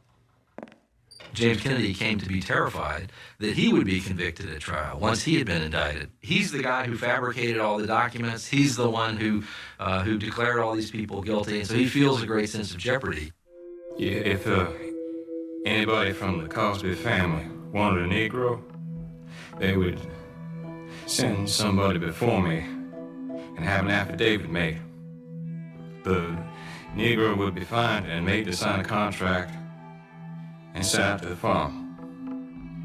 This was never reported to the judge. Kennedy confirmed that at least 80 men and women had fallen victim to the conspiracy. Many other cases were suspected. As the grand jury continued to issue indictments, they asked Judge Jones to explain the federal law against peonage. Judge Jones comes back with a ruling which asserts that in essentially every case in which a landowner is holding a laborer to pay back a debt, that unless there has been a conviction of that person in an open court, in a sanctioned way by the government, it's peonage, it's debt slavery. They are guilty of a conspiracy to deprive that person of the free exercise or enjoyment of a right or privilege secured to him by the Constitution of the United States. And the ruling from Judge Jones unleashes this firestorm of fear and panic, not just in Alabama, but all across the South. 40 years after the Civil War, the United States had emerged as a global economic leader, due in part to Southern industry and agriculture. Employers throughout the South relied on debt to coerce labor. The judge's ruling might apply not just to convicts or those trapped by corruption, but also hundreds of thousands of black families tied to white landowners through tenant farming and sharecropping. If they lose access to that army of laborers, or they're compelled to deal with them on equitable terms as free citizens, then the entire Southern economy is disrupted, and along with it, the entire U.S. economy is disrupted as well. What had begun as a principled investigation that was probably going to go nowhere was turning into a potential political catastrophe for the Roosevelt administration. Mr. President, I have a brother about 14 years old. A man hired him from me, and I heard of him no more. Among black Southerners, reports that peonage was being prosecuted sparked a very different outcry. A flood of letters, many of them addressed to the president. At the National Archives today, there's more than 30,000 pages of this kind of material that document the arrest, the subjugation, the punishment, the mistreatment, the profit that was made off of the forced labor of armies and armies of people. He has done nothing wrong for them to keep him in chains. So I write to you to help me get my poor brother. Please let me hear from you at once. Carrie Kinsey. My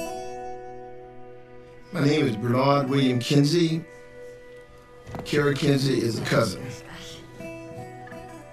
When I held this letter, here you're holding Carrie's legacy. When you began to connect with your family, you can put yourself back into 1900 and how difficult it was for anybody to push up against the system. Dear sir, I have a little girl that has been kidnapped from me. Following one of the Southern states some time ago, my attention was called to a condition of affairs in existence there so appalling in its vice and cruelty. And they just beat swords on me every day. It started to whip me one day. These letters are incredibly poignant. A lot of them, even though they're not written in the language of rights, do refer to the 13th Amendment. They are aware that they have a right not to be enslaved, and they're calling upon the government to protect them from slavery that they thought was supposed to be over. And there was a tremendous hope. It's absolutely evident through these letters that a huge population of African Americans believed that the president was finally coming to their rescue.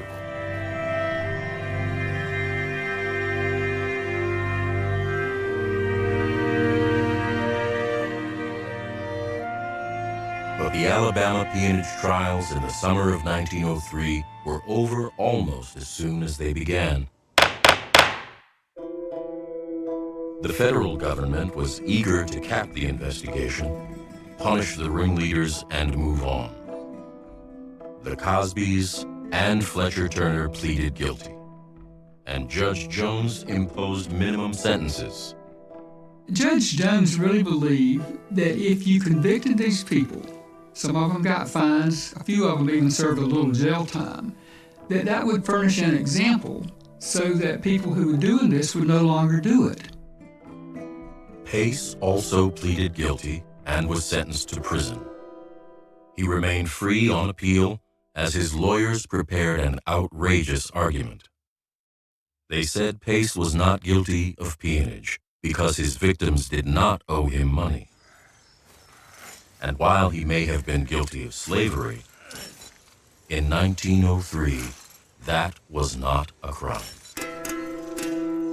It was a gray area because there was a 13th Amendment that abolished slavery, but there was never a statute passed to make you guilty of slavery, of holding somebody in slavery after the Civil War. 3 months after the trial in September 1903, President Roosevelt granted a pardon to the Cosbys.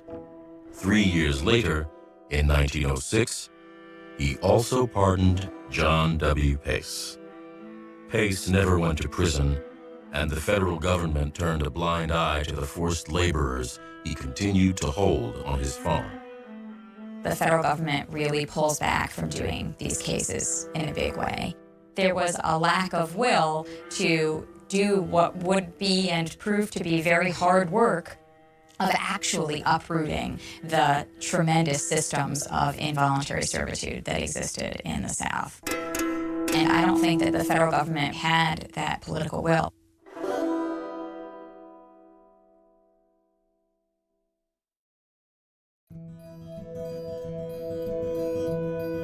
My uncle was named Henry Malone. He's my father's older brother. This story happened somewhere around maybe 1910. Henry was then just a young man. Whatever it was that he did, the local sheriff came to my grandfather's place and they were looking for him, and my grandfather got my Uncle Henry to come and turn himself in, and he was sent away and he had to serve a year and a day. We never got a chance to know the stories of why or what may have happened to him in that year and a day. For all of my life and knowing my uncle, I don't think I ever saw him smile or be a happy man.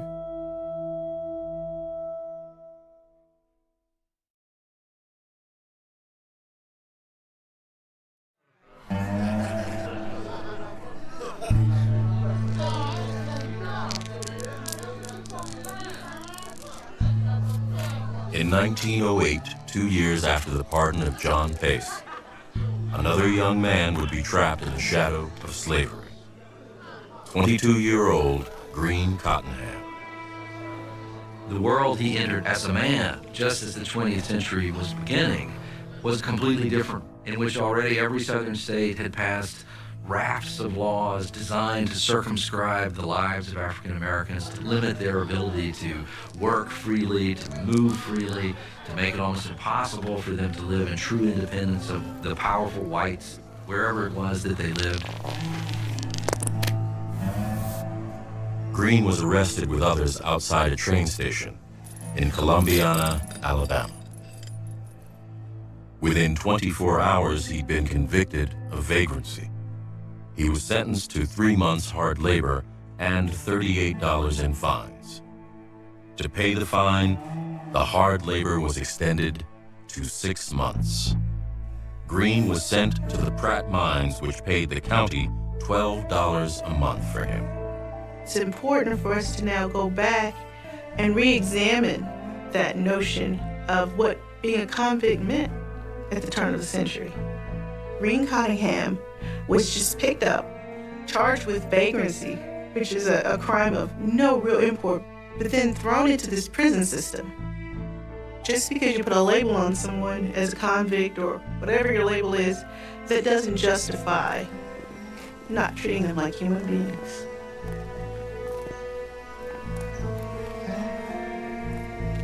I'm the daughter of Betty Cottenham, the oldest daughter of George Cottenham. I didn't know that people could be just picked up and put in jail. They could be lost in the system. Nobody knew how to find them. They could be buried in some grave somewhere and families still looking for them. Don't know where they are. I didn't know that the sheriff department could sell free black people to corporations, steel plants, and coal mines. It wasn't in the history books. We didn't know. 30 years had passed. But except for the electric lights, Ezekiel Archie would have easily recognized the conditions Greene Cottenham now faced. Above ground, though, Birmingham was becoming the region's largest industrial center. The mine that leased Greene's labor was now owned by the northern-based U.S. Steel, the largest corporation in the world.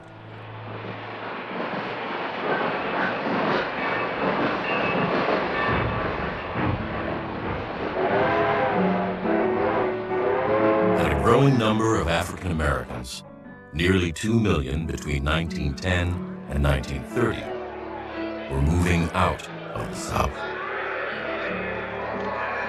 There were plenty of reasons for black people to get the hell out of the South. Having to put up with the threat of lynching, with being grabbed off the street and put in jail and made to work, and every time you walked down the street, you had to be on your P's and Q's so you wouldn't offend anybody. The North was erecting its own barriers to black achievement. President Woodrow Wilson, elected in 1912, mandated Southern-style segregation throughout the federal government. There's a kind of gentleman's agreement that's emerging during the Wilson administration that the federal government is not only going to look away at the practices of the South, but it's going to adopt those practices in relation to the ways in which it organizes its own affairs. Nearly 400,000 African Americans fought for democracy in World War I. They returned to unprecedented racial hostility. It just gives you chills to think that someone can go and fight for their country and come back and have to fight for their very life because of one thing, because they are African American. A new generation of civil rights organizations had emerged.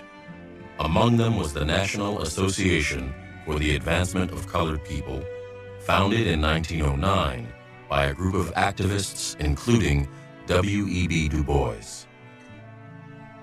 We claim for ourselves every single right that belongs to a free-born American, political, civil, and social, Du Bois wrote.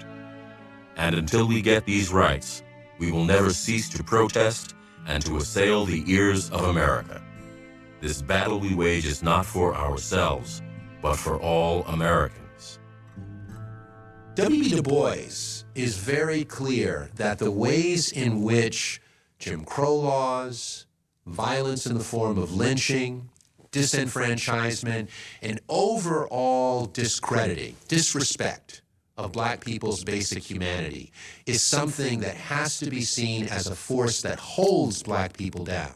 This paradigm, the NAACP's, was there can be no negotiation for civil liberties. They must exist totally, fully, and immediately. More than a new narrative and a new voice, it also fielded a degree of litigious activism. They are saying that there needs to be anti-lynching law.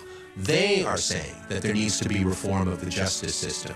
They are saying that labor laws and labor arrangements need to be reformed within the South. And they're becoming increasingly effective in terms of doing that. By 1908, the year Green Cottenham was arrested, the South's use of prison labor was changing. County governments continued to profit from renting convicts to private industry. But growing numbers of states, in what was billed as reform, began to use prisoners on state-run enterprises. Chained together, prisoners on road crews became an icon of the modernizing South. Perversely, one of the biggest motivating factors behind the creation of the chain gangs were that Southerners all across the region were frustrated that the roads of the South were the most terrible imaginable roads in America. The economy couldn't grow effectively. Crops were lost in the fields simply because the roads were so terrible. The conditions for chain gang prisoners were equally horrific as they were for convict-released prisoners. They were subject to the same modes of brutality, the same beatings, the same standards of meager health care, meager forms of shelter, clothing, food.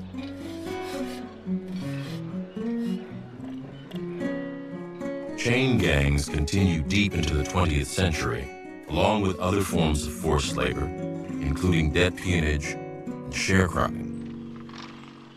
A sharecropper will agree to work for a percentage of the proceeds of the sale of the cotton crop. Sharecroppers had to take out loans in order to survive and in order to bring the crop in during the year. 50, 70, 90% interest rates were not uncommon all throughout the South in relation to sharecropping finance of the basic necessities that they needed to get through a year. So that system is going to put African Americans in a position where upward mobility is essentially impossible for most of them. Sharecropping also engulfed growing numbers of whites, including immigrants. But without legal or political rights, black sharecroppers were especially vulnerable. Millions of black people in remote parts of the South could not leave the farms they were being held on. If they did, they were subject to arrest by the sheriff, and if they were arrested, they would then be returned to the very same farms, oftentimes in chains, receiving nothing. Sharecropping is not slavery, but it did become, for an enormous population of people, forced labor. Families stayed intact, probably within a 2-mile radius of where they were born. Mothers, fathers, cousins, grandparents, everybody stayed. If you knew by the mere fact of leaving exposed you to the danger of being caught up in this system, it made you stay. You knew what would happen if you stepped off.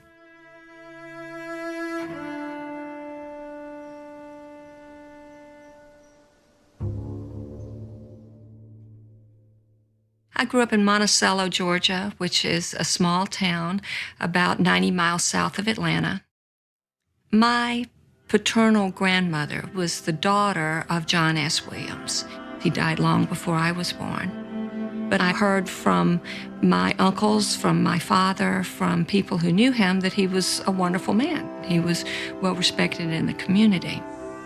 In 1921, almost 18 years after the peonage trials, federal investigators visited the Williams farm to follow up on reports that he was holding peons. There's a group of black men out in the field. The men are obviously terrified, unwilling to say almost anything. They're emaciated. They clearly have been terribly abused. John Williams suddenly appears. He pleads that he didn't know this was against the law, that he'll do better. His intentions were good, very apologetic to these federal officials. And they leave. And he doesn't know what they're going to do. He knows they found evidence that he was holding these people in slavery. He talks to his foreman, Clyde Manning, and says, as the court transcript said, we've got to do away with these boys. The family story was that he had worked prisoners on his farm, that they were hardened criminals and they had been put in the penitentiary for a long time. And one night, a lot of the prisoners tried to escape. And he, along with other farmers who were working these men, tracked them down and in the process of recapturing them, killed some of them. Then sometime later, the story came to light for me. It was, of course, totally different from the story that I had heard. Williams and Manning, the black foreman, systematically hunted and murdered 11 black workers. Some were bludgeoned. Others were weighted down with chains and forced into a nearby river. Another was made to dig his own grave. They did it in the most horrific ways that you can imagine that I really can't talk about. I just get so emotional when I think about not just the fact that these men were murdered, but the cruelty with which it was carried out. That's what's hardest for me to imagine and hardest to accept. And it came to light only because a little boy was fishing down by the creek where they'd thrown some of the bodies, and one of the bodies came up. In the spring of 1921, Williams and Manning each faced an all-white jury in a Georgia state court. Both were found guilty and given life sentences. Within a decade, both had died in prison. Williams was the first Southern white man since 1877 to be indicted for the first-degree murder of an African American. It would not happen again until 1966. The following year, an expose of peonage in Florida inflamed readers because the victim, 22-year-old Martin Tabert, was white. A traveler from North Dakota, Tabert was picked up in a sweep in rural Florida, charged with vagrancy, and sold to a lumber company. He died soon after at the hands of a brutal overseer. First, he whipped him on his bare back 30 or 40 times. Tabert then kept lying there, so the boss continued to whip him another 30 or 40 times with a heavy leather lash. Tabor crawled to his feet, and the guard began pursuing him through the camp, whipping him as they ran. Finally, after almost 150 lashes, Tabor made it back to the cot that he had in a simple cabin somewhere, collapsed into his bed, and never stood up again. The outcry over Tabor's death helped to end state leasing in Florida.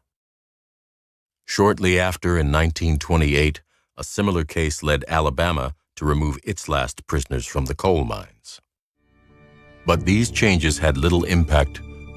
As late as 1930, roughly half of all African Americans, or 4.8 million people, still lived in the Black Belt region of the South.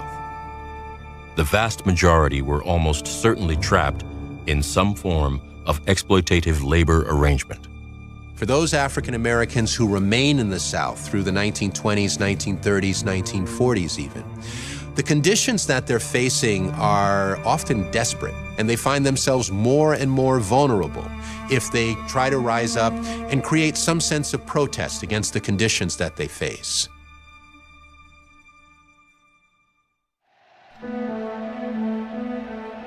In the fall of 1932, the United States underwent a profound political change, marked by the election of a new president, Franklin Delano Roosevelt, a distant cousin of Theodore.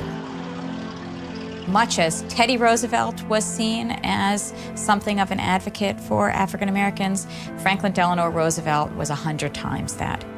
African Americans are becoming an ever increasingly important part of the Democratic political coalition. More African Americans are moving north, they're joining unions, they're joining the NAACP in unprecedented numbers. African Americans who are involved in unions, members of churches, and African Americans who are publishing newspapers and magazines are all finding ways to bring their influence to bear on the federal government and saying, do your job. We're talking about constitutional rights here. We're talking about citizens who are being abused here. Do your job or don't expect our support. In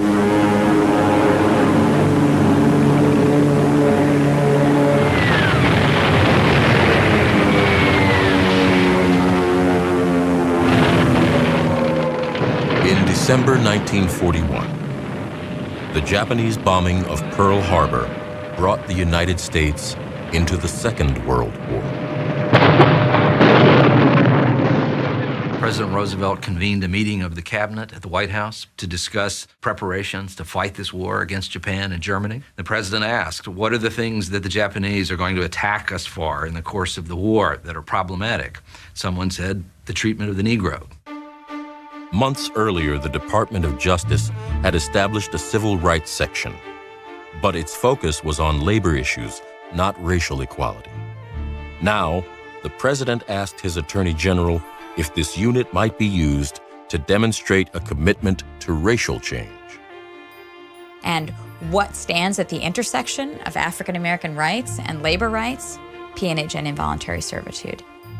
They can't just attack segregation head-on during World War II because they still need the white Southerners who are part of the Democratic coalition. But they did sincerely believe that these peonage cases were pretty bad, and they required a response. Mrs. Roosevelt, I am a colored mother and I need your help. In the decades since the Pace trial, the federal government had paid little attention to the continued complaints of forced labor sent to the White House, the Department of Justice, and the NAACP. My boy answered an advertisement in our Post paper for a job. They are being guarded all night by armed guards and not allowed to write home. Please don't send this letter back, because I'm afraid if they find out I've written to you, they'll kill my boy. Viola Cosley. Nearly 80 years had passed since the United States ratified the 13th Amendment to the U.S. Constitution. Now, in December 1941, President Roosevelt took steps to finally enforce it. Just 5 days after Pearl Harbor, Roosevelt's Attorney General issued Circular 3591. It said that federal attorneys were to aggressively prosecute any case of involuntary servitude or slavery, not only those defined as peonage. He says whether they're being held there because of a threat of imprisonment or out of violence, whatever the mechanism is that is holding people in slavery, you should go after it. And he says this is part of the war effort. These cases are important because we need to make sure that African Americans feel like their rights are being taken care of. And within months, there was a prosecution underway of a man in Texas who had been holding an African-American worker as a slave for almost 15 years. He was convicted by a federal jury in 1942 and went to federal prison. I mark that as the technical end of slavery in America. The records are incomplete, but it's estimated that in the 80 years following the Civil War, as many as 800,000 people had faced the South's corrupt system of justice. Huge numbers of those arrested were forced into involuntary servitude. Some, including Viola Cosley's son, Marion, found freedom. On January 7, 1943, he enlisted as a private in the U.S. Army, one of more than 2.5 million African Americans who registered for service during the Second World War.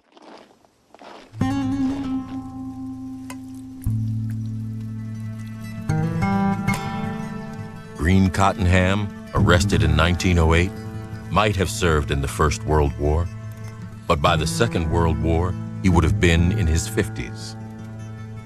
But Green never made it out of the Birmingham prison mines. We don't know the exact details of the life that he led in the stockade or underground, but he survived 5 months before becoming ill.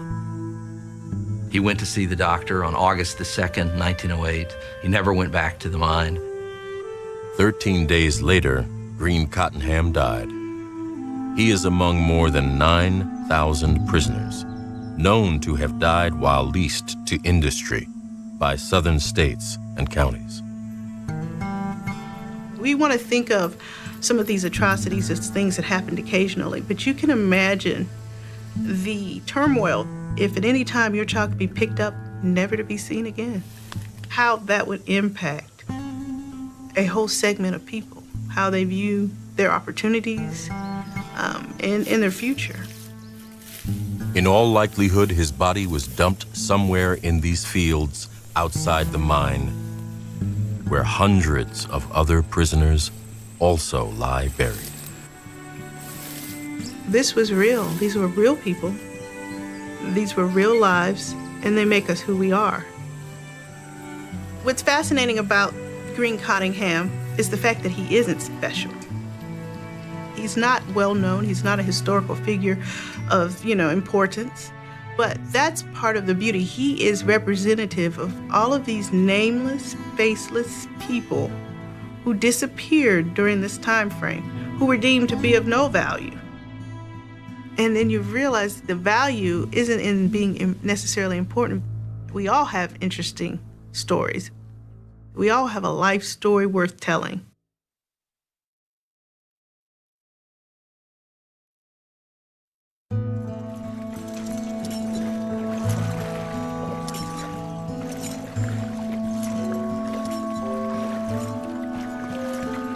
At the end of the Civil War, there were 4 million freed slaves who lived in absolute poverty, uneducated, little access to opportunity.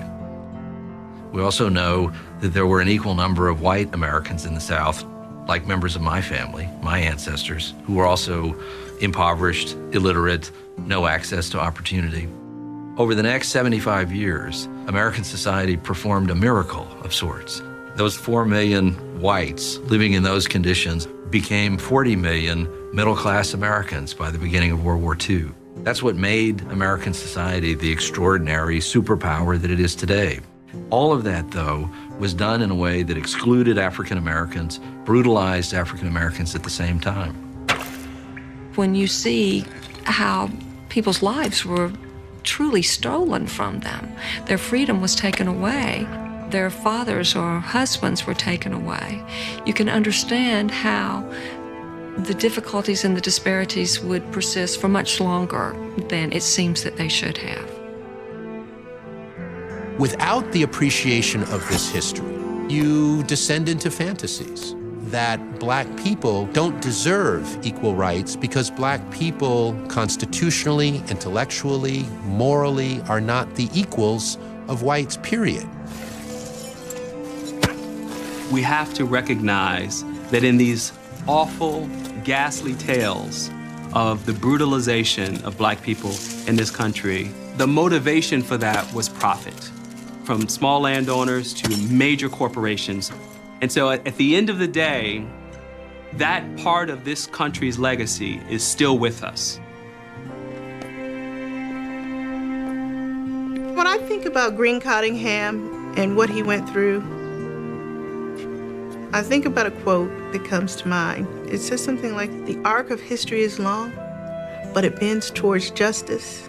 And even though Green Cottingham didn't get justice in his day, and that so many thousands of people who were just like Green didn't get their justice, maybe now, through the telling of this reality and this history, these individuals can receive some measure of justice.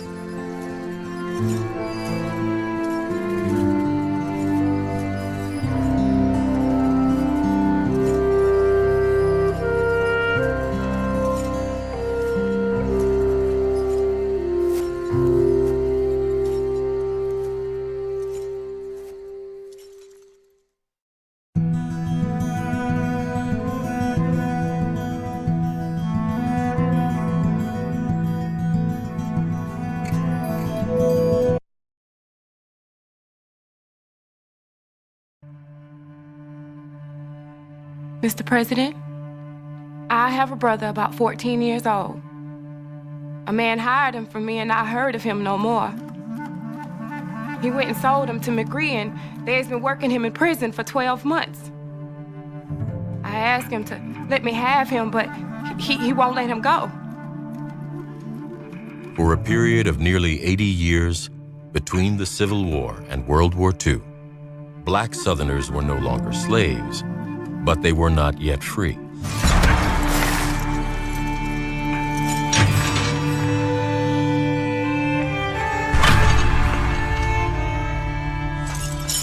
In one of the most shameful and little-known chapters of American history, generations of black Southerners were forced to labor against their will. From almost the first moment, white Southerners were responding to try to put African Americans back into a position as close to slavery as they possibly could.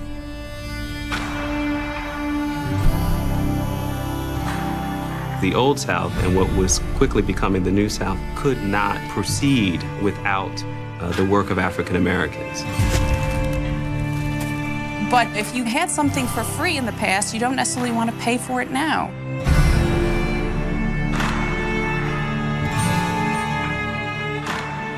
It was a straight, simple, exploitative system. There was only power, there was only force, and there was only brutality.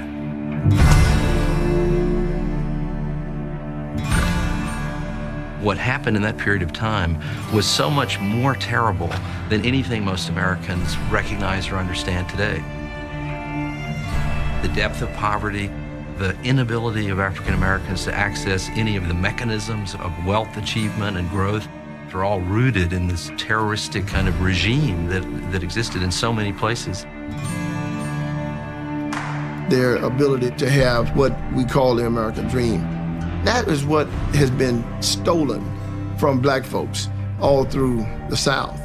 And that legacy has to be understood so that people will be able to speak to it and give our ancestors voice.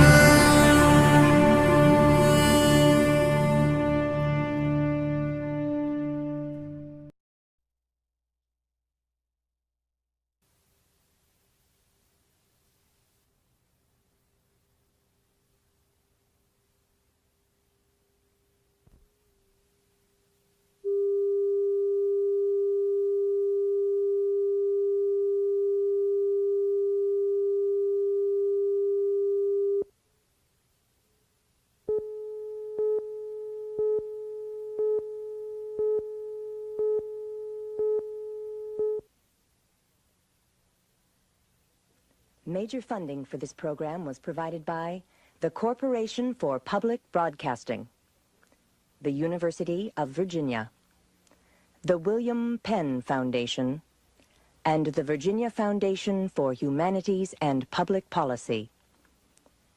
Additional funding was provided by the following foundations and individuals.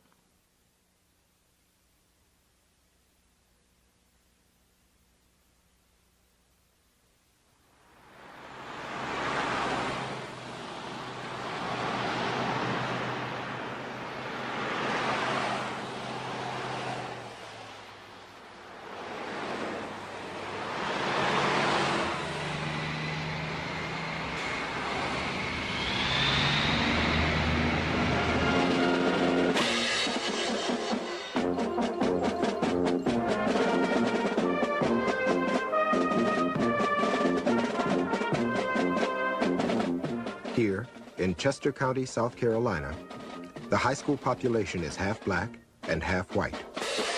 A minute or two, they're gonna come out of these doors like mad. Jeff Brown is the principal.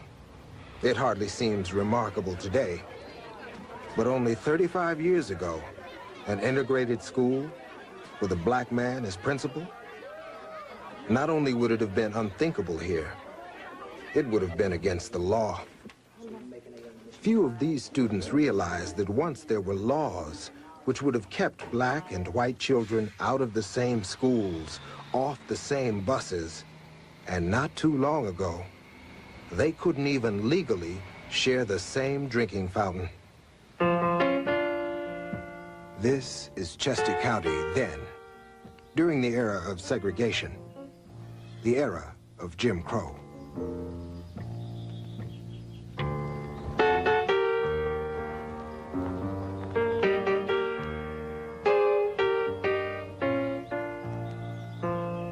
These old scenes were shot by a brilliant but little-known black lawyer, Charles Hamilton Houston. In 1934, Houston crisscrossed the South documenting inequalities between schools for whites and schools for blacks. Charles Hamilton Houston would lead one of the great legal campaigns of the 20th century, the struggle to destroy Jim Crow. A struggle whose crucial victory would come in the landmark 1954 Supreme Court decision, Brown versus Board of Education. Today, few people know the name of Charles Hamilton Houston, the man who killed Jim Crow. But this is his story, and the story of how African Americans won for themselves the equal protection of the Constitution. This is the story of the road to Brown.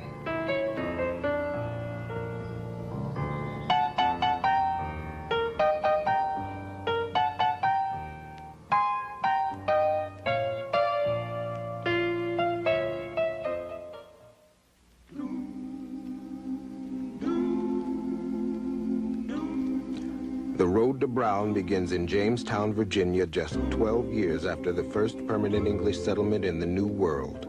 There, in 1619, 20 African slaves were sold into bondage.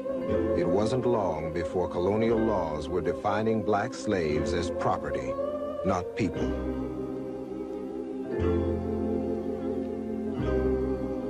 When the American colonists declared their independence in 1776, they boldly asserted that all men are created equal, but they didn't include the slaves. The Constitution of the new United States of America specifically permitted slavery to continue. In 1857, the Supreme Court reaffirmed the exclusion of African Americans from the Constitution.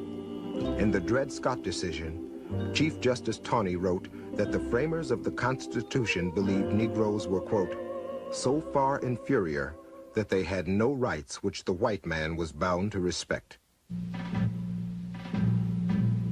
The Dred Scott decision set the stage for the Civil War.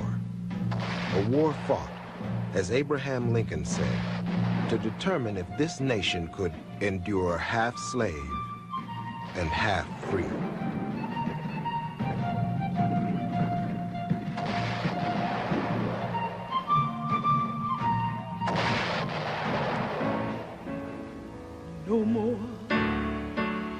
no more, no more, no more.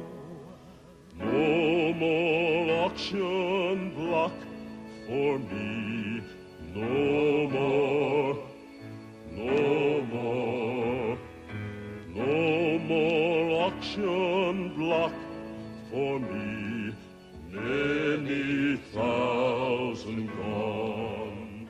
With the North's victory, slavery was finally abolished by the 13th Amendment to the Constitution. The 14th Amendment then guaranteed all citizens equal protection of the laws. And then the 15th Amendment established the right of black citizens to vote.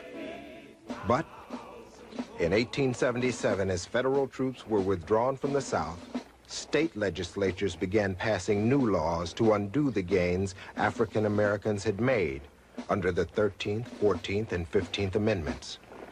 As with Dred Scott, the Supreme Court would give constitutional sanction to racial discrimination. It was in 1896, in a case called Plessy versus Ferguson. It was this sanction which Charles Houston would dedicate his life to overturning.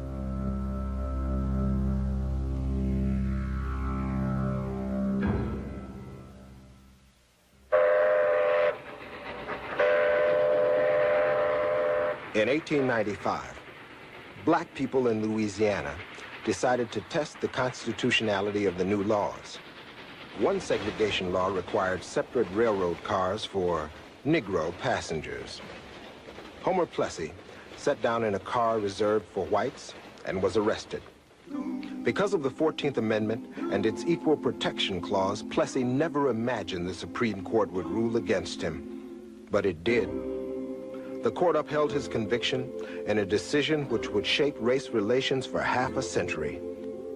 In Plessy versus Ferguson, it ruled, the 14th Amendment could not have been intended to abolish distinctions based upon color or a commingling of the races. And the tragedy of Plessy is that having then held that you could discriminate on trains, the doctrine then was applied to a whole host of other areas, to all public accommodations, to boxing matches, to education, and in some instances, in the early years, in housing. And it gave the imprimatur that the law in America could do to blacks what it couldn't do to Irishmen, or Italians, or Jews. The Plessy decision introduced a new phrase into the language, separate but equal. 21 states would soon pass segregation laws under the protection of Plessy. The turn of the century saw the existence of two Americas, one white and one colored. Colored America could not eat in white restaurants, play in white parks, die in white hospitals, or be buried in white cemeteries. Oklahoma even segregated phone booths. Mississippi segregated Coke machines. In Atlanta, a Negro witness could not swear on white Bibles. Florida segregated not only the schools, but even the textbooks in storage. If you want to ride the bus, then you put your nickel in the slot and you go into the back of that bus and you sit down and shut up. And if you came in that bus as a white person and you wanted my seat, then I got up and gave you my seat. We were not supposed to mix the races. That was the law of the land. So you had to abide by that law, or otherwise you went to jail. It was just that simple. This was the era of Jim Crow.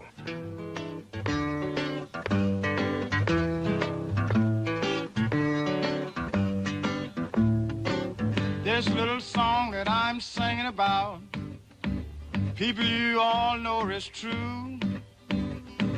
If you black and gotta work for a living now, this is what they will say to you. They say, if you's white, she's all right. If you's brown, stick around. But if you's black, oh, brother, get back, get back, get back. The promise of the 14th Amendment, the promise of equality before the law, had been derailed. And in practice, many black people had been removed from the protection of the law altogether. The Jim Crow era was a time of unprecedented racial violence. Over 2,000 African Americans were lynched in the first years of this century. Southern trees bear strange fruit, blood on the leaves, and blood at the root. Black bodies swinging in the southern breeze,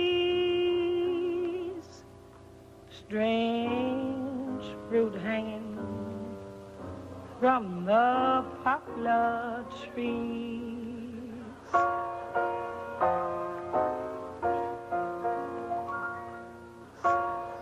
This was the divided America in which Charles Hamilton Houston grew up. He was born in 1895 in Washington, D.C., 1 year before the Plessy decision.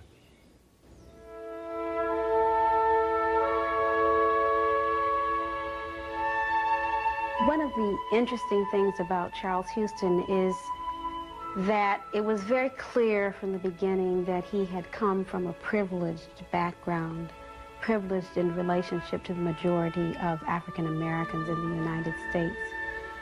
He had come from a family in which his mother had at one time been a teacher. His father was a lawyer. His father was the head of his own law firm. Charles had an opportunity to attend a high school that was designed to prepare black students for college. Houston went to Amherst College in Massachusetts, one of the only black students in the school. He graduated summa cum laude at the top of his class in 1915. He left school acutely aware of his minority status as a black man, but he had no plans for a life of legal or political activism. That was about to change.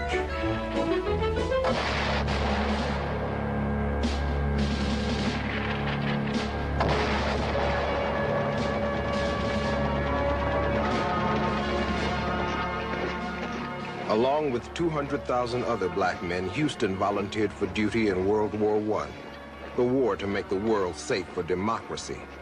But he served in a segregated army. Although Houston was an officer, that didn't protect him from Jim Crow. He and the other black officers were given substandard housing next to a latrine. They were often restricted to base and harassed constantly. Overseas in France, Houston even had to face off a lynch mob of white soldiers. Houston later would write, "The hate and scorn showered on us Negro officers by our fellow Americans convinced me there was no sense in my dying for a world ruled by them. I made up my mind that if I got through this war, I would study law and use my time fighting for men who could not strike back." Once back in the United States, Houston found Jim Crow more entrenched than ever. In 1919, there were 78 lynchings, 10 of the victims still wearing their army uniforms.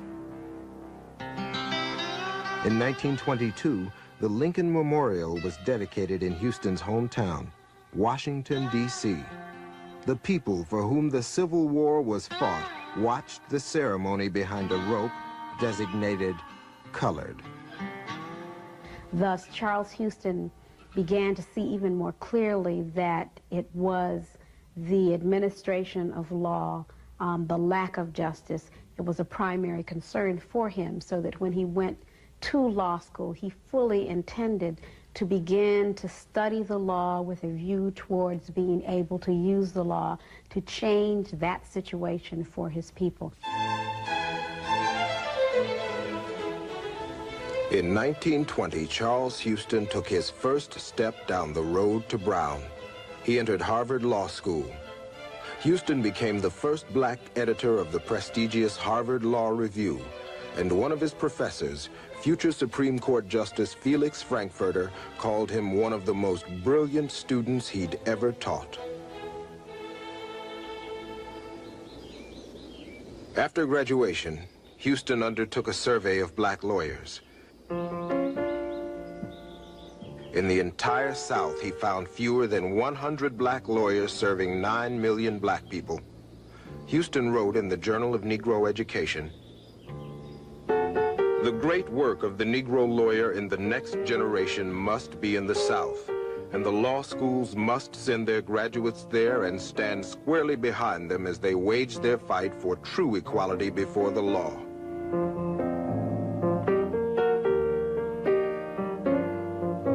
Houston realized that a legal challenge to the Jim Crow laws would require a cadre of young black lawyers armed with a zeal for social justice.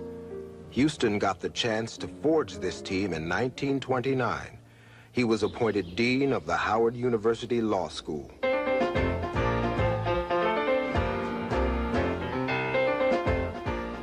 Houston raised the standards, improved the faculty, strengthened the curriculum, and got the school accredited.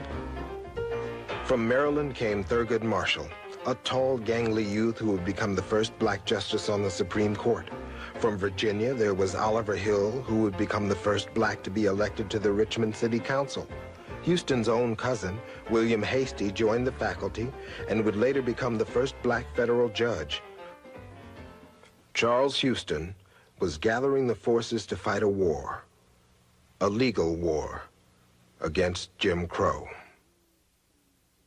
What he did was to use the law school as a breeding ground for testing issues on the faculty with the students. And then as Houston began to be called upon by lawyers and communities across the United States, then the United States became the classroom, his classroom. Houston was ready now to take on Jim Crow. Only one thing was missing. Houston needed an organization linked to the black community, an organization capable of broadening the attack on Jim Crow. That organization would be the NAACP.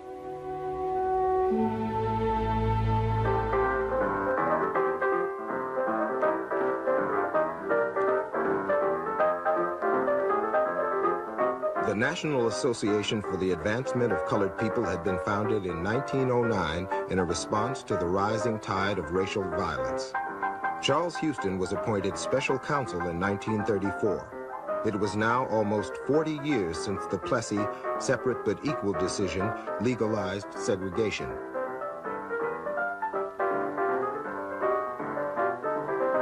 Most people accepted Jim Crow as a permanent part of American life. But Houston had spotted a weakness in Jim Crow law. In a report to the NAACP National Committee, Houston outlined a long-term strategy for overturning segregation. The battle, he believed, could be won if fought in the schools. Houston wrote, "Discrimination in education is symbolic of all the more drastic discriminations which Negroes suffer in American life. The Equal Protection Clause of the 14th Amendment furnishes the key to ending separate schools."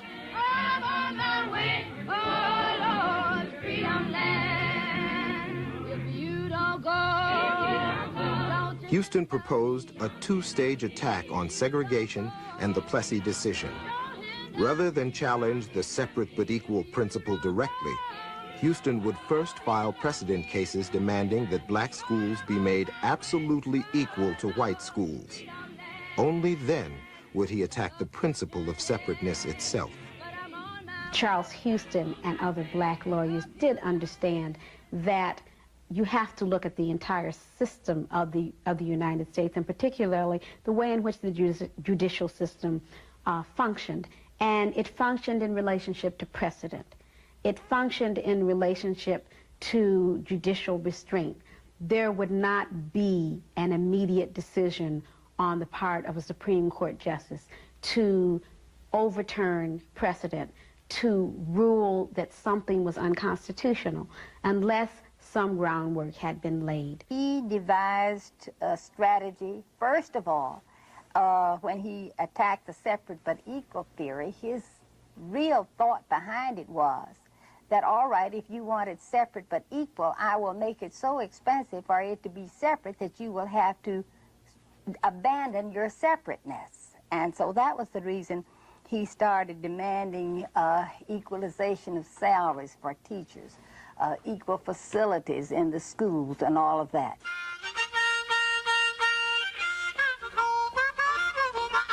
The week after his appointment as special counsel to the NAACP, Houston picked up a movie camera and headed for the back roads of South Carolina to document the inequalities between black and white education.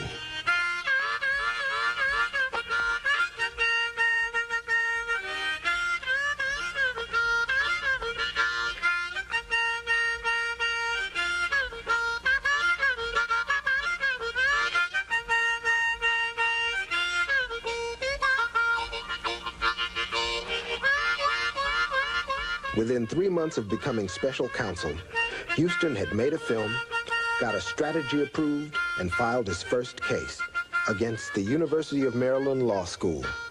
Jim Crow was being taken to court.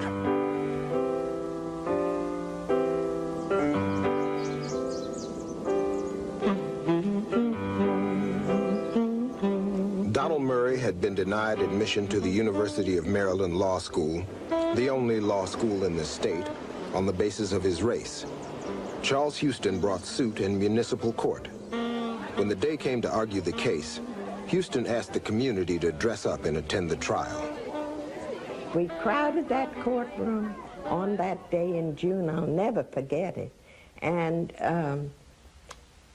Charles Houston and Thurgood Marshall started off with their case. And the judge, never even having left the bench, was so moved by the logic and the simplicity of Charles Houston's words and Thurgood Marshall that he ordered the University of Maryland to admit Donald Gaines Murray to the University of Maryland Law School. The judge said, this young man has been denied his constitutional right to enter that University of Maryland Law School too long. Your constitutional right is personal, present, and immediate. Since there were no black law schools in Maryland, the court ordered the state university to admit Murray. Houston's legal campaign had scored its first victory. 1 week later, at the 1935 NAACP convention, Houston announced the Murray breakthrough, presented his film, and persuaded skeptical delegates to back his strategy. Houston's next move was to send out Thurgood Marshall, Oliver Hill, and the other young attorneys to equalize teachers' salaries. Teachers had long held the most respected positions in the black community, yet their salaries were a fraction of their white counterparts. Houston knew their support would be key in mobilizing black communities in the South for the larger fight against Jim Crow. Majeska Simpkins taught school and was NAACP secretary for many years in South Carolina. I was up at the bank, standing in line to get my check cashed. And there was a white teacher about 3 in front of me talking. They were just talking in line. And in the course of the conversation, I found out that she was teaching 6th grade.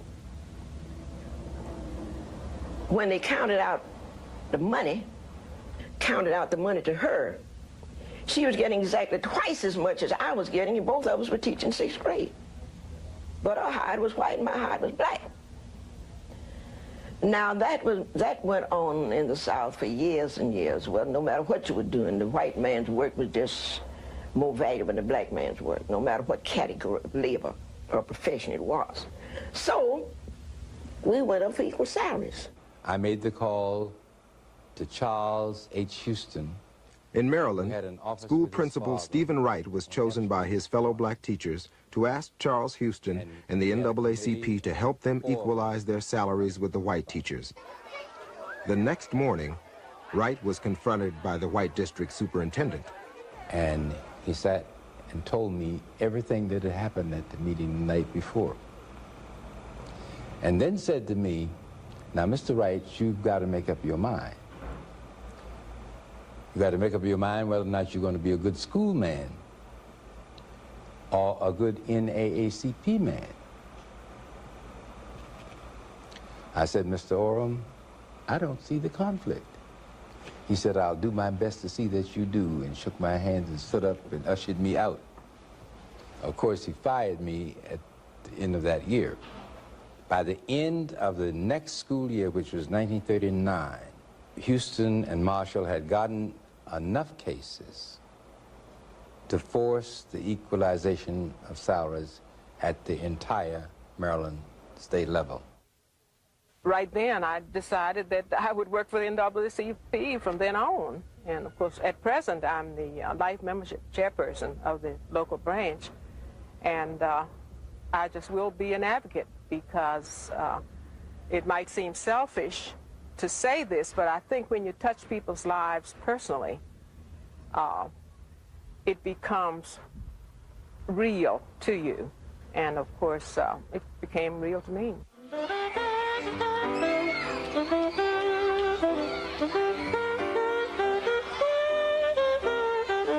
In case after case, Southern school districts were forced to equalize teachers' salaries. Black teachers saw their paychecks double.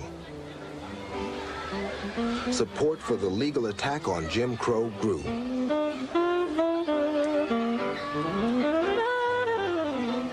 The next step on the road to Brown would be the Gaines case.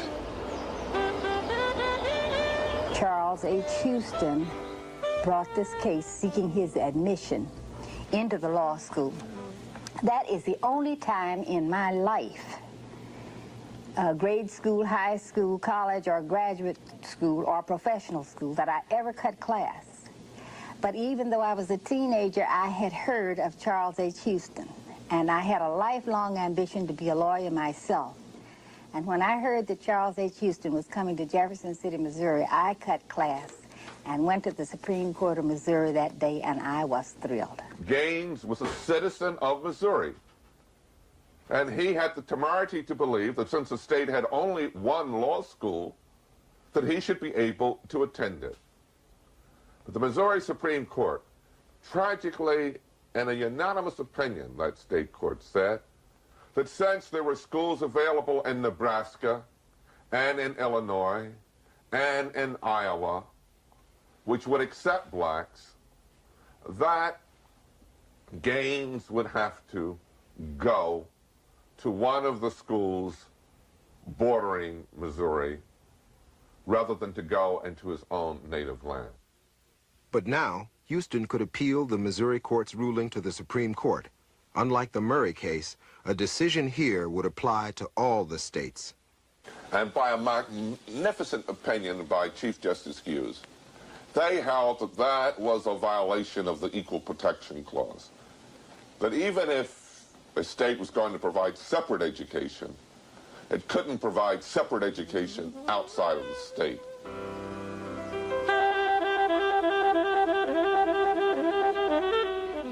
With the Gaines victory, the precedents against segregation were mounting higher and higher. Jim Crow was headed for a showdown in the U.S. Supreme Court. No more Jim Crow. No more Jim Crow. No more Jim Crow. Over me. And before I could be a slave, don't you know I'd be a bear in my grave and go up home to my Lord and be free, In 1940, after 6 years as special counsel, Houston left the NAACP. By now, there was a small but growing network of black civil rights attorneys, almost all trained by Houston and William Hastie at Howard. Houston's former student and assistant, Thurgood Marshall, was named his successor. Marshall's NAACP team would continue to challenge unequal facilities in higher education. Meanwhile, Houston switched his attention to attacking segregation in transportation, public accommodations, housing, and labor. These cases provided additional precedents for the final assault on Plessy.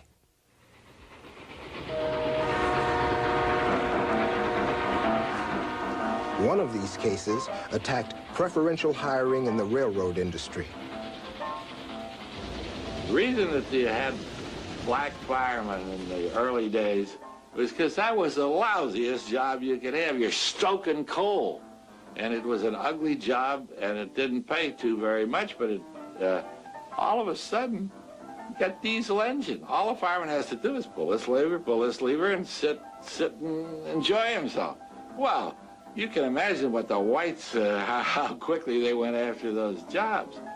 Well, Charlie Houston was a genius. He won a case called the Steele case, and where that was declared illegal for the white union to negotiate to give the jobs that the black firemen had to white firemen just because they were now easy jobs.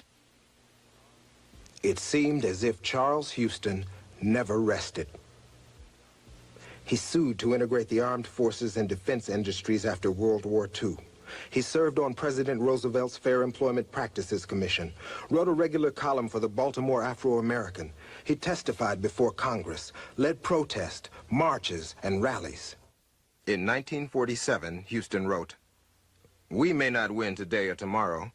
The mills of the gods grind slowly, but the storm gathers, and all the pride and power of the prejudiced whites will be swept away, because they have repudiated the brotherhood of man."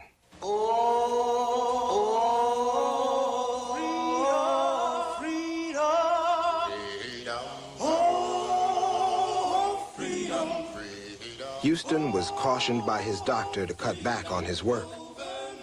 His already weak heart had been aggravated by the stress of his travels and endless litigation. But although his heart condition steadily deteriorated, Houston worked his normal 14 to 19-hour days. He was a workhorse. He dedicated his whole life to law, to justice, to legal matters, and to people. I can't recall a single social event. I can't recall one in which Charlie went to. I can't recall one, not one. It was interesting to me to watch this man work. Shirt sleeves, an old eye shade on, his door open, bent over, a big book, reading it very closely and making notes.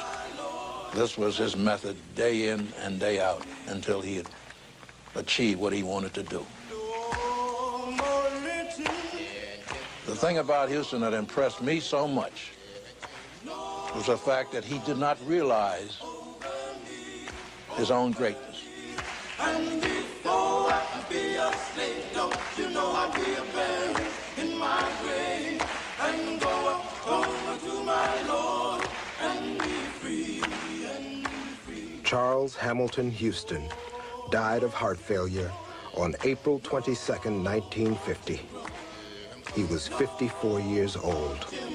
Over me, and before I could be a slave, don't you know I'd be a buried in my grave and go up home to my Lord and be free and be free. There was just a sense of such a loss and almost a sense of how could this have happened to a man who did so much good and whose life was still needed. And he literally, I mean, you talk about someone who literally gave his life for the cause because he had this heart trouble. heart attack, and the doctors told him that he had to rest, and he said, I can't rest. And then he had a favorite saying he used to say, I would rather die on my feet than live on my knees. And he literally died on his feet.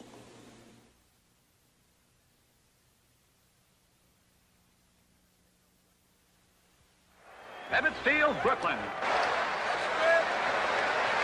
Jackie Robinson leads off.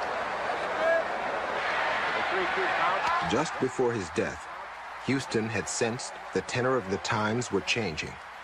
In 1947, Jackie Robinson integrated Major League Baseball. The next year, President Truman ordered the integration of the armed forces. The times, Houston felt, were ripe for intensifying the assault on the Plessy decision. Houston said, now the NAACP is making a direct, open, all-out fight against segregation itself. On the grounds there is no such thing as separate but equal. That the only reason colored people are segregated is to prevent them from receiving equality.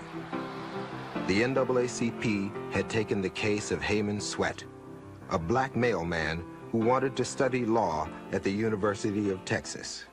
And what occurred in Sweat v. Painter was that they then built a completely separate law school for this one black.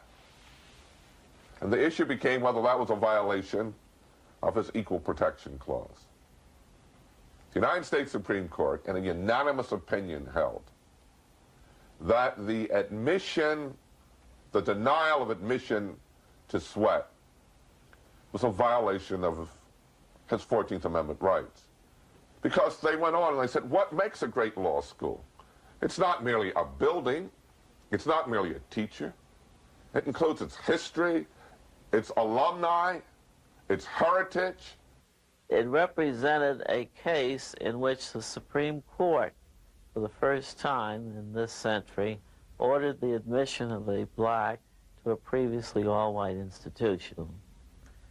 In Oklahoma, a couple of years later, 1948, a young woman wanted to go to the University of Oklahoma Law School. Her name was Ada Lois Sippuel. And at about the same time, a black man wanted to go to the graduate school, the University of Oklahoma. His name was Dr. McLaurin. McLaurin was a distinguished gentleman, probably 60 years or older, from Oklahoma. He had taught in a black college, and he wanted to get his PhD. Well, Oklahoma apparently doesn't have as much money as Texas, and they weren't about to put up a complete new school of education for one black to get his PhD. So what they did was that they admitted him, but segregated him and required him to sit in the hall while the other students were in the classroom. He was required to sit at a separate table in the library and eat at a separate table in the cafeteria. And we went back to the Supreme Court on that, and the Supreme Court struck that down as unconstitutional, pointing out that obviously once a black student was admitted, you couldn't segregate the student within the institution.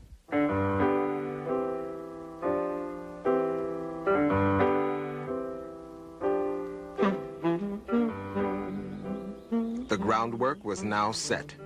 With the Sweat and McLaurin decisions, the precedents chipping away at the separate but equal doctrine were mounting up. The time had come to put the very idea of separate on trial, to prove that separate schools could never be equal. Just 2 years after his death, Charles Houston's strategy to end legal segregation was put to the final test.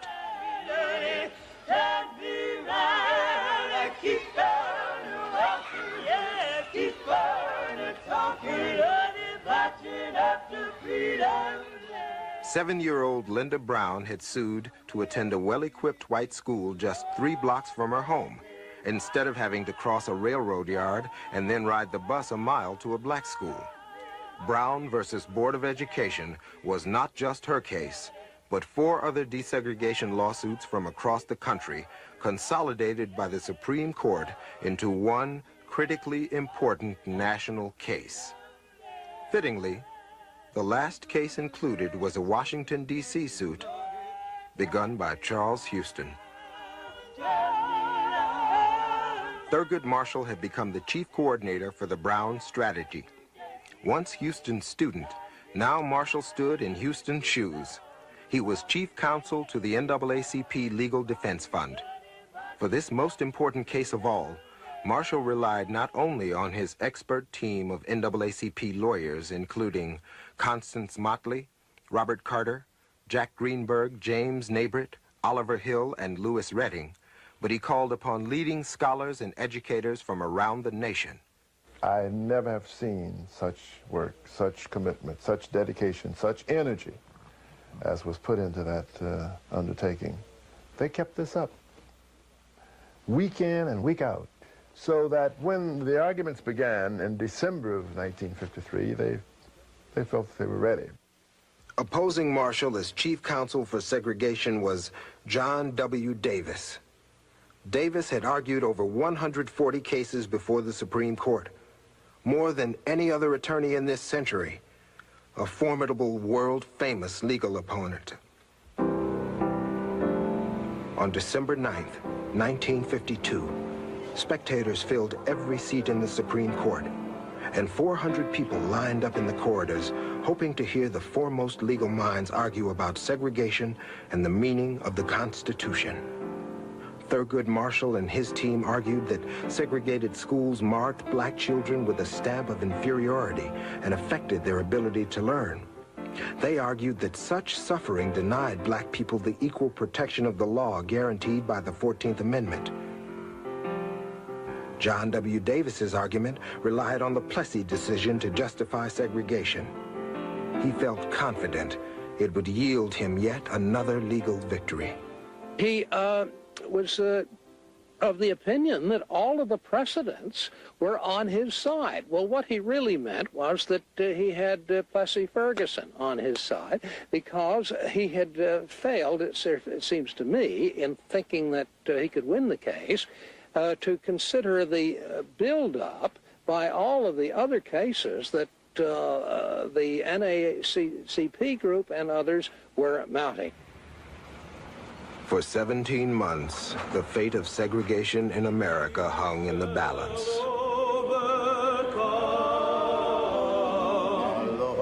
We shall overcome. On May 17th, 1954, the Supreme Court handed down the decision that Charles Houston had begun fighting for 20 years earlier. In a unanimous decision, the Supreme Court ruled in the Brown case, to separate children solely because of their race generates a feeling of inferiority that may affect their hearts and minds in a way unlikely ever to be undone. In the field of public education, separate but equal has no place. Separate educational facilities are inherently unequal. Any language in Plessy versus Ferguson contrary to this finding is rejected. It is so ordered.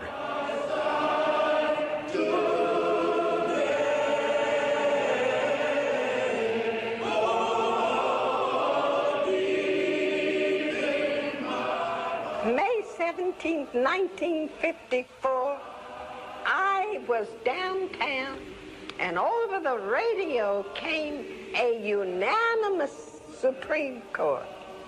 Voted today that racial segregation in the public schools is inherently unequal and unconstitutional.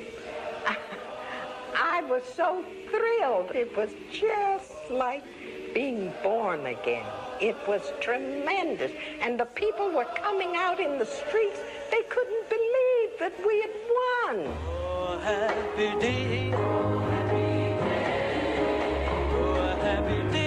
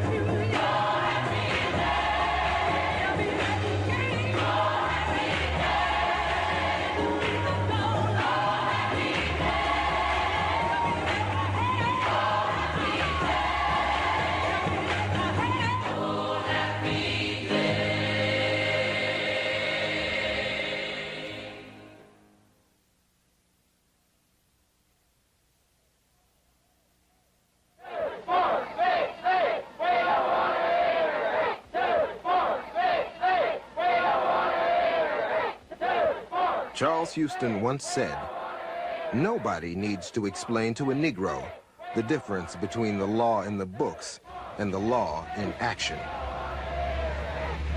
Despite the Brown decision, Southern states defiantly upheld segregation. They waged a campaign of delays, obstruction, and violence they called massive resistance. This nation was originally constituted as a government of laws, not of men. We are going to find out if this is still true. Elected officials played to racist sentiment. Some state governments even declared the Brown decision unconstitutional. Across the South, a resurgent Ku Klux Klan, often with the support of local police, terrorized anyone who tried to implement the Brown decision. Black schools and churches were bombed. Children and civil rights workers murdered.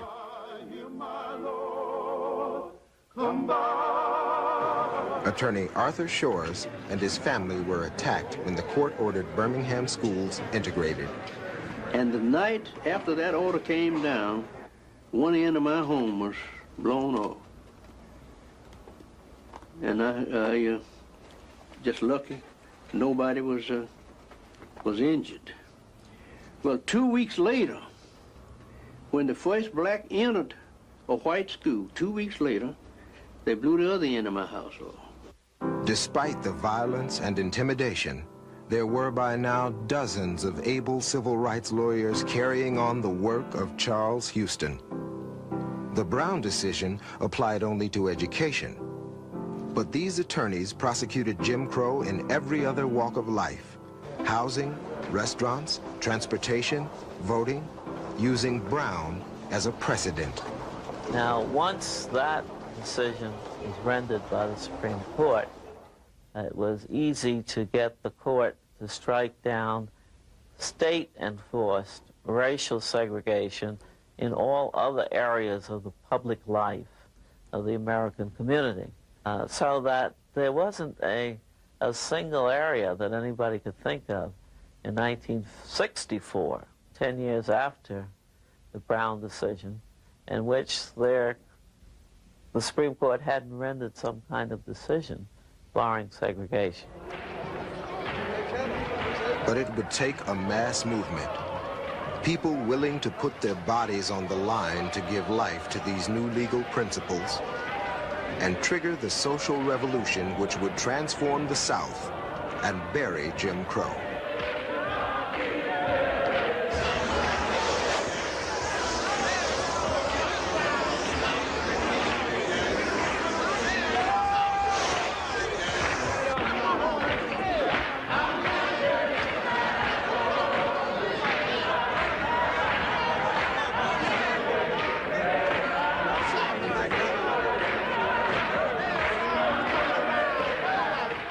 Atlanta Congressman John Lewis, son of a sharecropper, was arrested 40 times during those struggles.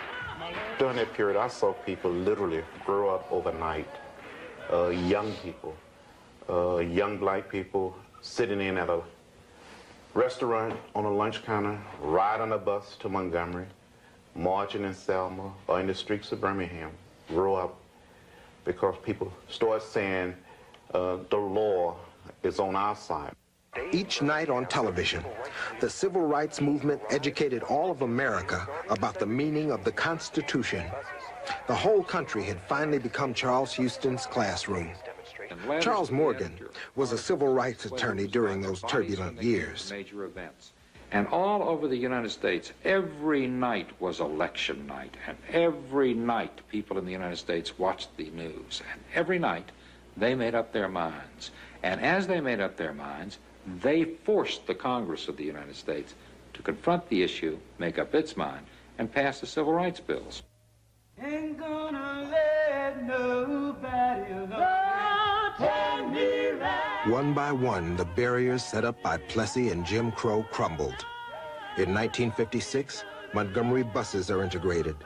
In 1957, a reluctant President Eisenhower orders troops to protect black students integrating Little Rock schools. In 1960, students sit in at segregated lunch counters. In 1961, Freedom Riders integrate interstate buses. Finally, in 1964, Congress passed the Civil Rights Act, and in '65, the Voting Rights Act, committing the federal government to enforce the constitutional rights of all its citizens. Almost 100 years after the 14th and 15th Amendments were first adopted.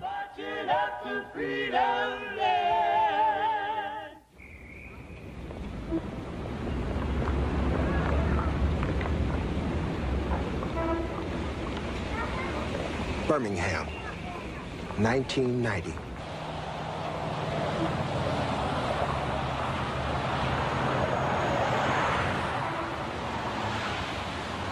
As a result of Charles Houston's campaign and the civil rights movement it helped to launch, the political balance of power across the South is changing.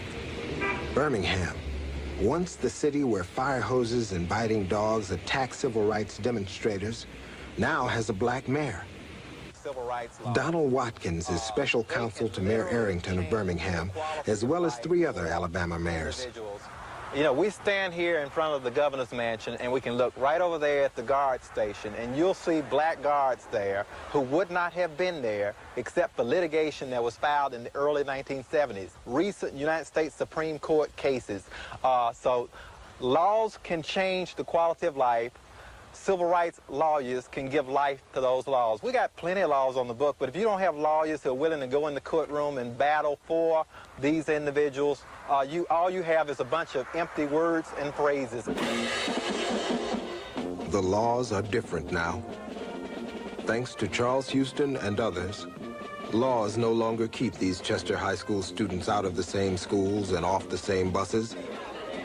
Legal segregation is over, but the legacy of Jim Crow remains. 1 of every 3 black people lives in poverty.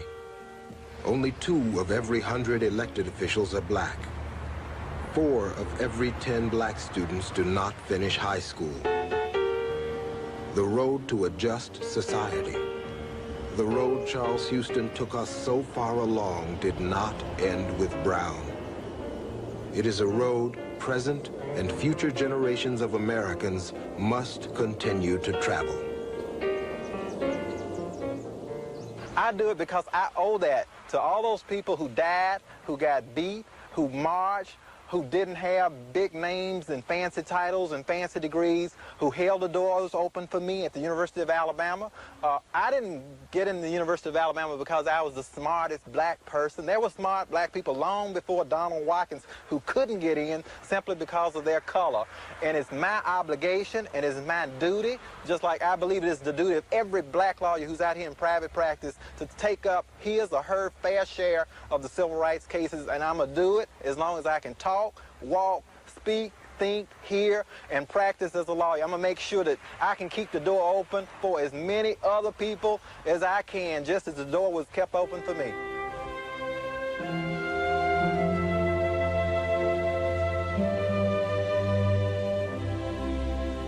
In 1949, 5 years before the Brown decision and 15 years before the 1964 Civil Rights Act, Charles Houston made a prediction and expressed his hopes for the future.